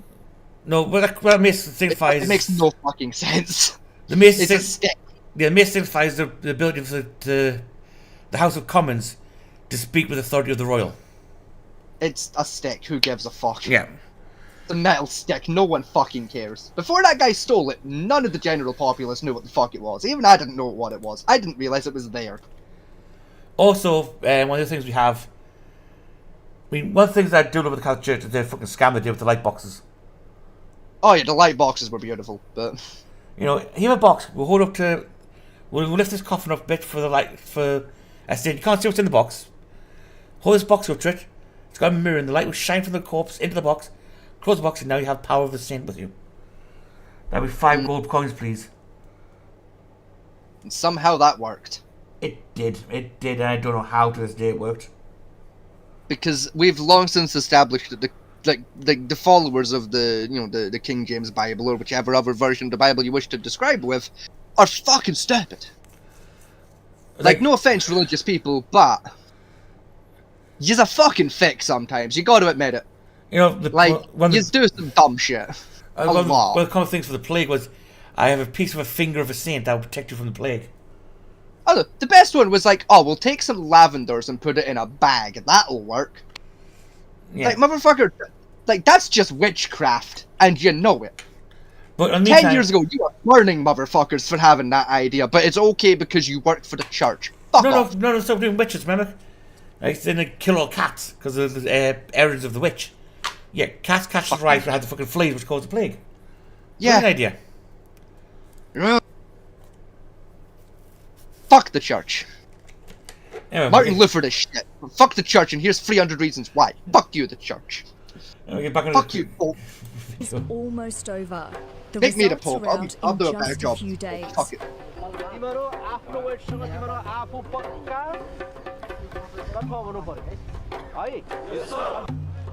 Tomorrow is their final physical test, the infamous Doco race. Each boy has to carry a Doco or bamboo basket filled with 15 kilograms of sand, and they have to do it while sprinting up a mountain.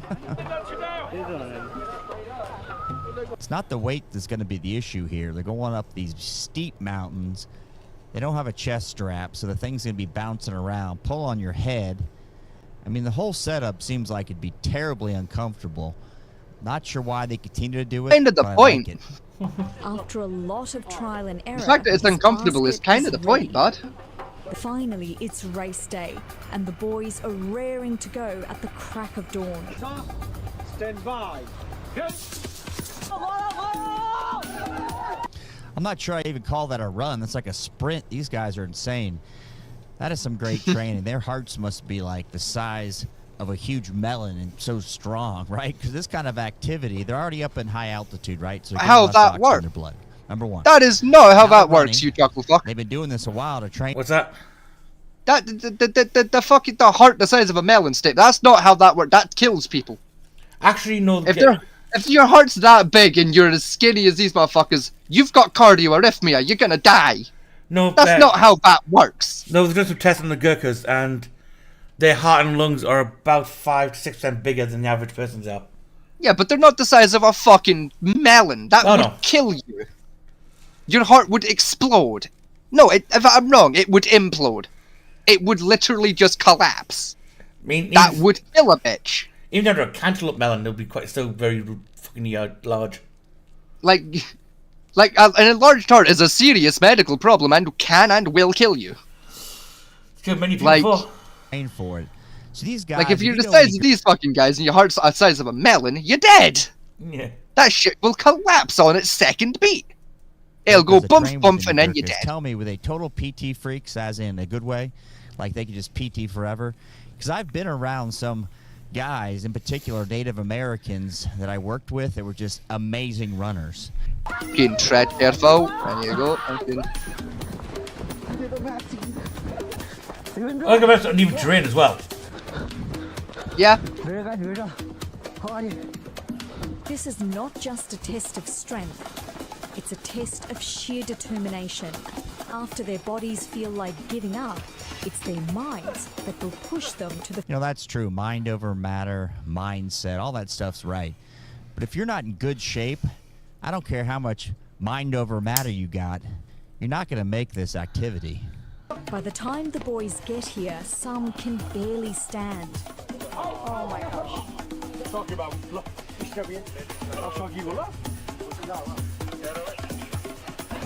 Rohit I would think you get a big chafing mark on your forehead from this thing.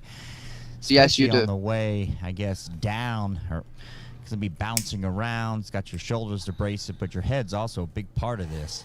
Let's take a look. is one of the first in his group to reach the top in just over 30 minutes. It's impressive. Just under 40 minutes. That's impressive. Kamal is nowhere in sight. Now, I don't have kilometers to miles on top of my head, but I'm going to tell you that's pretty fast. It looks like it's around a 7-minute mile type of thing, going uphill. So these guys are moving quick, especially with the basket on them, the altitude. The whole thing doesn't look like any fun. I'm happy to complete the Doku race, but not satisfied with the time. Oh, why? Why? Because my finishing time was a bit slow than I used to. They're checking to make sure they didn't cheat, right? So on the way up, you toss out a few rocks. Instead of 15 kilograms, it's going to be 10. So someone must have done that. You know, and if you're really not puking at the end of these runs, you're probably not putting out as hard as you could. Let's keep... Hang on. Curiosity's sake. You're gonna Google if anyone's ever tried to cheat their way into the Gurkhas. No.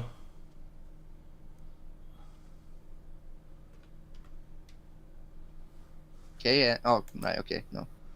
33 pounds. 33 pounds. That's quite a weight. That's heavy. Yeah. That's...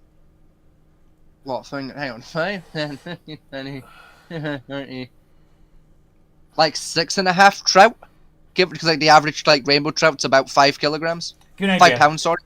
You know the So, big, you know the big gallons of water? Yeah. They're 20 pound. Yes, that's like 1.5 of them. Yeah. Like one a fart actually, but That's like 4 days worth of water. He ran them up with. I mean, valid. No, there we go.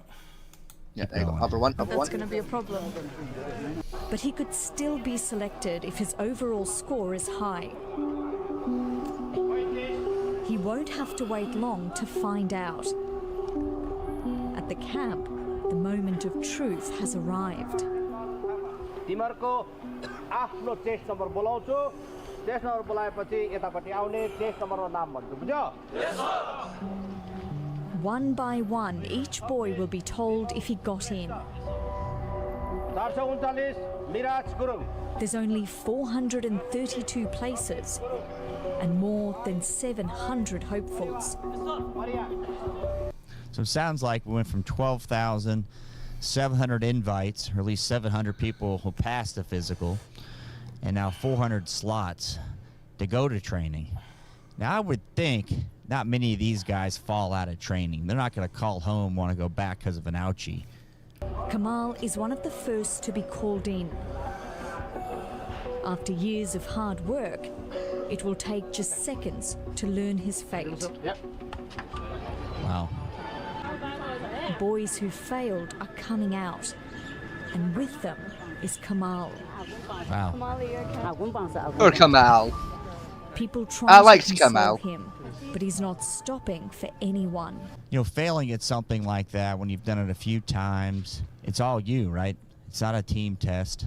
They're probably looking at your PT times, everything else, maybe some sort of ASVAB type of thing, some sort of IQ test, seeing how you're going to fit in. And I'm sure there's a part of this, what the instructors think of you. Are you a team player? Do you get along with what they see? If you guys know the specifics of the Gurkha testing beyond the physical, put that in the comments. Nobody does. Rohit is still No hopeful, one does. No one outside of the Gurkhas knows. but he's one of the last boys. And even then, left most on of the field. Gurkhas don't know. It looks like Wow. he's in. Rohit, you got in! Congratulations! How do you feel? I'm feeling very much happy now. Boy, what a polite young man. You know what I'm missing from him? A cell phone, a tattoo, and a nasty potty mouth, right? That's what I'm used Yeah, to fuck seeing. you. Off you go. Some are on the verge of tears. Others are in shock. It wasn't life just about perception. You know, people in Could you, the like, UK fucking or scroll America back up, complain Hunt? because they don't Thank you. have X, Y, Fucking Z right. nosy You in can't the say middle, something hurt someone's fucking- feelings. These guys are just happy to get a job where you could potentially we're a die, podcast, right? but fuck. Going in the military, the Gurkhas, you could get shot at and get hurt.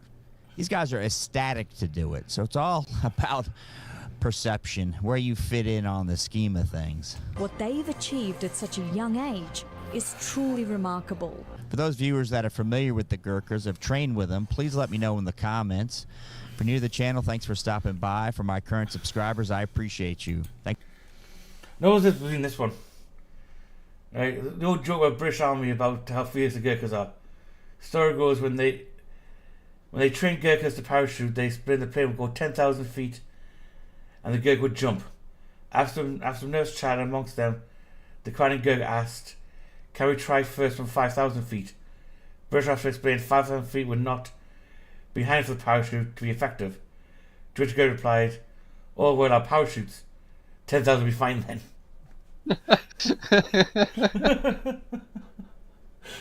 Yeah, that sounds like the Gurkhas, alright. Yep.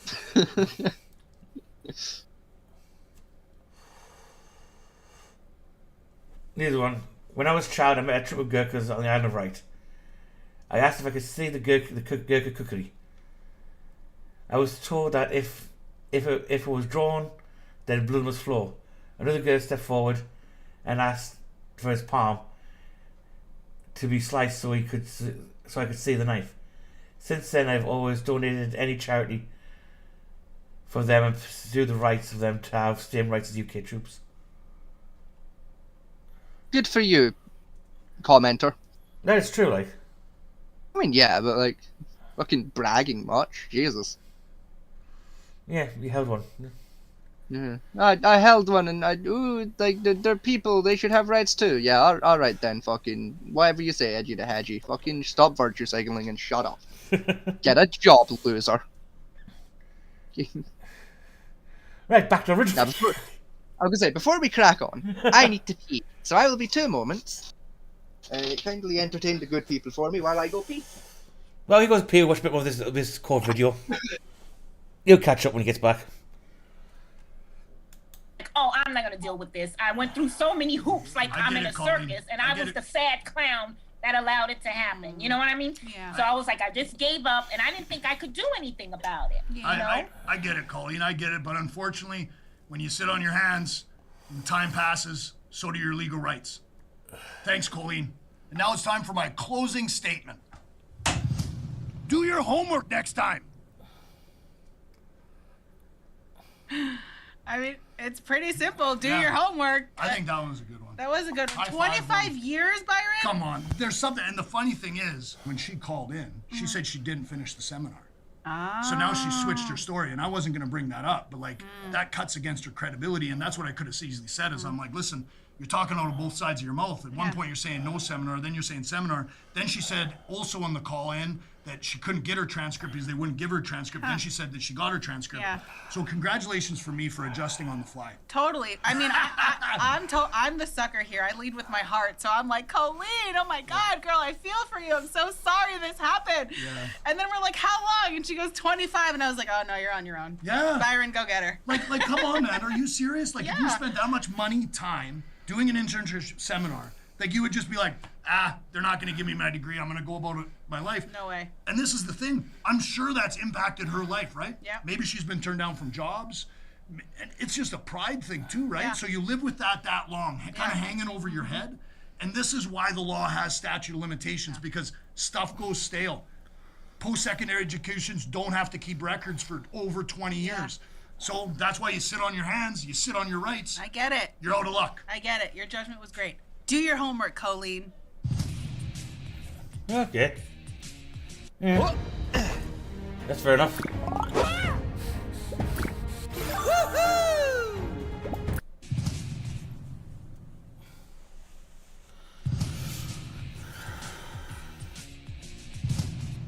Welcome back. Danya, what do we got? All right, I feel like every parent of young kids needs to listen up right now. You know, you have all my ears because I have a little one. Ellie, you are on with our anti-lawyer, Byron Brown. What's your question, Ellie? Hi, thanks for having me. Yeah, I have a question that I think every parent can probably relate to in some way.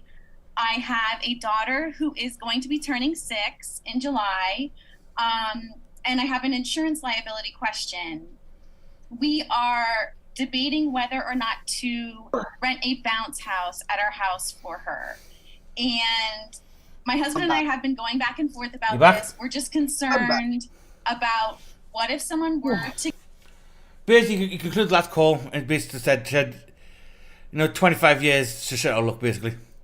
Yeah, she fucked it. She waited too long. This one is about the bounce house. 6-year-old kid, insurance liability question on renting out a bounce house. For those in England, that's a bouncy castle. Yeah. You don't know what a bounce house is. You should do, you fucking idiots.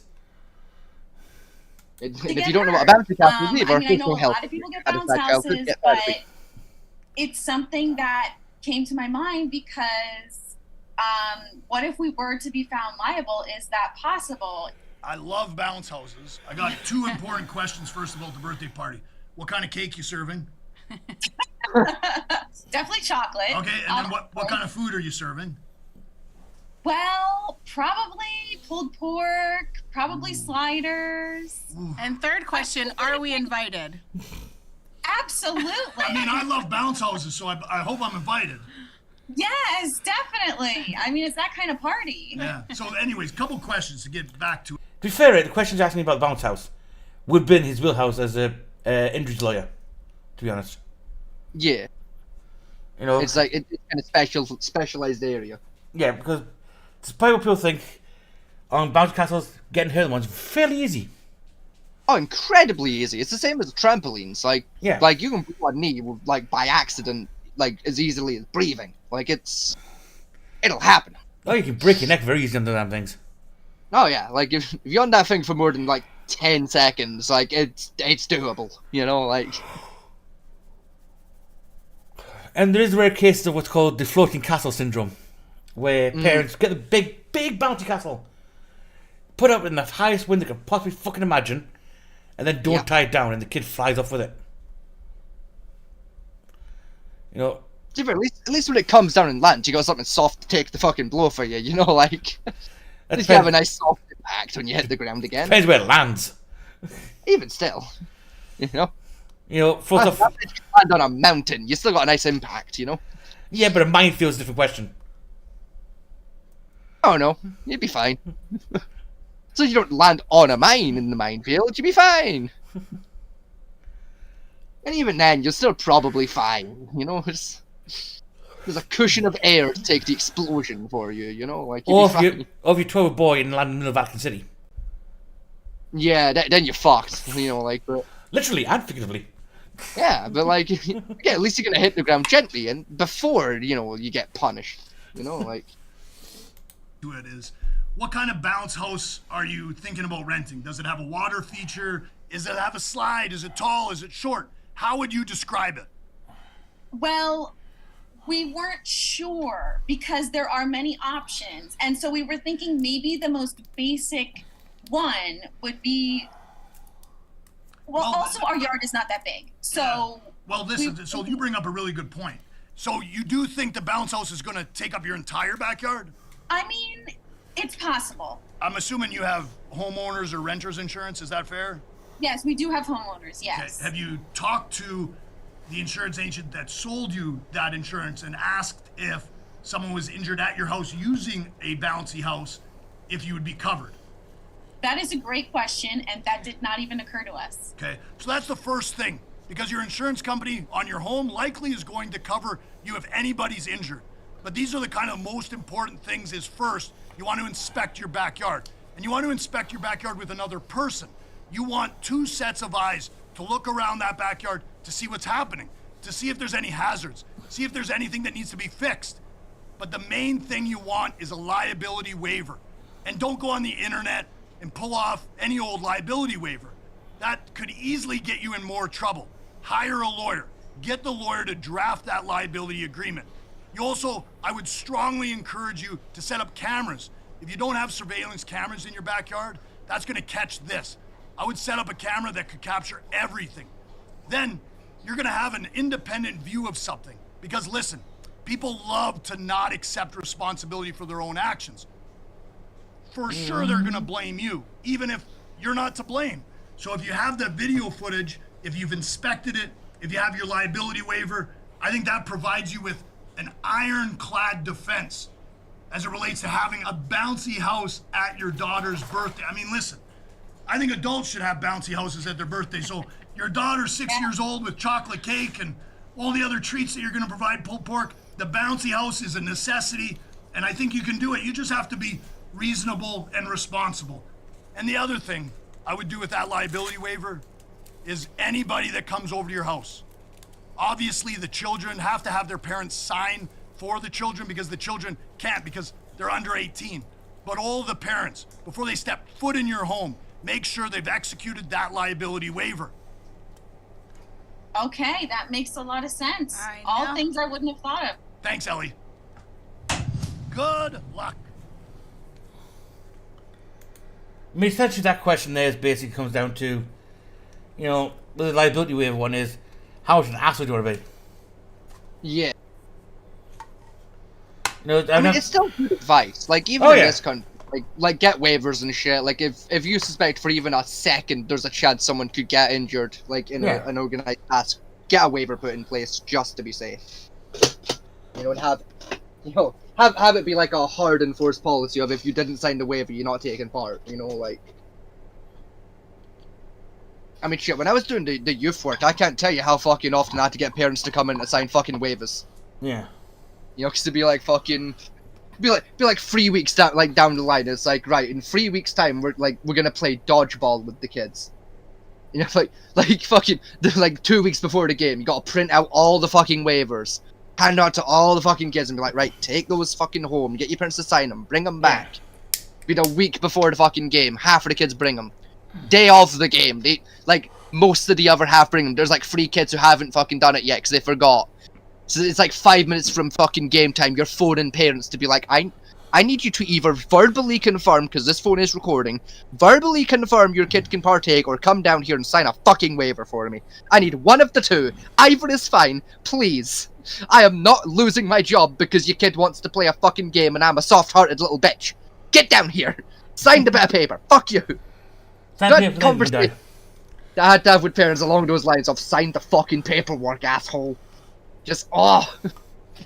Right, so far this guy, I can't see anything wrong with him. He's fine to tell, he's been blunt, but the advice given so far has been quite truthful. He's given up pretty good advice. At least so far, it's been pretty good advice.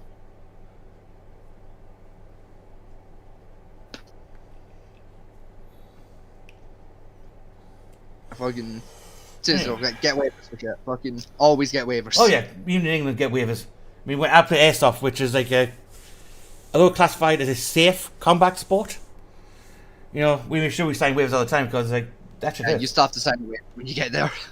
All right, next one video we have. All right, I remember when I was doing youth work and like we did the go-karting and laser tag center. Mm-hmm.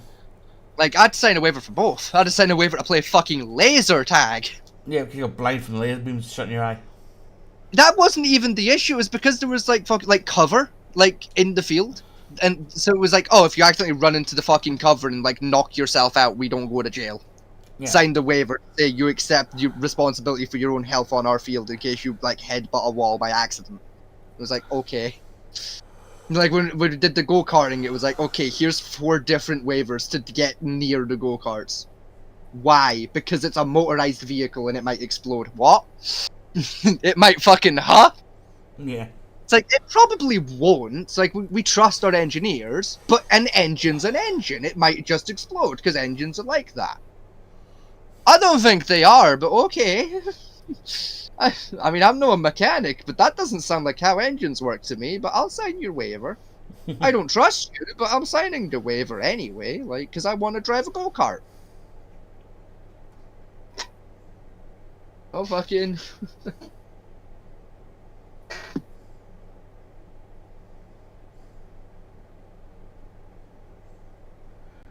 Anyway, on to our next video. We had a bit of fun. Yeah. When boyfriend beat us, called 911 and it backfires. Yeah. This is a bit of fun, people. And that's because it's a bit of fun. To be honest, it's a lot. It's also Gary. It's like, it's something to just ease us out of the show, Yeah, basically, because it's like after midnight now. With relationships today, is that women tend. And I've had the kids. I checked a wee minute ago. It's like 12:30. 10 to on my watch, my clock. Yeah. 10. Hang on, let me pull up my phone. Yeah, 10 to 1 in the morning. I've had the kids all day. I've had any sleep, so I'm watching this. I'm going to bed. That's fair. And then we're back for our usual show. Over on Sunday. Tend to be believed more than men when they claim to be in an abusive relationship. There have been countless cases where men have had to appear in court and even serve time behind bars simply because their partners made up stories about being abused or even... Yes, that is true. Sorry, just see real quick. Can you do me a favor? Go stop the Discord stream and restart it, because like the graphics are freaking the fuck out on my end. It keeps just fucking flashing.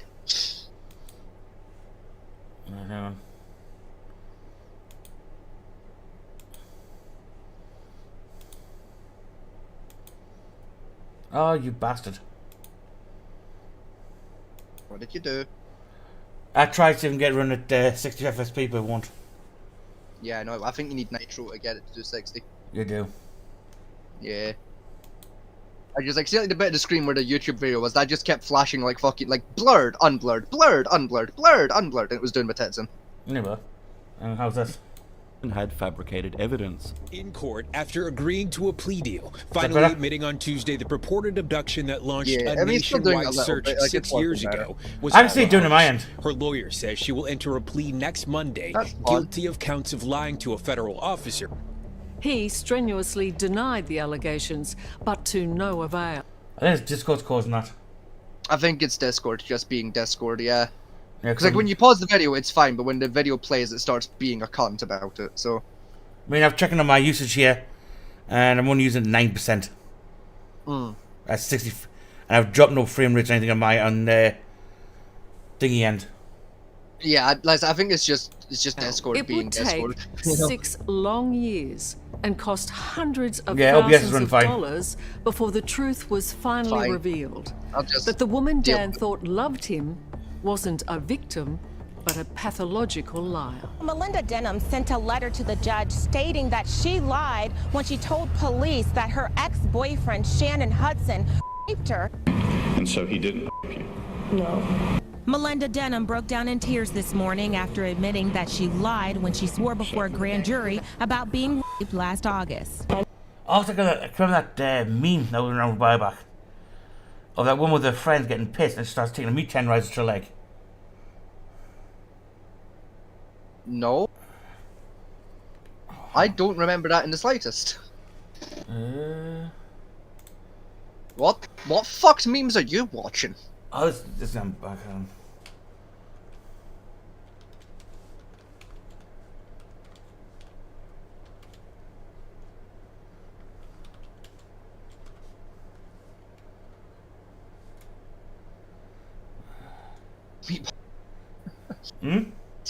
T-E-N.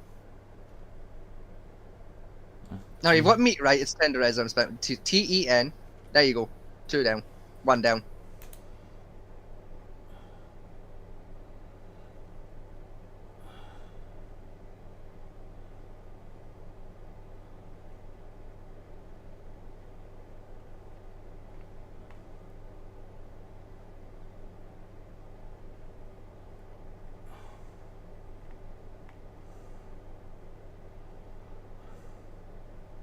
See if you put meme at the end, that might get it.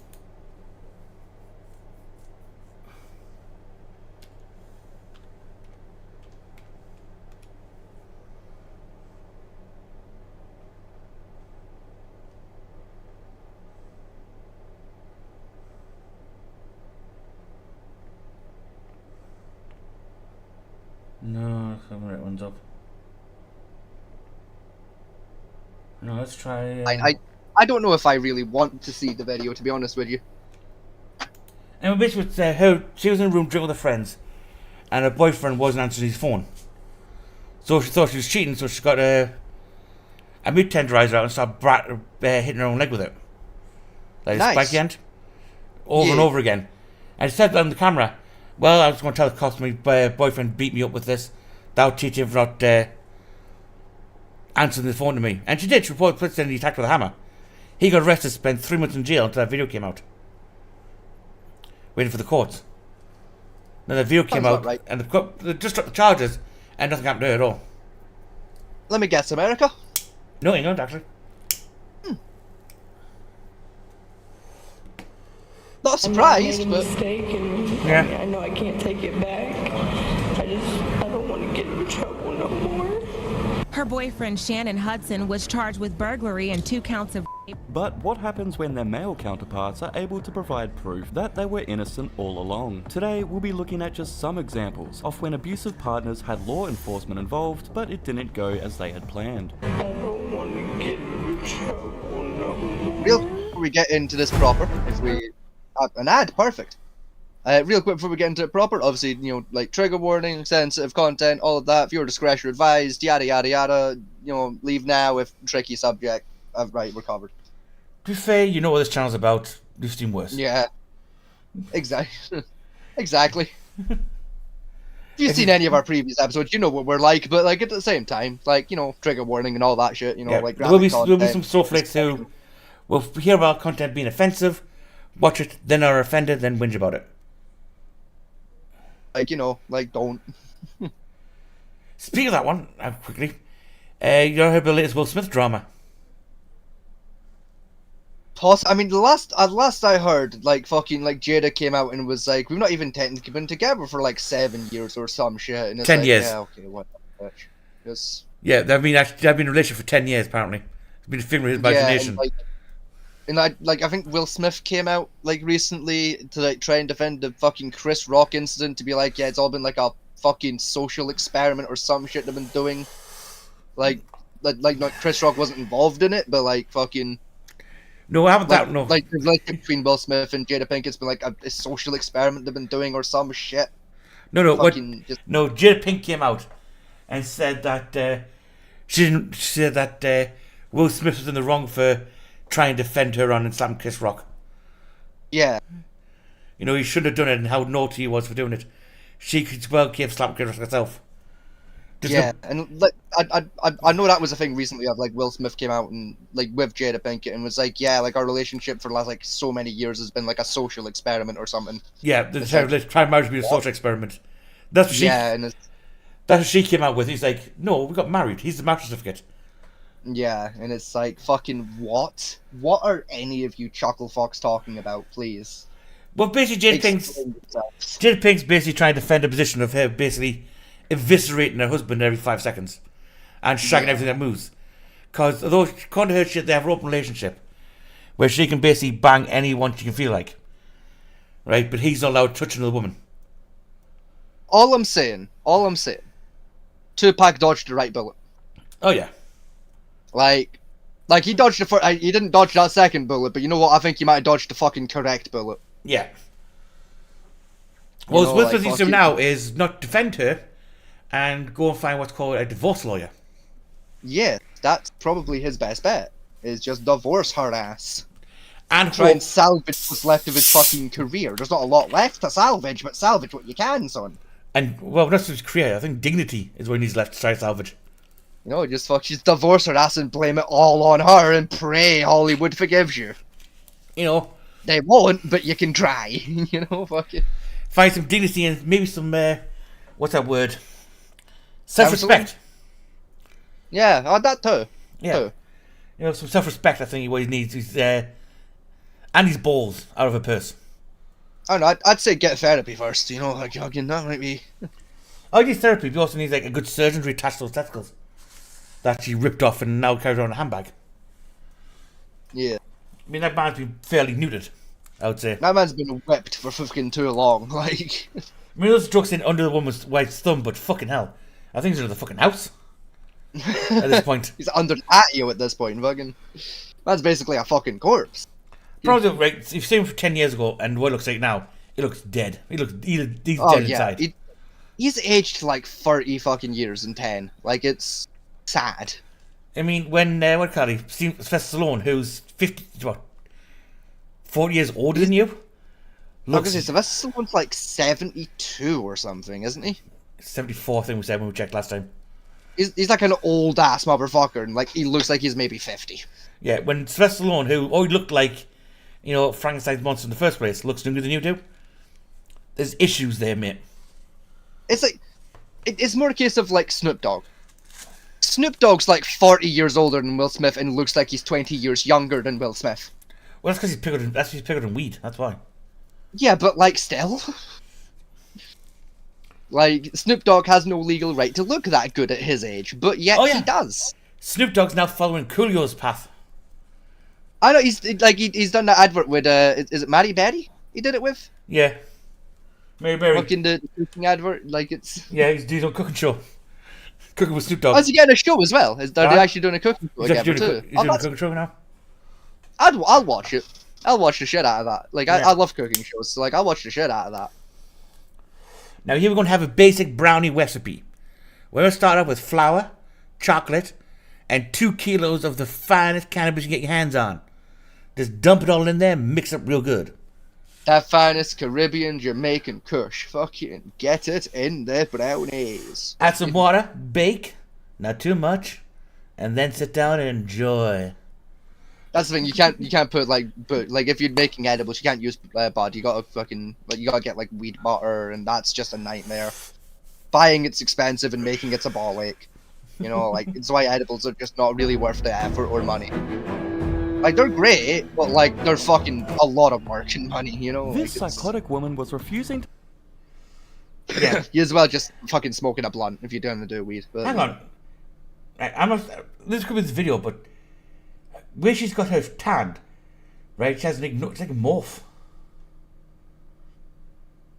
Like from the neck. Yeah, a little. Yeah. Like no facial features whatsoever. What's going up? Yeah. It's fine. To leave a man's house despite multiple requests being made. That's what spray She started tan placing does. all the blame on the male, at which point the confrontation started getting physical after she began pushing him. Eventually, police arrived to assess the situation, where she then refused to comply, making the situation even worse and getting herself arrested for multiple charges. Steve, did you and I not have the most amazing conversation yesterday when Steve's drinking? And I'm not trying to be mean. I'm really sad. I'm not talking to you. I'm really sad that you are. And I'm not judging you. I really am, Steve. I really am. On my kids, I am. I'm really sad, okay? I'm not better than you. I have 5 or what. Wow, talk about gaslighting. 100%. Like, that is gaslighting 101. Like... That's a masterclass in gaslighting there. Jesus Christ. That's just gaslighting 101, babe. Like, that's the basics. We're 30 seconds into this woman. And she's already sparked from a bonfire. Oh, yeah. Even though the cop, you keep telling him the same thing. I'm not talking to you. Now, anyway. Jeez. Whatever you silver, who cares? If your girl talks to you like that, divorce her. 11 years? 10? So if that's what you want, don't look at me. Don't look at this guy, Steve. I know the type of guy you are. I've dated you. I know men. Okay? Christ. That's... Again, that is manipulation 101. That's page 1 of how to manipulate a motherfucker, the textbook edition. Look at me, not this guy. No, look at me. Like she's literally talking to the guy like he's a toddler. It's sad. He's in the guy's face. He's like, just kill me. This isn't the first time he's been fucking spoken to like that. Like, look at him. He's done. And also nice to see Motorola actually doing some work for a change.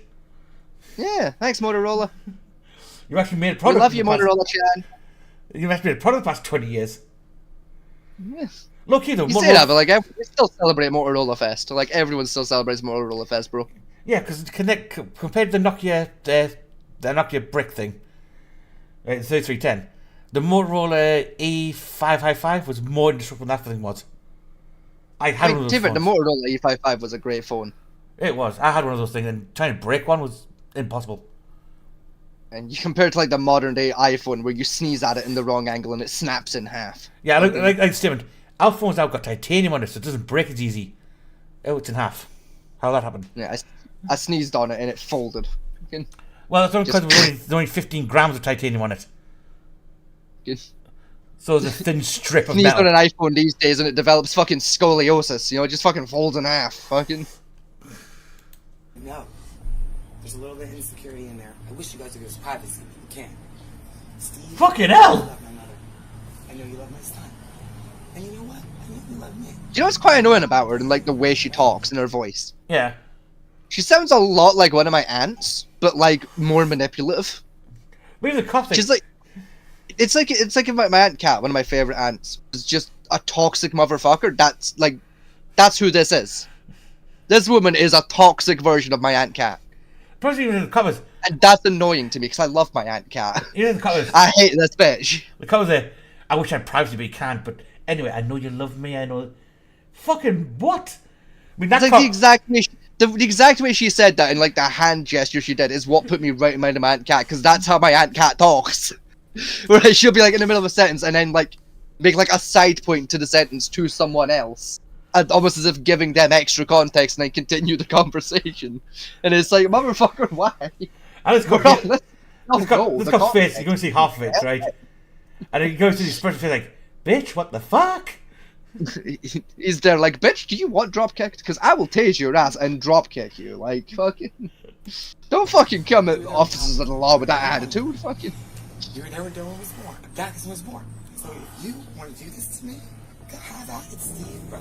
Oh, she's on her knees as well. Throw me down the stairs, Steve. Try to get down to his level, fucking. I guarantee, right, she's a preschool teacher. Yeah. I bet you're 10. She's definitely like an early years teacher. Like, for like preschool, maybe elementary. Yeah. Kindergarten at a push. Yeah. You always say you do, but you never do. Because you're a good guy. Can you relax for a second? Relax. How much... This is what you want to do. Steve, if this is what you want to do, you're a grown man. You are a grown man. That's what this is what he yeah, wants that's to what do. I use. And use a credit card and your shit's already broken. Lock your shit up better, bro. I'm a felon, remember? Now listen. Why would you brag? Like, why would you say any of those things in a sentence when there is police officers nearby? You've literally just admitted to breaking into his house, breaking his shit, and being a previously convicted felon and fraud because somebody's credit card as well. Like, why would you admit to 3 crimes and add a bonus evidence to the fact you definitely commit those crimes when there's a police officer right there? And why would you do that? And still blame him for it. For not looking suffer better. Like, wow! Like, what fucking logic is that? I'm allowed to break into your house and break your shit because you bought a shit lock. That's not how that works, dumbass. The gaslight is strong with this one. Fucking, that's some of the most entitled horseshit I've ever heard someone say, and that is saying something. Probably, let's go from gaslighting, right, to the gas station at this point. Like, yeah, this isn't gaslighting, this is napalm lighting at this point. Like, fucking... Bitch is trying to take down the jungle, never mind the fucking forest. Jesus Christ. You can tell this is her first road. You can tell that she's done this before to this poor man. Oh, yeah. She's got like her fucking black belt in gaslighting. Like, bitch took classes, you know, fucking. She's got black belt in gaslighting and a fucking degree in fucking mental gymnastics. I like to think that that is a thing. Like, I like to think out there somewhere, like in like the underground markets, there's gaslighting camps. There's like a 4-day retreat, like the yoga retreats. Actually, there's like a 4-day version of that where you learn how to gaslight motherfuckers. I wouldn't tell that, right? There was a YouTuber who was giving courses on how to gaslight people. Oh, bet. Please. I remember this clearly. It was about 2 years back. This is the thing, like, low-key, I genuinely think, like, that should be a thing. Where you can get, like, lessons on how gaslighting works and how to do it. Yeah. For two single reasons. If you know how to do gaslighting, you know how to spot gaslighting. You know, like you can see like if you're being gaslit or not very like easier. And it means you can like then better like filter like how you talk to make sure you're not accidentally gaslighting motherfuckers. Yeah. You know, like it would make so much sense. It should be a thing. Where's he at? Fuck it, just put it up into the search bar, just gaslighting 101. No, it was this is so. Oh, this is Fredo on TV. I like this guy. He's fun. Where? No. That's terrifying. He's just it's a pretty little woofy. Type of Pretty little woofy. Also need someone to have. Yo, is that me or did Popeyes serve me brain in my chicken? Oh yeah. Yeah, Popeyes do that sometimes. When it comes out. Did you know you can use raw lamb testicles instead of mozzarella for a caprese salad? Why that is? No, you can't. Ankle bracelets cost $400 a month. Hold their breath. GF. Christ, Pharaoh, stop putting up so much content. Call me crazy if you want, but Oh, you didn't know. When white people. This is. I wish I was gone. You know, like most of y'all, when I. No. Would you volunteer to? Now this one's a good one. Start a fight in one sentence or what? Oh, it's 2023. This is easy. Have an opinion.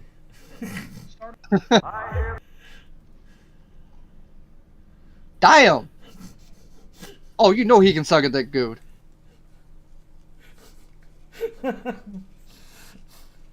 Not the first time that's happened.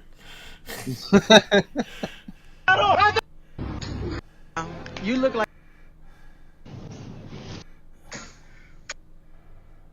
There's this. Are you for real right now? Oh, forget about gaslighting. This man, the whole gas station, he done mastered the craft. He had me thinking you did something to him, boy. He up in the shower like a victim. Yeah, that's gaslighting 101. I mean, yeah. That's what I was looking for. You're sitting in the shower crying his eyes out. And he goes, someone else pregnant. I mean, to be fair, I think we'd all react like that if we found out we got someone pregnant. You know, you would go cry in the shower for an hour. I think that's a fair response. To be honest about it, like you would, wouldn't you? Though, you know, whether it's your partner or not, you'd go cry in the shower for 10 minutes. You know, as you realize your life is fucked. Yeah. You know, like you did. Yeah, you go kiss goodbye to nights out, and your bank balance forever. You know, like you do have dad sense. What is that sense? You sense when money's leaving your wallet. You suddenly just like gain like all fucking trade knowledge ever when it comes to how to fix shit. Yeah. You know, you can look at a door and know by default how to fix the weird angle it's now sat at for no fucking reason. Oh, because you don't want to pay for it. Yeah. It's like all dads magically become Yorkshiremen. They just refuse to pay for fucking tradesmen to do shit. They do it themselves. You know, like you become a dad and just become Yorkshire. It's great. And the thermostat's set locked. Absolute temperature all year round. Nah, to be fair, my mum's like that. If I fucking so much as look at the thermostat wrong, I get fucking slapped up the head for even thinking about changing it. You do that one day, just like change it slightly so it gets things to notice or not. She'd notice. By half a degree. It's half a degree. I can tell you for free, she would notice and she would kill me. Because my mum had OCD. And I used to sometimes, like, just to weird her out because it pissed me off with it, is I would just swap two items which looked identical around. Right? Now these items were identical in every way, shape or form. That'll do it. Right? I swapped them around. And she still noticed. Yeah. Because there's like a small ism about one of them that makes it different. And that's how she can tell. You know, the paint on one of them is like, it's like a 0.5 millimeter thinner than the other one and she can see it. Yeah, I was like, what the fuck? You know, electromagnetics go see the difference in it and she like, I see it. You're blind as a Batwoman. Bro, like it's that woman voodoo, you know, fucking. They just know. I don't know what was like. Says I know look different. Like, ma'am, your glasses are so thick. You know, if sunlight hits them at the wrong angle, it's becoming a laser beam. Sunlight hits your glasses wrong, you're losing your fucking cornea. Like, oh yeah.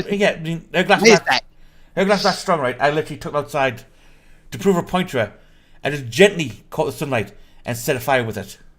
Yeah, like. Didn't have glasses with the built-in LASIK. Fucking. And if I try to lay a pen to that shit, God knows what would happen. With a deadly weapon. It had drilled its way into the Earth's crust. You know, fucking just.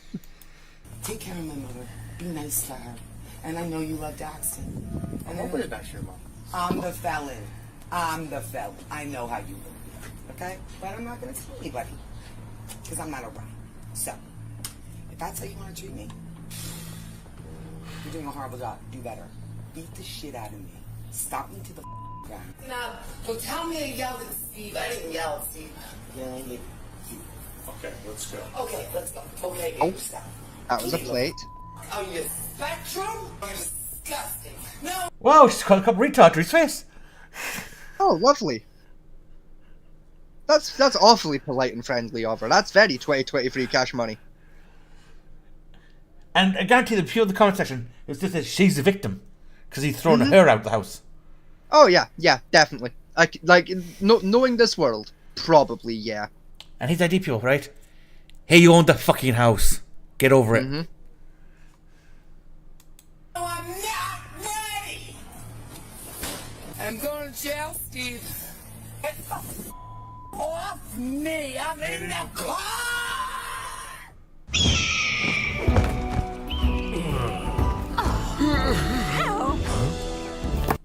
A Cardinals cheerleader called police telling them that her boyfriend had pushed, attacked, and even choked her. However, when police arrived, they noticed the woman had no marks on her, no bumps. Hang on. No, go back to that.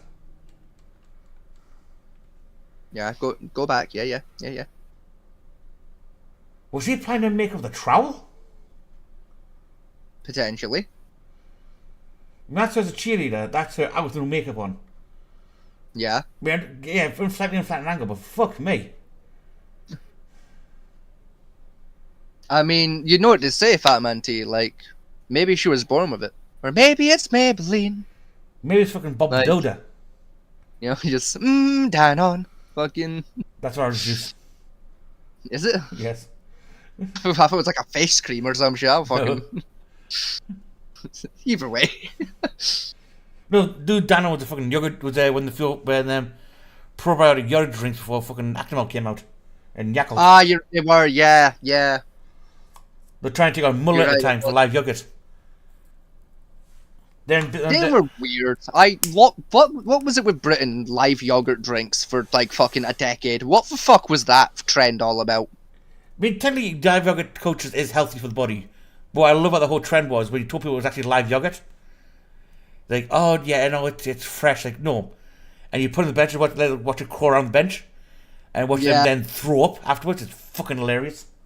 As they realize that it's basically just jizz. It's like sentient yogurt, you know, like it's halfway to having a fucking brain. It is. And you watch their face, like, why is it moving? It's live yogurt. Blech.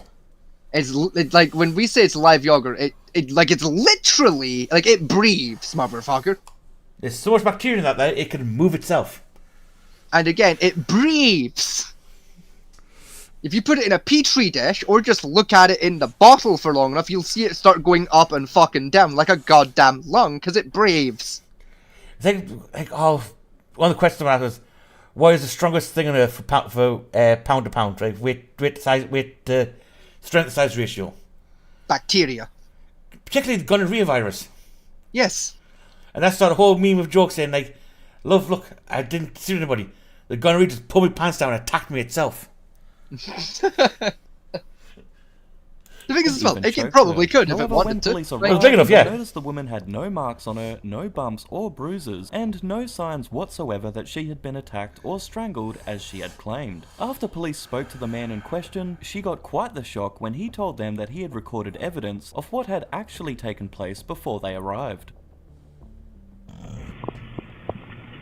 Ma'am, come on out here. I bet she was the one who hit him. Bet. In the house. Okay. I'm putting money on it right now. A fiver says she hit him first. Bet. Oh yeah. Okay. Fiver says he's got a black eye. Bet. Oh, Bruce Testicle. Yeah. Tell you, Fiver says I have she the fucking female punched him to clean in the jaw. South or the back of the residence on the east side. No, Just stay right there. What is he? Is he have any weapons in there? I don't know. The only thing that he could get is from the kitchen. Come on out here. Do me a favor, have a seat on the ground. Slow down, buddy. Just have For a a seat on brief the ground. second, I thought that was her fucking screaming. No weapons on you or anything? At first, I thought that was her, not the dog fucking. 74, I'll be out the middle half too at the back. Okay, what's going on tonight? I have it on video. Okay, what happened tonight? She found a text message from another girl.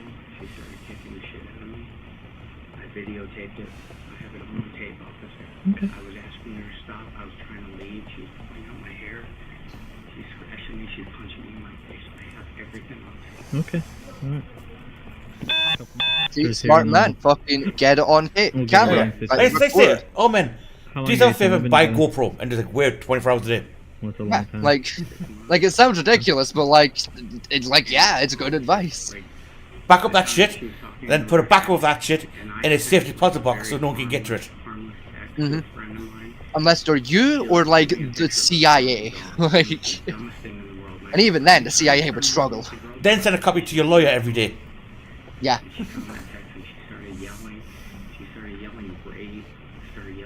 Even if nothing happened, send it to your lawyer. Yeah, just in case.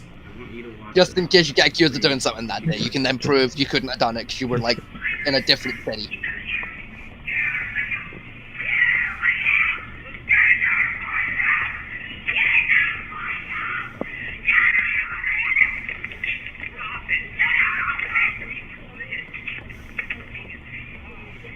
Like for the television viewers, yeah, it's not the headphone users that are at risk, it's the TV viewers, yeah. Yeah. Where's the headphone one, bastard?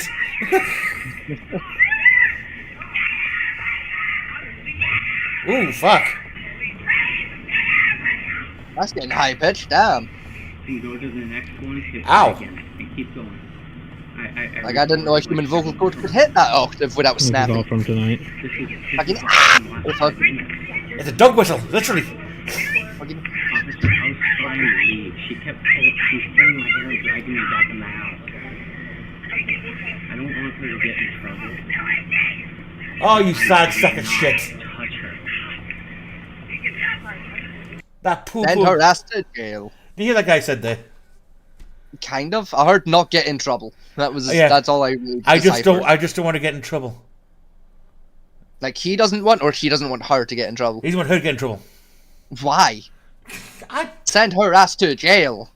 I don't get some of these people, even though they get abused to shit, I was like, but I don't want her arrested or anything. It's just let's just clawed half your face away, mate.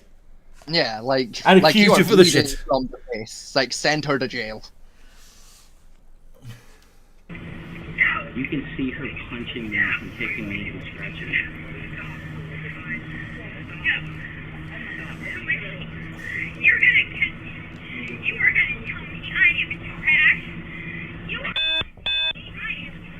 Do it. He's got some videos of the assault. She's, from what I've seen so far, it looks like she's the aggressor. But you'll just talk with this officer here. Okay. Oh, this is gonna be before we tell the you're arrested. According to the police report, the boyfriend had scratches along his arms, chest, shoulders, and back, and thankfully, because of what he had shown to the officer on his phone, the woman who tried to have her partner arrested wound up being arrested herself. But it does make you think, what would have happened to the boyfriend if he hadn't recorded the evidence? On the jail forever. Lucidchart makes intelligent diagramming easy and helps your best ideas become real. No, this attorney was arrested and charged with beating, choking. I'm sorry, Bro, what if they try and sponsor us one day? This is gonna that clip's gonna go against us if they ever try and fucking sponsor us. Like you know that, right? I'm sorry, but this man. Like you've just disqualified our whole sponsor from us. You cunt. Well, it's a crap program. Fuck it, still. I mean, right, one thing though, This guy's poo face. Oh yeah. That's unfortunate.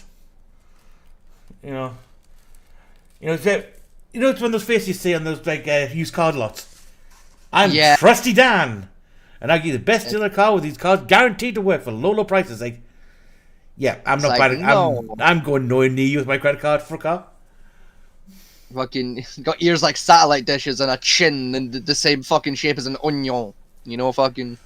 You know, the fact that you buy a car from him, does that car actually get into the next block? Or minimal? Oh yeah, that shit will catch fire within an hour. Like, this Dan's car set fire within the hour. Fucking. And you get the usual response: no refunds. It was working when I left my lot. You know. You must have tampered with it to try and get an insurance claim. Get fucked. It's like, no, you put fucking nitroglycerin in the engine. That's why it went bang. The doors are super glued on. Were they wrong when you left? Yes. See? I understand. I said the car was all there. I didn't say it was well built. I just said it works. Didn't say it would work forever. I just said it works. Serious criminal charges that would have ended his legal career. As an attorney, he knew that he had to prove a negative. In other words, he had to prove that something did not happen. So, using his cell phone, he was able to turn the tables on his wife and record her showing her true colors. I want you to know what's going to happen. Okay. If you are not out tonight with all of your I will call the Albany Police Department and say that you beat me and get an order of protection next week against you. Are you going to make something up that I hit you? Yeah. Without a doubt. Why would you do that, Cal? Why would I do that? To get you the house! That's why. Thankfully, the recordings were more than enough to have him be cleared of all charges, but again, what would have happened to this man if he wasn't able to prove his innocence? This crazed gone to jail forever. Allow her baby daughter to spend time with her father. She stated to police that the father attacked and pushed her, when in reality, it was her that had struck and pushed the father. The former couple still lived together, and despite being presented with an eviction notice, she refused to leave. This woman had numerous shoplifting charges on her record at places like Walmart, Dollar Tree, 7-Eleven, and Speedway, to name a few. Tell me fucking Walmart enforced that? Apparently so. Walmart's only just recently started giving a shit about that. But, like, what? What did you steal to upset Walmart? And what, called Dollar Tree? Like, yeah. You shoplifted a Dollar Tree? How fucking broke you have to be to shoplift a Dollar Tree? Like, goddamn. Like, I'm pretty sure if you walk into a Dollar Tree and say, I ain't got any money when you get to the till, they'll just let you walk out with it. Like, I'm not gonna lie. It's that cheap. They'll just cry and let you leave with the stuff for free if you tell them. Then again, though, right? What are you suffering for Dollar Tree? What is worth a Dollar Tree worth the risk of shoplifting? Like napkins, pens, maybe. Like pens that don't work. A single-ply toilet paper that will. Like, I think Dollar Tree does like baby food and nappies. So like maybe. No, they don't. Do you not? No. The last Dollar Tree I was in was like we're going back like a decade here. The last time I was in a Dollar Tree, and the one I was in Colorado was selling baby food. So like maybe, yeah, you gotta remember right? Maybe a decade ago they did. Remember, the baby food in America is now on short supply. Because true, yeah, and it's like really heavily regulated now by the FDA. Yeah, so, because the two factories that make it in the entire fucking country of the US found traces of both botulism, asbestos, and what do you call it? That's that fungus. E. coli. No. E. coli was there as well, but no, the one that everyone gets upset about, you send them in the mail. Oh, black mold. Hmm? Black mold. No, white powder, the FBI gets really upset, we send it to them. Cocaine. No, everybody loves cocaine. Oh. Asbestos. No asbestos. Anthrax. Oh! Anthrax. Yeah. Wait, what? Yeah, there's traces amounts of anthrax in the factories. Fucking how? I don't know how. Where the fuck did the anthrax come from? Well, technically anthrax is a natural fungus that grows everywhere. In theoretical terms. Yeah, but like still? Yeah, that was in the baby formula factory. Fucking how? And although we sent some formula over, like England sent formula over to America, they weren't allowed to be distributed because it didn't meet the Americans' idea of ingredients lists. Oh yeah, like the FDA are so fucky about imported foods, it's not even funny. What's funny about it though is, the information on our baby formula is 5 times more information on baby formula there is on theirs. Yeah. And our baby formulas are also 5 times healthier than theirs. Yeah. Just start a whole black market in baby formula. Not even fucking surprised. Like, where now at the moment, black market baby formula, pound for pound is worth one heroin. Not even surprised. Like, yeah. You know, the drug market bit slowed you. Sell baby formula by the pound instead. Make millions. Supply and demand, bitch. Fucking. You know, the cartel stopped moving away from cocaine to fucking baby formula. It's cheap to make. I want the Mexican cartel to do that. I want the Mexican cartel to just start making baby formula just to piss off the US authorities, because it's like, what you gonna do? Like, if you arrest us, you're the bad guys now. So, like, what you gonna do? What are you gonna do about it? Think about all those starving dead babies. That's the power move. That's how the cartel finally win the war on drugs. They stop making drugs and start making baby formula. Well, that's what Al Capone did when they tried to arrest him. Right? He says, you arrest all the people. You shut down the homeless shelters, the area that protecting women who are getting raped, which you aren't doing anything about, and the soup kitchens. Yeah, because all of them were being run by Al Capone's mob at the time. Yeah. And it literally kept him out of prison for God knows how to match getting fucking tax evasion. It was beautiful. He literally dodged racketeering charges for like 30 fucking years because of it. Probably was true though. You know, the 3 years he spent in prison, the number of rapes in the city went up by fucking 1,000%. Yeah, like I think the rape rate literally increased by like tenfold every year. Yeah. For like 3 fucking years while Al Capone was in jail. Because he generally, I mean, come on, the cartels, the mafia was bad people, granted, but they did keep the worst of scum in check. Yeah, they were like a necessary evil to an extent. Like, yeah they were shitbirds, but they kept the way worse people like fucking under their thumb and in line, you know. To that point, if the old school mafia was still in existence to this day, the old school stuff, not the new shit ones. Yeah, like the proper OG Italian mafia. Like, right, America wouldn't be such a shit place it is now. It wouldn't. It would be a lovely country. I mean, certainly the Black Lives Matter movement wouldn't have started, for starters. Oh yeah, the fucking mafia would have shut that shit down instantly. Just like, nah, just sit down, boys. The Blood and the Crips would like the older boys by comparison. Oh yeah, the Bloods and the Crips, like, they wouldn't exist. They'd just work for the mafia. They'd be like an off branch, you know, like they'd be like the SAS for the mafia, you know, fucking. You want to show me what violence is? I'll show you violence, boy. You come into my ghetto, you disrespect me, you don't even call me the Godfather, now you ask me to sell drugs on your behalf? Vinny, kneecap him. The problem with what gets about the Bloods and Crips is you can tell they're orphans, most of those people. Or at least don't have a grandmother. Yeah, because they have no respect for their elders. Because I've seen Black American grandmothers, and if they saw the shit they were doing, they would beat them to death. They would literally beat them within an inch of their fucking lives, yeah. Yeah, and then make them apologize, then beat them some more. They beat them all the way to the victim's house, and beat them into apologizing, then beat them all the way fucking back home. And then beat them again when they get home. Then have them in the police station while still beating them to the cops, where the cops say, look, we get it now, just back off. Just put me in prison, please. I'll be safe there. You say, what you... Help me, All the cops are there just like, hell nah, we got black grandmamas too. We ain't fucking getting involved. Hell nah, we gonna let her finish. Hell nah, we ain't looking to catch those hands. Hell nah. Is he alive? Just. Okay.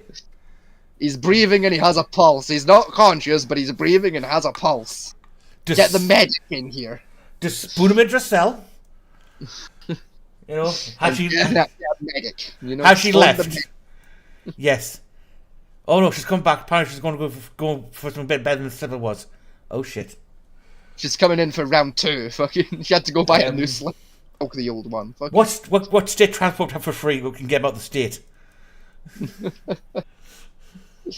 As they got to phone like the local barracks to get like a specialised medic down there because they ain't got anyone on hand who's trained enough to deal with the injuries.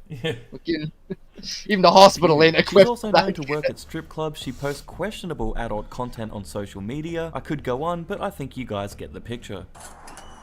She a hoe. Hi. So what's going on today? Are you fucking gonna pull up her OnlyFans? If so, you're a degenerate. Well, what is there? Can you describe or tell me what happened? No, I'm just like, she's posting on OnlyFans, just trying to see what it looks like. And for so far, I see a bowling ball with a stick on it. Not a bowling ball, Have you ever looked at OnlyFans or Fansly and like most of the models on there? No, I haven't. Yeah. I watch porn like a normal person does. She'll probably be like top 15%.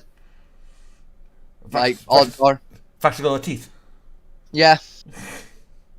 Happen here? She has her teeth and has tits, you know, it's good. Like, He's been trying to evict me for a month now. I'm living here with been staying here with I mean, we technically still live together, but I've been staying here. I like peace. Okay. Oh, now canceling China. Are we? Why? Winnie the Pooh. Where? T-shirt. Ah. Oh. Sorry, President. How's Jean? Shut the door. No, we're not. Thank you. You're right. We're not. We didn't do So what anything. happened today with No.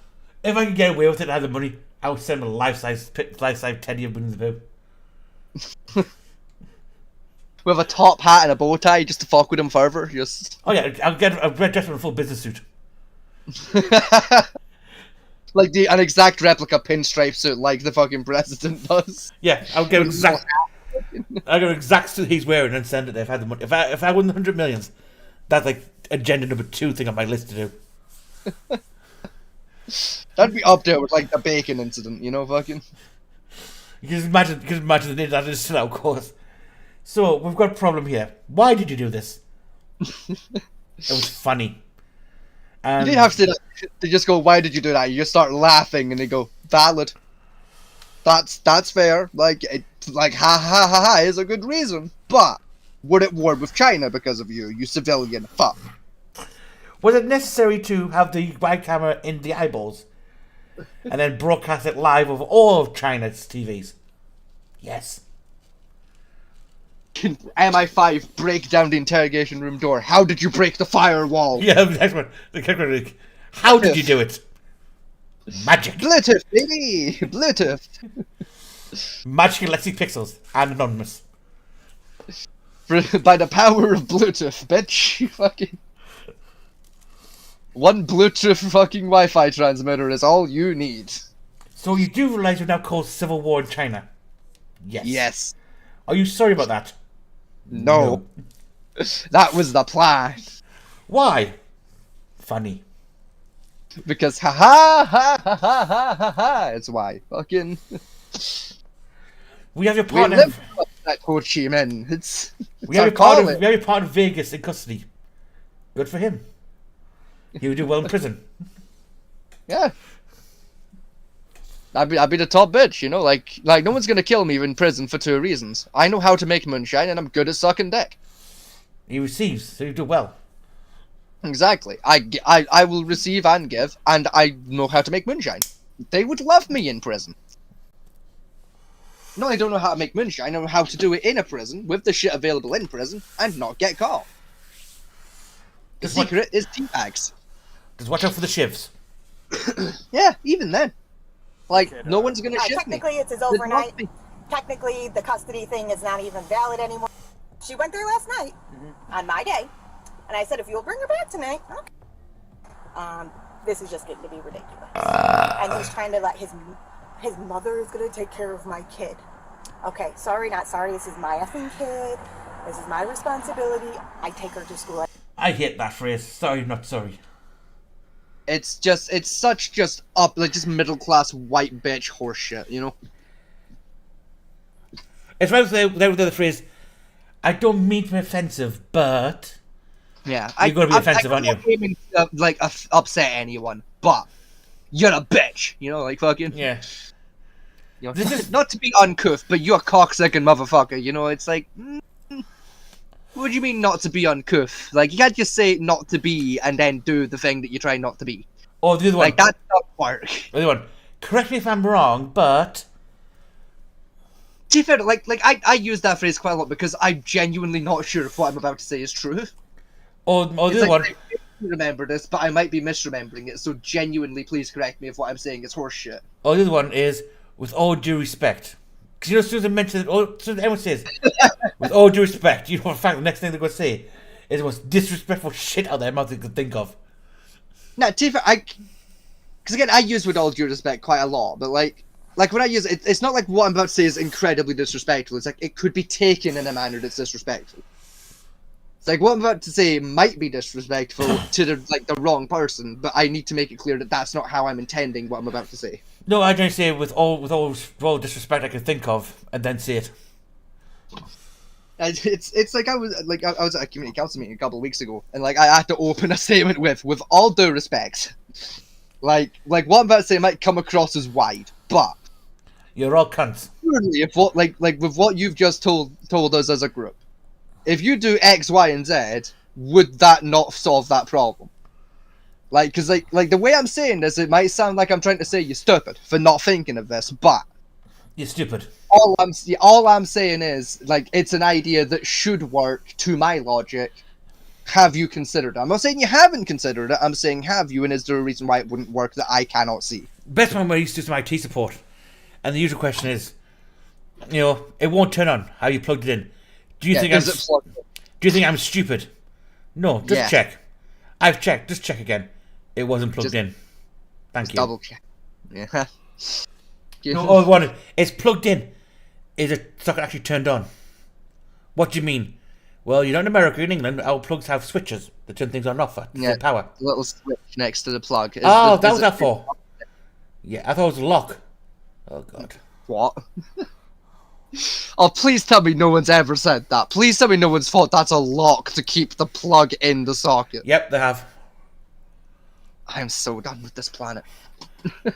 I am so fucking done with this planet. I had an American tourist in one of the hotels I was working at, and I literally said those words.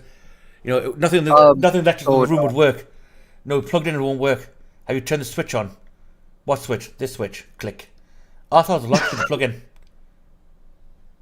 I just left it. I'll be honest. If I worked somewhere and someone someone fucking said that, I'd hand my notice in like that second.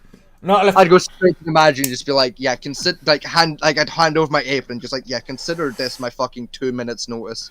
I'm done. I'm not stepping foot in this building ever again. There's too many morons here. Don't know. I went to the boss, says I'm leaving for the night. He goes, why? And I told him the story. He goes, okay, see you tomorrow. He's like, that's valid. I don't blame you. Because the next night, that's the night they set all the smoke alarms off. Yeah. Because smoking cigars in the bedroom. Oh my fuck. It's like, there's no smoking cigarettes.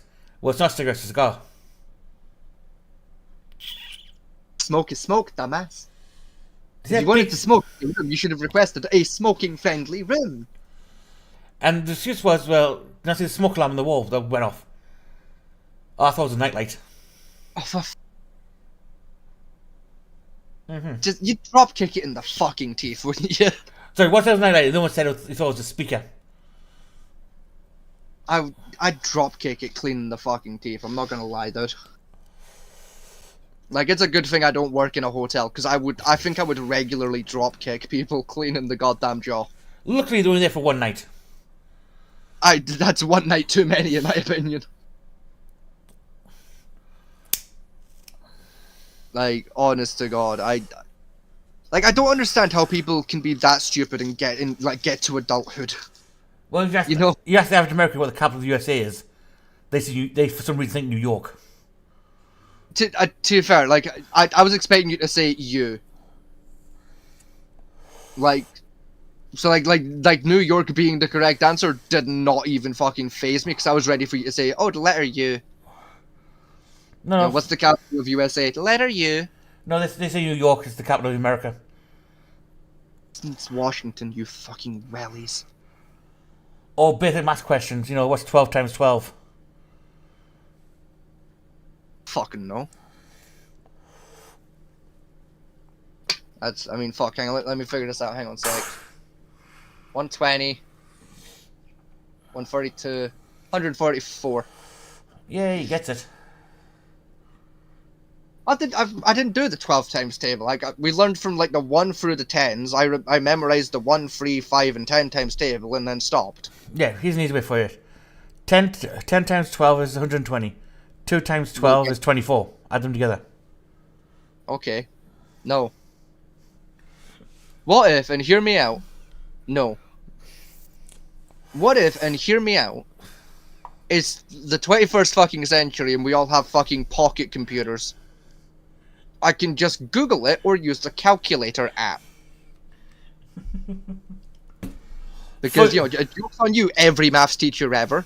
You do always have a calculator on you at all times in today's world. You know what's upsetting? Because every phone since, what, 1997 has come with one built in as standard? You know what's upsetting me, though, right? Right, you know the driving test how it consists of? You have to do part of standing out for driving tests. Fuck you. Is use a sat nav. Use a sat nav. Yeah, It's navigate by sat nav. It's like why? Because the logic is 90% of all cars now come installed with a sat nav as standard. And to be fair, even if it doesn't, you just get like one of those like the £10 phone holders that you glue to your windshield. Yeah. And you pull up Google Maps. Like you're always gonna have a sat nav on hand, but even then, that should be part of your driving test, because how fucking hard is it to read a sat nav? Apparently quite hard. How? It literally it talks to you. It tells you verbally what to do. Yeah, but the problem is though, can you remember those rational people driving the rivers because sat nav told them to? Yeah. That syndrome. Fuck it. People get so used to sat nav telling what to do, they forget how to drive on the road. And start going down like blind corners or just like pull out another traffic because sat nav tells them to do it. Well, it didn't say there was a roundabout, you have traffic lights. You have eyes, idiot. Use your fucking eyes, Sandra. Yeah, that's what they're doing it for, apparently. It's like, why? I mean, I vote fuck it. Like, don't bother. Let natural selection take its course. If people are so fucking stupid they can't drive with a sat nav running without driving into a fucking river, I say let them fucking drown. Yeah. Fuck it. Let natural selection do its job. It's like on the other memes. You know, am I the only person to stop on all one lives off shit and let natural selection take its course? I mean, yeah, genuinely, we should, like some warnings, fine. Like stop signs, sure. You know, traffic lights, sure. Like the little sign to say, there's a lot of deer in this area, be careful, valid. The one at cliffs to say, like, a rock might fall, be careful, sure. It's kind of pointless, because, like, if the rock falls, you're fucked. Like, what you gonna do? Dodge it? It's a fucking boulder. It's gonna hit you. And if you can see it come towards you, it's too late to hit the fucking brakes. Like, you're fucked. You know, it's kind of a pointless fucking sign, but hey-ho. My favourite one, my favourite sign, he's got holidays like Newbiggin. Right, and there's a massive cliff there. It was unstable at the time. And a big warning sign saying unstable cliff. And the amount of idiots, tourists that would water it, like, oh, is that unstable? And stand right at the edge and look over the cliff. Yeah. To see if it was unstable. You know, it's like, that's why the sign's there. So you don't have to look. Take a 300-foot drop to rocky bottom. Yeah, but you know, signs could be exaggerated. Yeah. I wouldn't lie. I'd push it off the cliff. If I walked up to him and be like, "Hey, be careful! It's like an unstable cliff," and that conversation happened, I'd fucking push him. Oh, because it I'd just grab him by the shirt and fucking launch him off the unstable fucking cliff for having the audacity to say something that stupid. Oh, my best one is when we get we got some surfers come at Newbiggin, and you know they don't say like bad for its current tides coming in at high tide. The current are so fucking rough. Like, oh my god. So the bad guys put the warnings out for it, and he still said, "Oh well, no, I'm a surfer.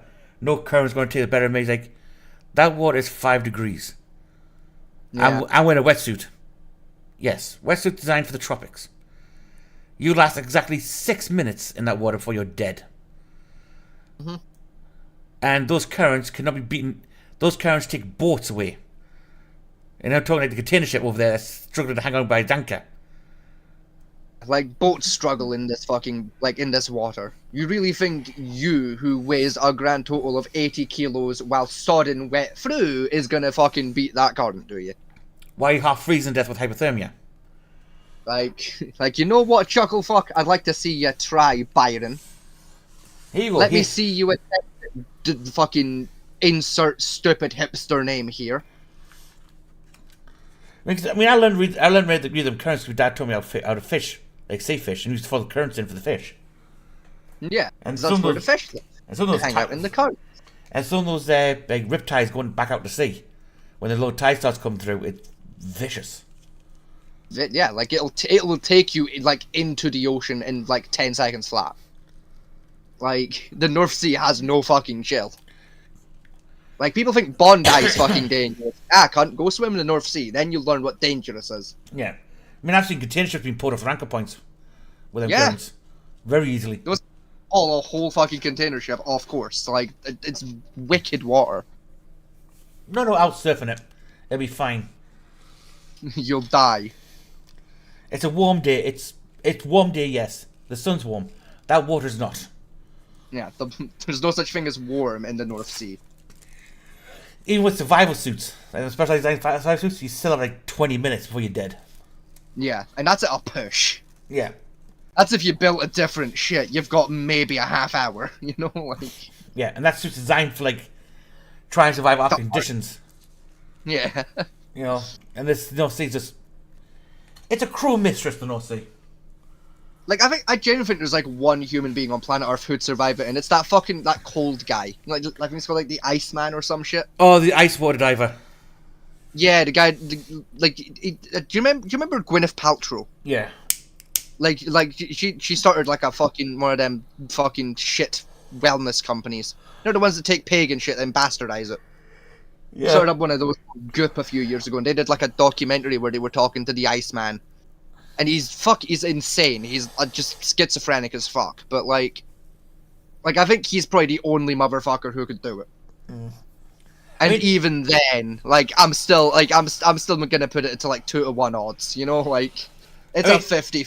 I mean, like the only dangerous fishing I know of, like commercial fishing, is just off the coast of Scotland in the North Sea, and the ones who hunt king crabs in the fucking Arctic.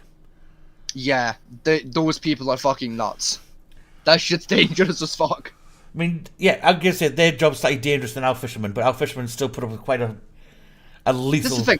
Normal crab fishing is already pretty fucking dangerous. King crab fishing in the North Sea is fucking 10 times more dangerous. You will die. Yeah.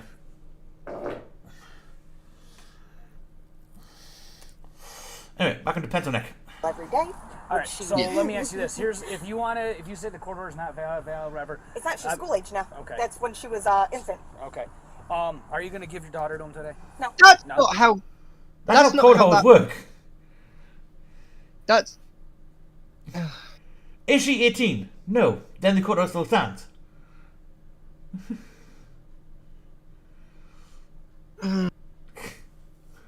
That hurt my head. Oh my god.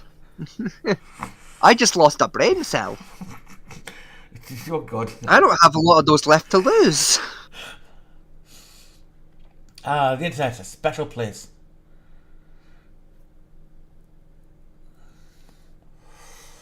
Okay. All right. This is not your house. Annabella, let's go now. It's over 30 days. What are you teaching my kid, you idiot? Why are you calling me names and being disrespectful and acting like this? You don't have to talk to me about this in front of our child. Now. No, you're gonna have to get your thing. Ask her, bring her shoes. Why are you yelling at me? Get your kid together. Why is this how you act? Because you're a loser. All the time? And you served me with papers? Where are they, Spencer? I have a copy and a video nothing. of me handing it to you. No, that didn't mean anything. It does. It doesn't. You have to take me to court. So you received it, and you're acknowledging that you received it. That's not an eviction. You writing on a piece of paper is not. It is an eviction. That's how an eviction notice works. You only have to take it to court if the initial eviction notice is ignored. Yes, they take it to court to get the court to kick your ass out. Yes, forcefully. That's still an eviction on love. Right, you are evicted, you have 30 days to get your shit. Even telling her that it counts as eviction notice. Mm-hmm. You said you got 30 days to get your shit out. That's the process start of an eviction. Are you taking me to court? That's the process start of the eviction. When? You've been noticed. You were supposed to leave. Oh my fucking god. What do you mean Jesus. expired? You're so stupid. I would fucking... I'm not It gonna lie, didn't I would expire. buy like a Mossberg 300, right? And I would load it with birdshot. And I would chase around the fucking house just peppering her ass with birdshot. Right, the first one we come across was gaslighting. Years before the kid was born. Like, I don't think I could live with that long enough to have a kid. Right, the first one we had on the show, on this one, was gaslighting via niceties. Yeah, this is gaslighting by brutality. This isn't even gaslighting. This is just brain rot.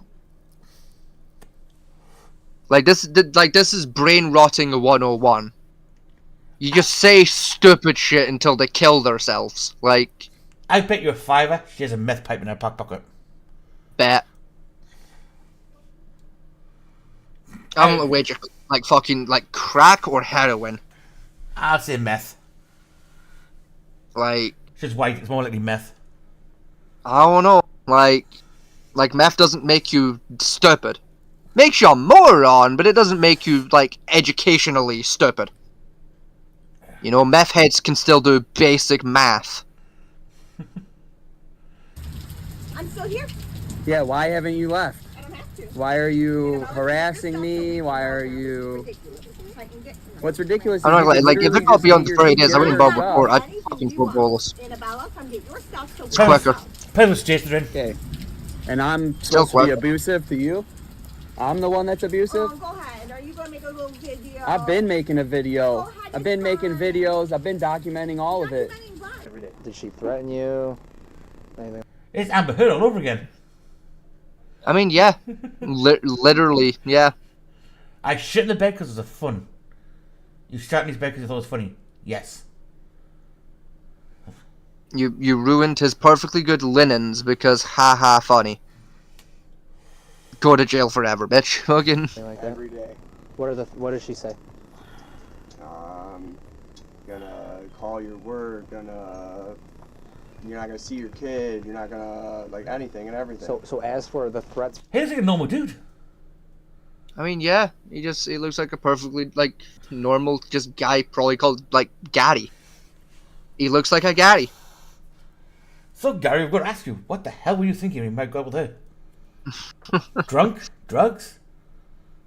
All of the above? Wild night in Vegas? Like... Temporary brain damage? Amnesia? CTE? Fucking... Bad bowel depression? Maybe? Someone drop an anvil on your head like it's an episode of the fucking Roadrunner? Like, what the fuck happened? What made you think that's a good idea, Gary? Who hurt you?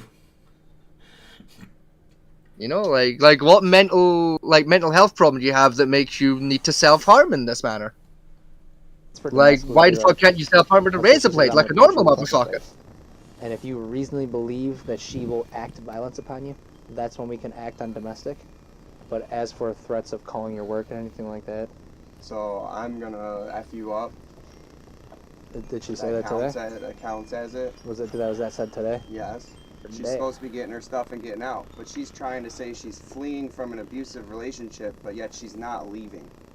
Correct. So she's setting this up to look like I'm the bad guy. Yes. She's... No, I've dealt with her. Like, I know if we who go she back is. to court... Your friend was house sitting?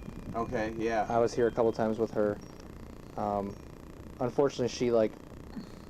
I don't want to say she's playing games, but she knows... She knows she's allowed to practices be... enough law. She watches enough TV. She knows she's allowed to be here, which until the 30 days are up in the eviction, she is allowed to be here. Right. That's the only shitty thing. As for child custody, I can give you a case number. I'll explain it. Whose day is it today? Well, it's Friday, so I should have her, and she just took her and wouldn't let me have her. By this point, after making interactions with both the man and the woman, police now have a good idea of what this woman is really like. Video provided to police by the father clearly proved that she was in fact the aggressor, so police visit her again and place her under arrest for domestic violence. Just wants to get out here and play. Alright. Go ahead and place you in the back home. You're being placed on arrest for domestic violence, okay? Excuse me? Oh! What did I do? Arrest for domestic violence. Fucking, excuse me? Bitch, we got it on camera. Can you Fucking shut the just door at least for the dogs? turn around and What fucking, is going on you right know. now? What did I do? What have you done? You don't like your fingers for me? I would say, like, what didn't you do? That'd be a quicker fucking list, you know? Like, fucking... That you know about? Can you take the car keys out of my pocket? Yeah. Is your house key in there? It's my grandma's. What did I do? He told you. Hands on me, DV. and I didn't do that.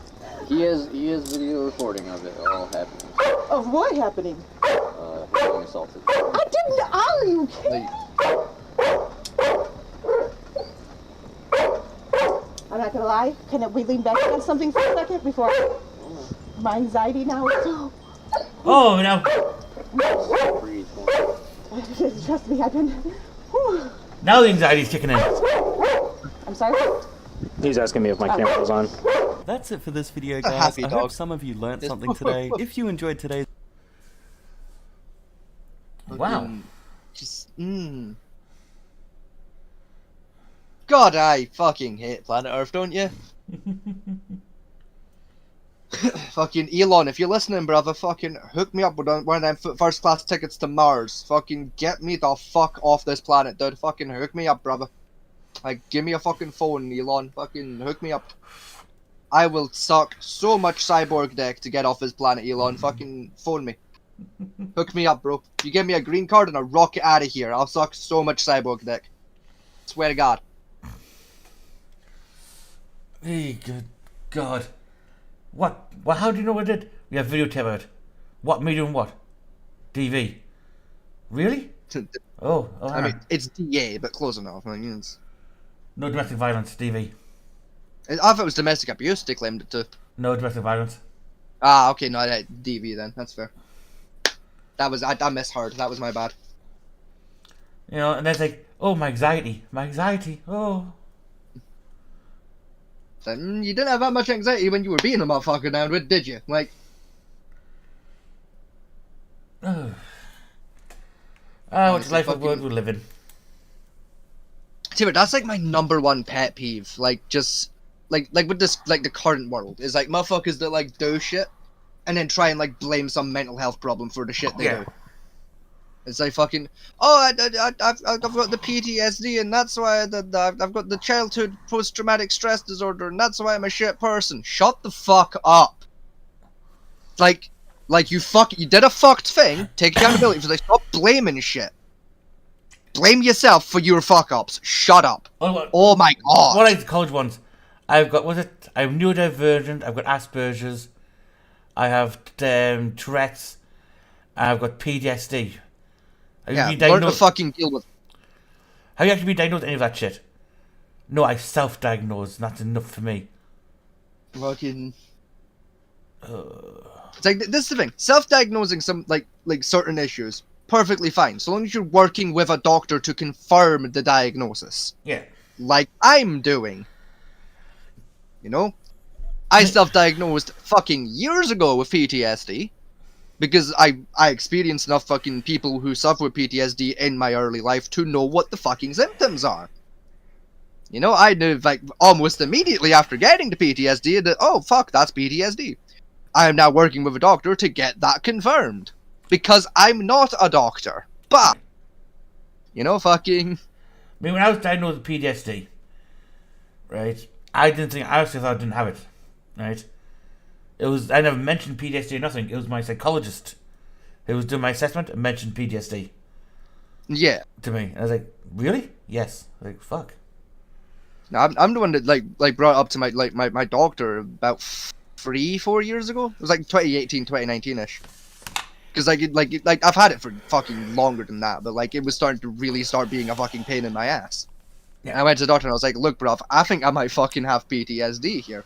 Also, walks him through everything, like what I thought caused it, what the symptoms were, all of that shit, and he was like, yeah, that sounds like PD. I mean, I can't diagnose that, but like, it sounds right. That sounds about right. Also, just FYI, people. You know, like, just because you might have some symptoms of autism, yeah, doesn't mean you're autistic. Everybody has some symptoms of autism. There's 23 different criteria of autism. Yes, and I believe you need to have at least 13 of them. 14. Remember rightly?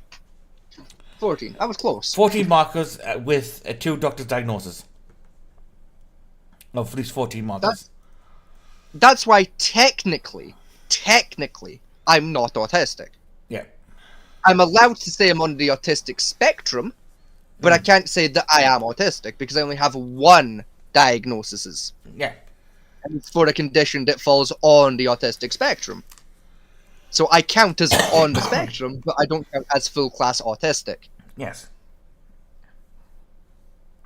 Because there is, in fact, believe it or not, a medical fucking difference, people. Yes. And the reason why you need 2 doctors' diagnosis is because the spectrum list is subjective. Incredibly. It's about observation and behaviour. Now, everybody on the planet exhibits at least 2 to 3 things on that spectrum list. Yes. And are not autistic or neurodivergent. Last time I checked, I have about, like, I think it's like 8 or 9 of them. Like, last time I checked, but, like, it's been a long-ass time. My psychologist gave me 13 on the markers. But, again, she's not a specialist in autism, and it's probably down for an autism check at some point. Yeah. Which could take 2 years to get my hands on. If you're lucky. Yeah. You know, that's how long it takes for an adult to be diagnosed with autistic, not a fucking child. I was diagnosed when I was 4 years old. Years. No. You can be diagnosed with autism until you're at least 7.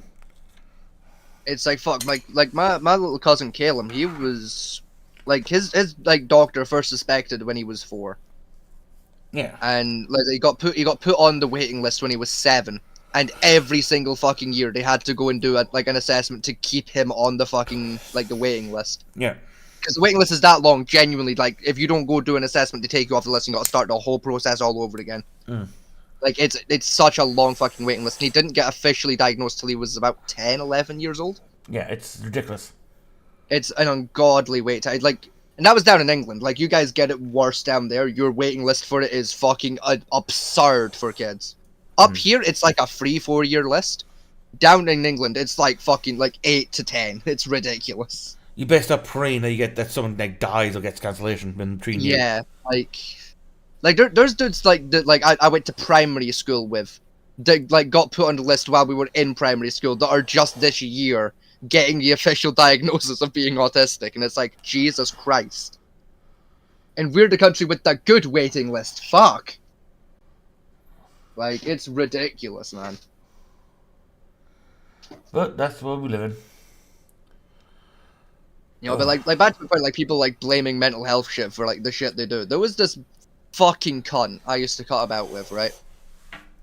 And I'm trying to think what we're gonna call him. For the purpose of this story, we're gonna call him Joker, okay? Alright. Because that used to be his Discord name. So we're gonna call him Joker for the purpose of this particular story. Oh. Now, Joker, in full fairness to him, had a pretty shitty childhood, okay? He had a deadbeat dad and a piece of shit mother, right? Never take that away from him. Yeah. And he would milk that as far as he could at all fucking times. Like, you couldn't talk to that motherfucker for more than, like, 40 seconds without him bringing up his mother. And blaming the way she treated him on something. You know, like he'd say something way the fuck out of line, and you'd be like, "Hi, cunt! Fucking talk to me like that."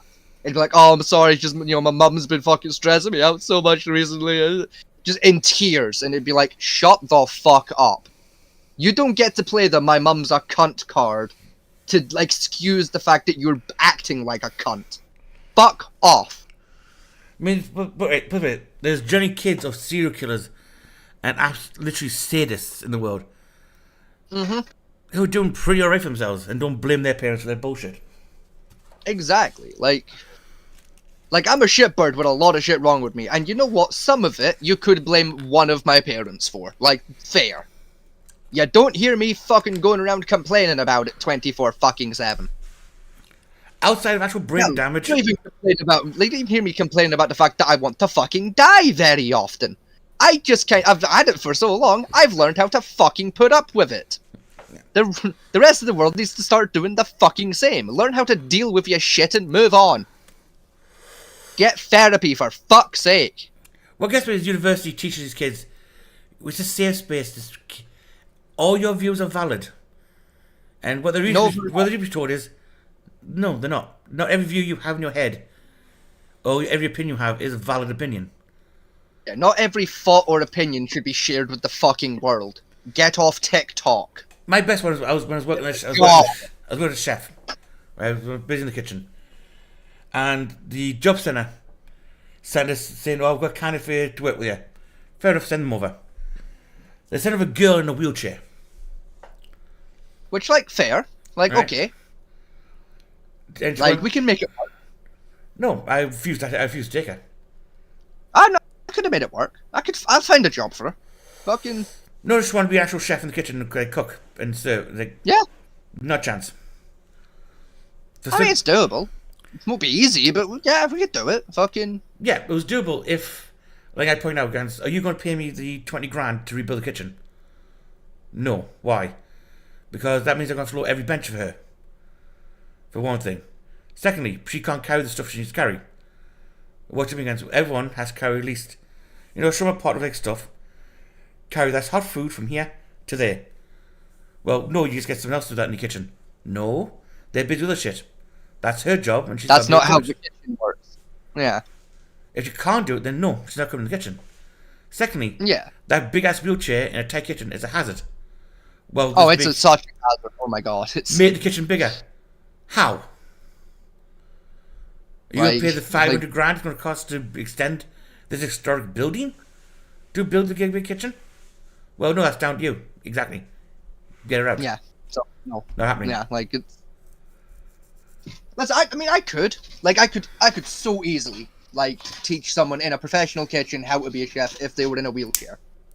It would just be very expensive to get a kitchen built that would accommodate that teaching. Yes, and again though, to me it's like the Disability Discrimination Act stops you discriminating against people with disabilities. Yes, but that person with disability still has to be able to perform the same duties as an able-bodied chef would be able to perform. Don't remember, there's like accommodation to make that a little bit easier. Fair. There's some leeway. There's little things you could do in the workplace to make that easier, like wheelchair ramps and shit. Fine. Yeah. But we're not giving her a fucking PA because she can't walk. That's just not kosher. She can't carry heavy shit. Then there's not much fucking help to us. Every chef who's doing veg duty has to carry the sacks of veg from the storehouse to the prep station to prep them. Well, get someone else to do it for her. No, he's got his other job to do. He can't waste time doing her shift for her anyway. If I was going to make him to carry it, I might as well make him peel it as well. And then I don't need her. To be fair, in the kitchen, there's a little bit of leeway towards that of you've got the kitchen porters, because it happened in the restaurant I worked at for a while when I was a kitchen porter. I'd get asked to go run to the fridge quickly to go grab something out of the walk-in or something. Because the chefs had a fucking an order list 15 items deep, and you're could you quickly run? I've just run out of potatoes and I didn't realize I was running low and I don't have time to go grab. Couldn't you go grab?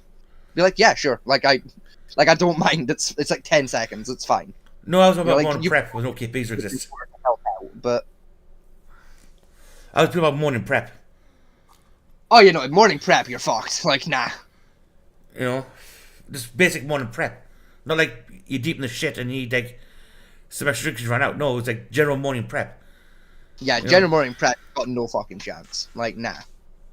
Again, average kid, you wheelchair bound, it can't happen. How are you going to carry hot pans from one place to another? Well, you just get someone else to do it. Then I might get them to fucking cook it for her as well. Yeah. That way, now, again, I don't need her.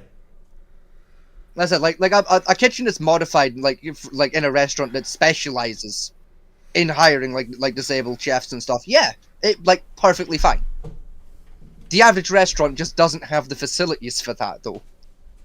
There's not enough space. To be honest. Yeah, they ain't got the space or the funds to make the space or to adjust the kitchen to accommodate. You know, and that's not that business's fault. It's not a case of, oh, they don't make enough money or anything like that. It's just that shit's ridiculously expensive.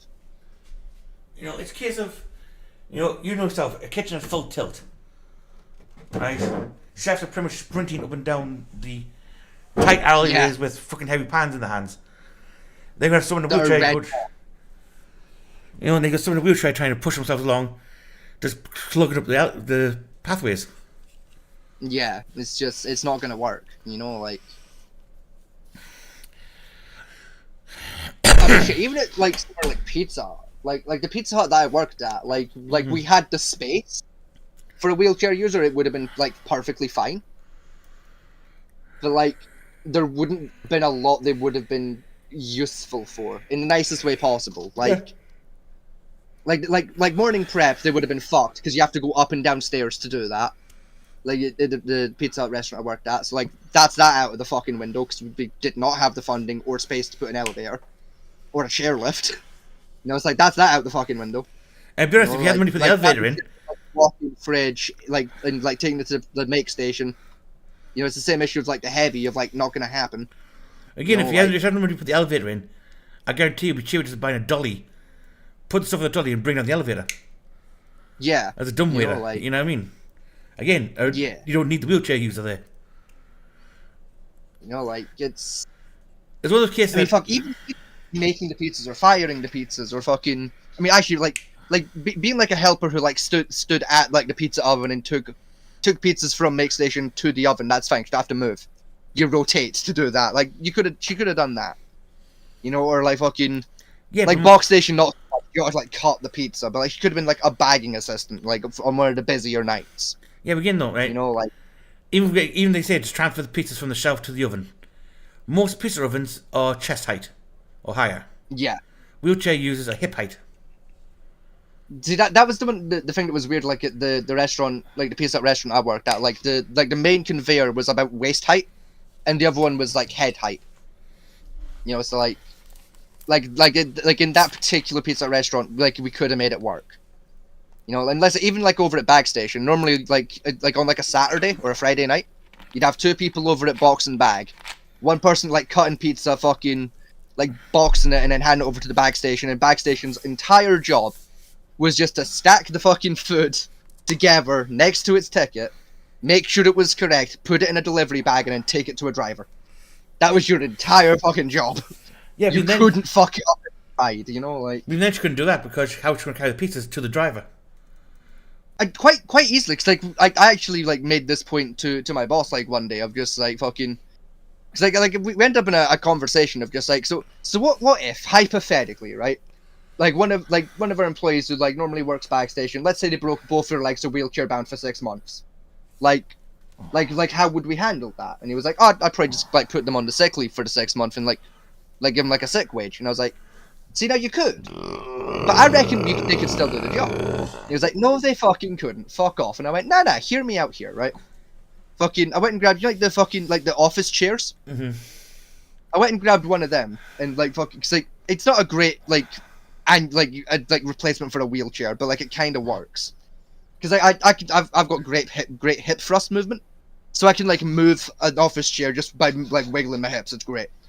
I just fucking, like, picked up one of the fucking bags, and just, like, put it on my lap, and I just fucking, like, held it with one hand and hip thrusted my way over to the counter. Put it on the counter and then just, like, hip thrusted my way back. And I was like, you see my point of just, like, you sit the bag on your waist and, like, instead of hip thrusting, obviously use your fucking arms to move the wheels. You could get from A to B. It's a tight squeeze between the oven and the fucking door. Like, it's a tight squeeze to get through. But, like, after, like, an hour of fucking doing it, you'd get it down. You'd have that shit muscle memoried. Like, it wouldn't be the safest thing in the world. We'd get fucked up by the health inspector.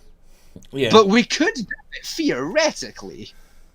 You know, we shouldn't. I'm not saying we should do it, I'm just saying, technically, we could. You know, I ain't saying any of us are gonna break our legs anytime fucking soon, I'm just saying, if they did, there's an option. It's not a good option, but it's an option on the fucking less, you know, like... You know, anyway... Obviously, they should sign a waiver, you know, like... It's currently 2:15, I think we'll end it here for tonight. I think that's a plan. Sunday, we're back to playing video games. Oh, yes, we are playing video games Sunday. We are, yes. We're torn between which game to play. at the moment. I mean, I still think doing like that Alien Fire Team, because I've got it installed. Like, we're as well. Yeah, I can give it a run. I mean, I gave it a quick run the other day, and that's so. Yeah. It could quite easily blank it back in, and give it a run through and that. See what it's like. And like, if it's shit, we can just go back to something else. You know, like fucking. Yeah. So there's always options, you know. So. We have options. We have options. It's not got a lot of options, but we've got options. Right. Have you seen what the other two free games are this month for PlayStation? Mafia 2. Mafia 2, which I'm really excited about because I fucking adore Mafia 2. I can't remember the third one is. I remember it wasn't that great. You know what's annoying? I had it for a minute there, and I don't remember what it was. Let me go Google it. Hang on. PS Plus games. What month is it? November? November, yeah. November 2023. Thank you.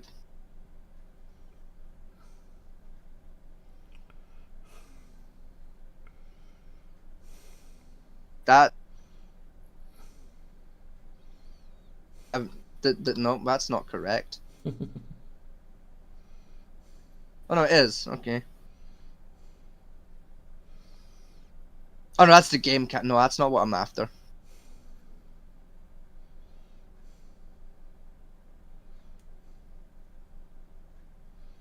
Here we go.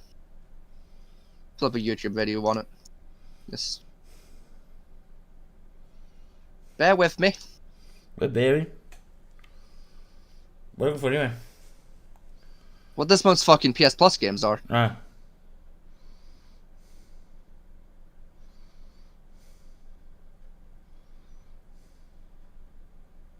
Okay, so Teardown is apparently one of them. Dragon's Dogma Dark Arisen. Superliminal. Dead Island Riptide. Uno. These aren't correct. No, these aren't correct. Is it? Hang on. Fucking, what's going on here?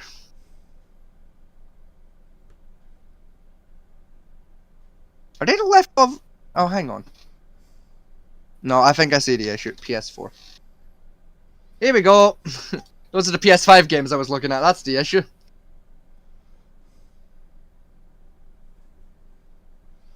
You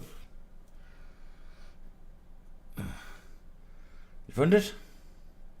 Yeah, here we go. Here we go. Oh no, okay, I see. Right. I see what it is. The PS Plus games are changing on the 21st to a new set. Yeah, Xbox compatibility.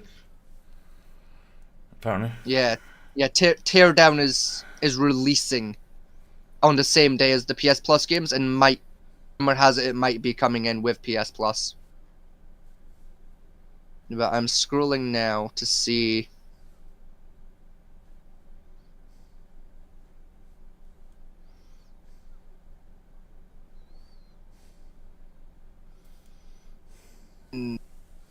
Essentials. Here we go.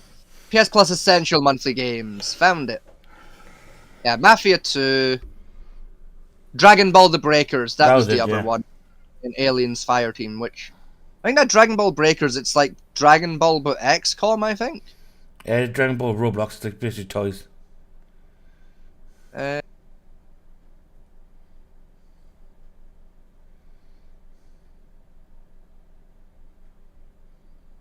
Yeah, but I mean, based on like the description PlayStation Store was giving me on the game, it looked a bit like Dragon Ball XCOM, but who knows?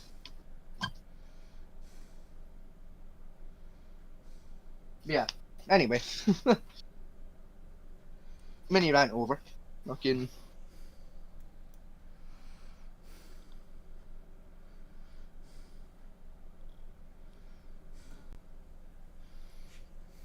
Yeah, so it's been nice having you all here with us, folks at home. It's been nice to see you all. Again, back Sunday playing whatever game gets ground up the time. Probably Aliens Fire Team for a bit. If that flops, we'll just pick something else.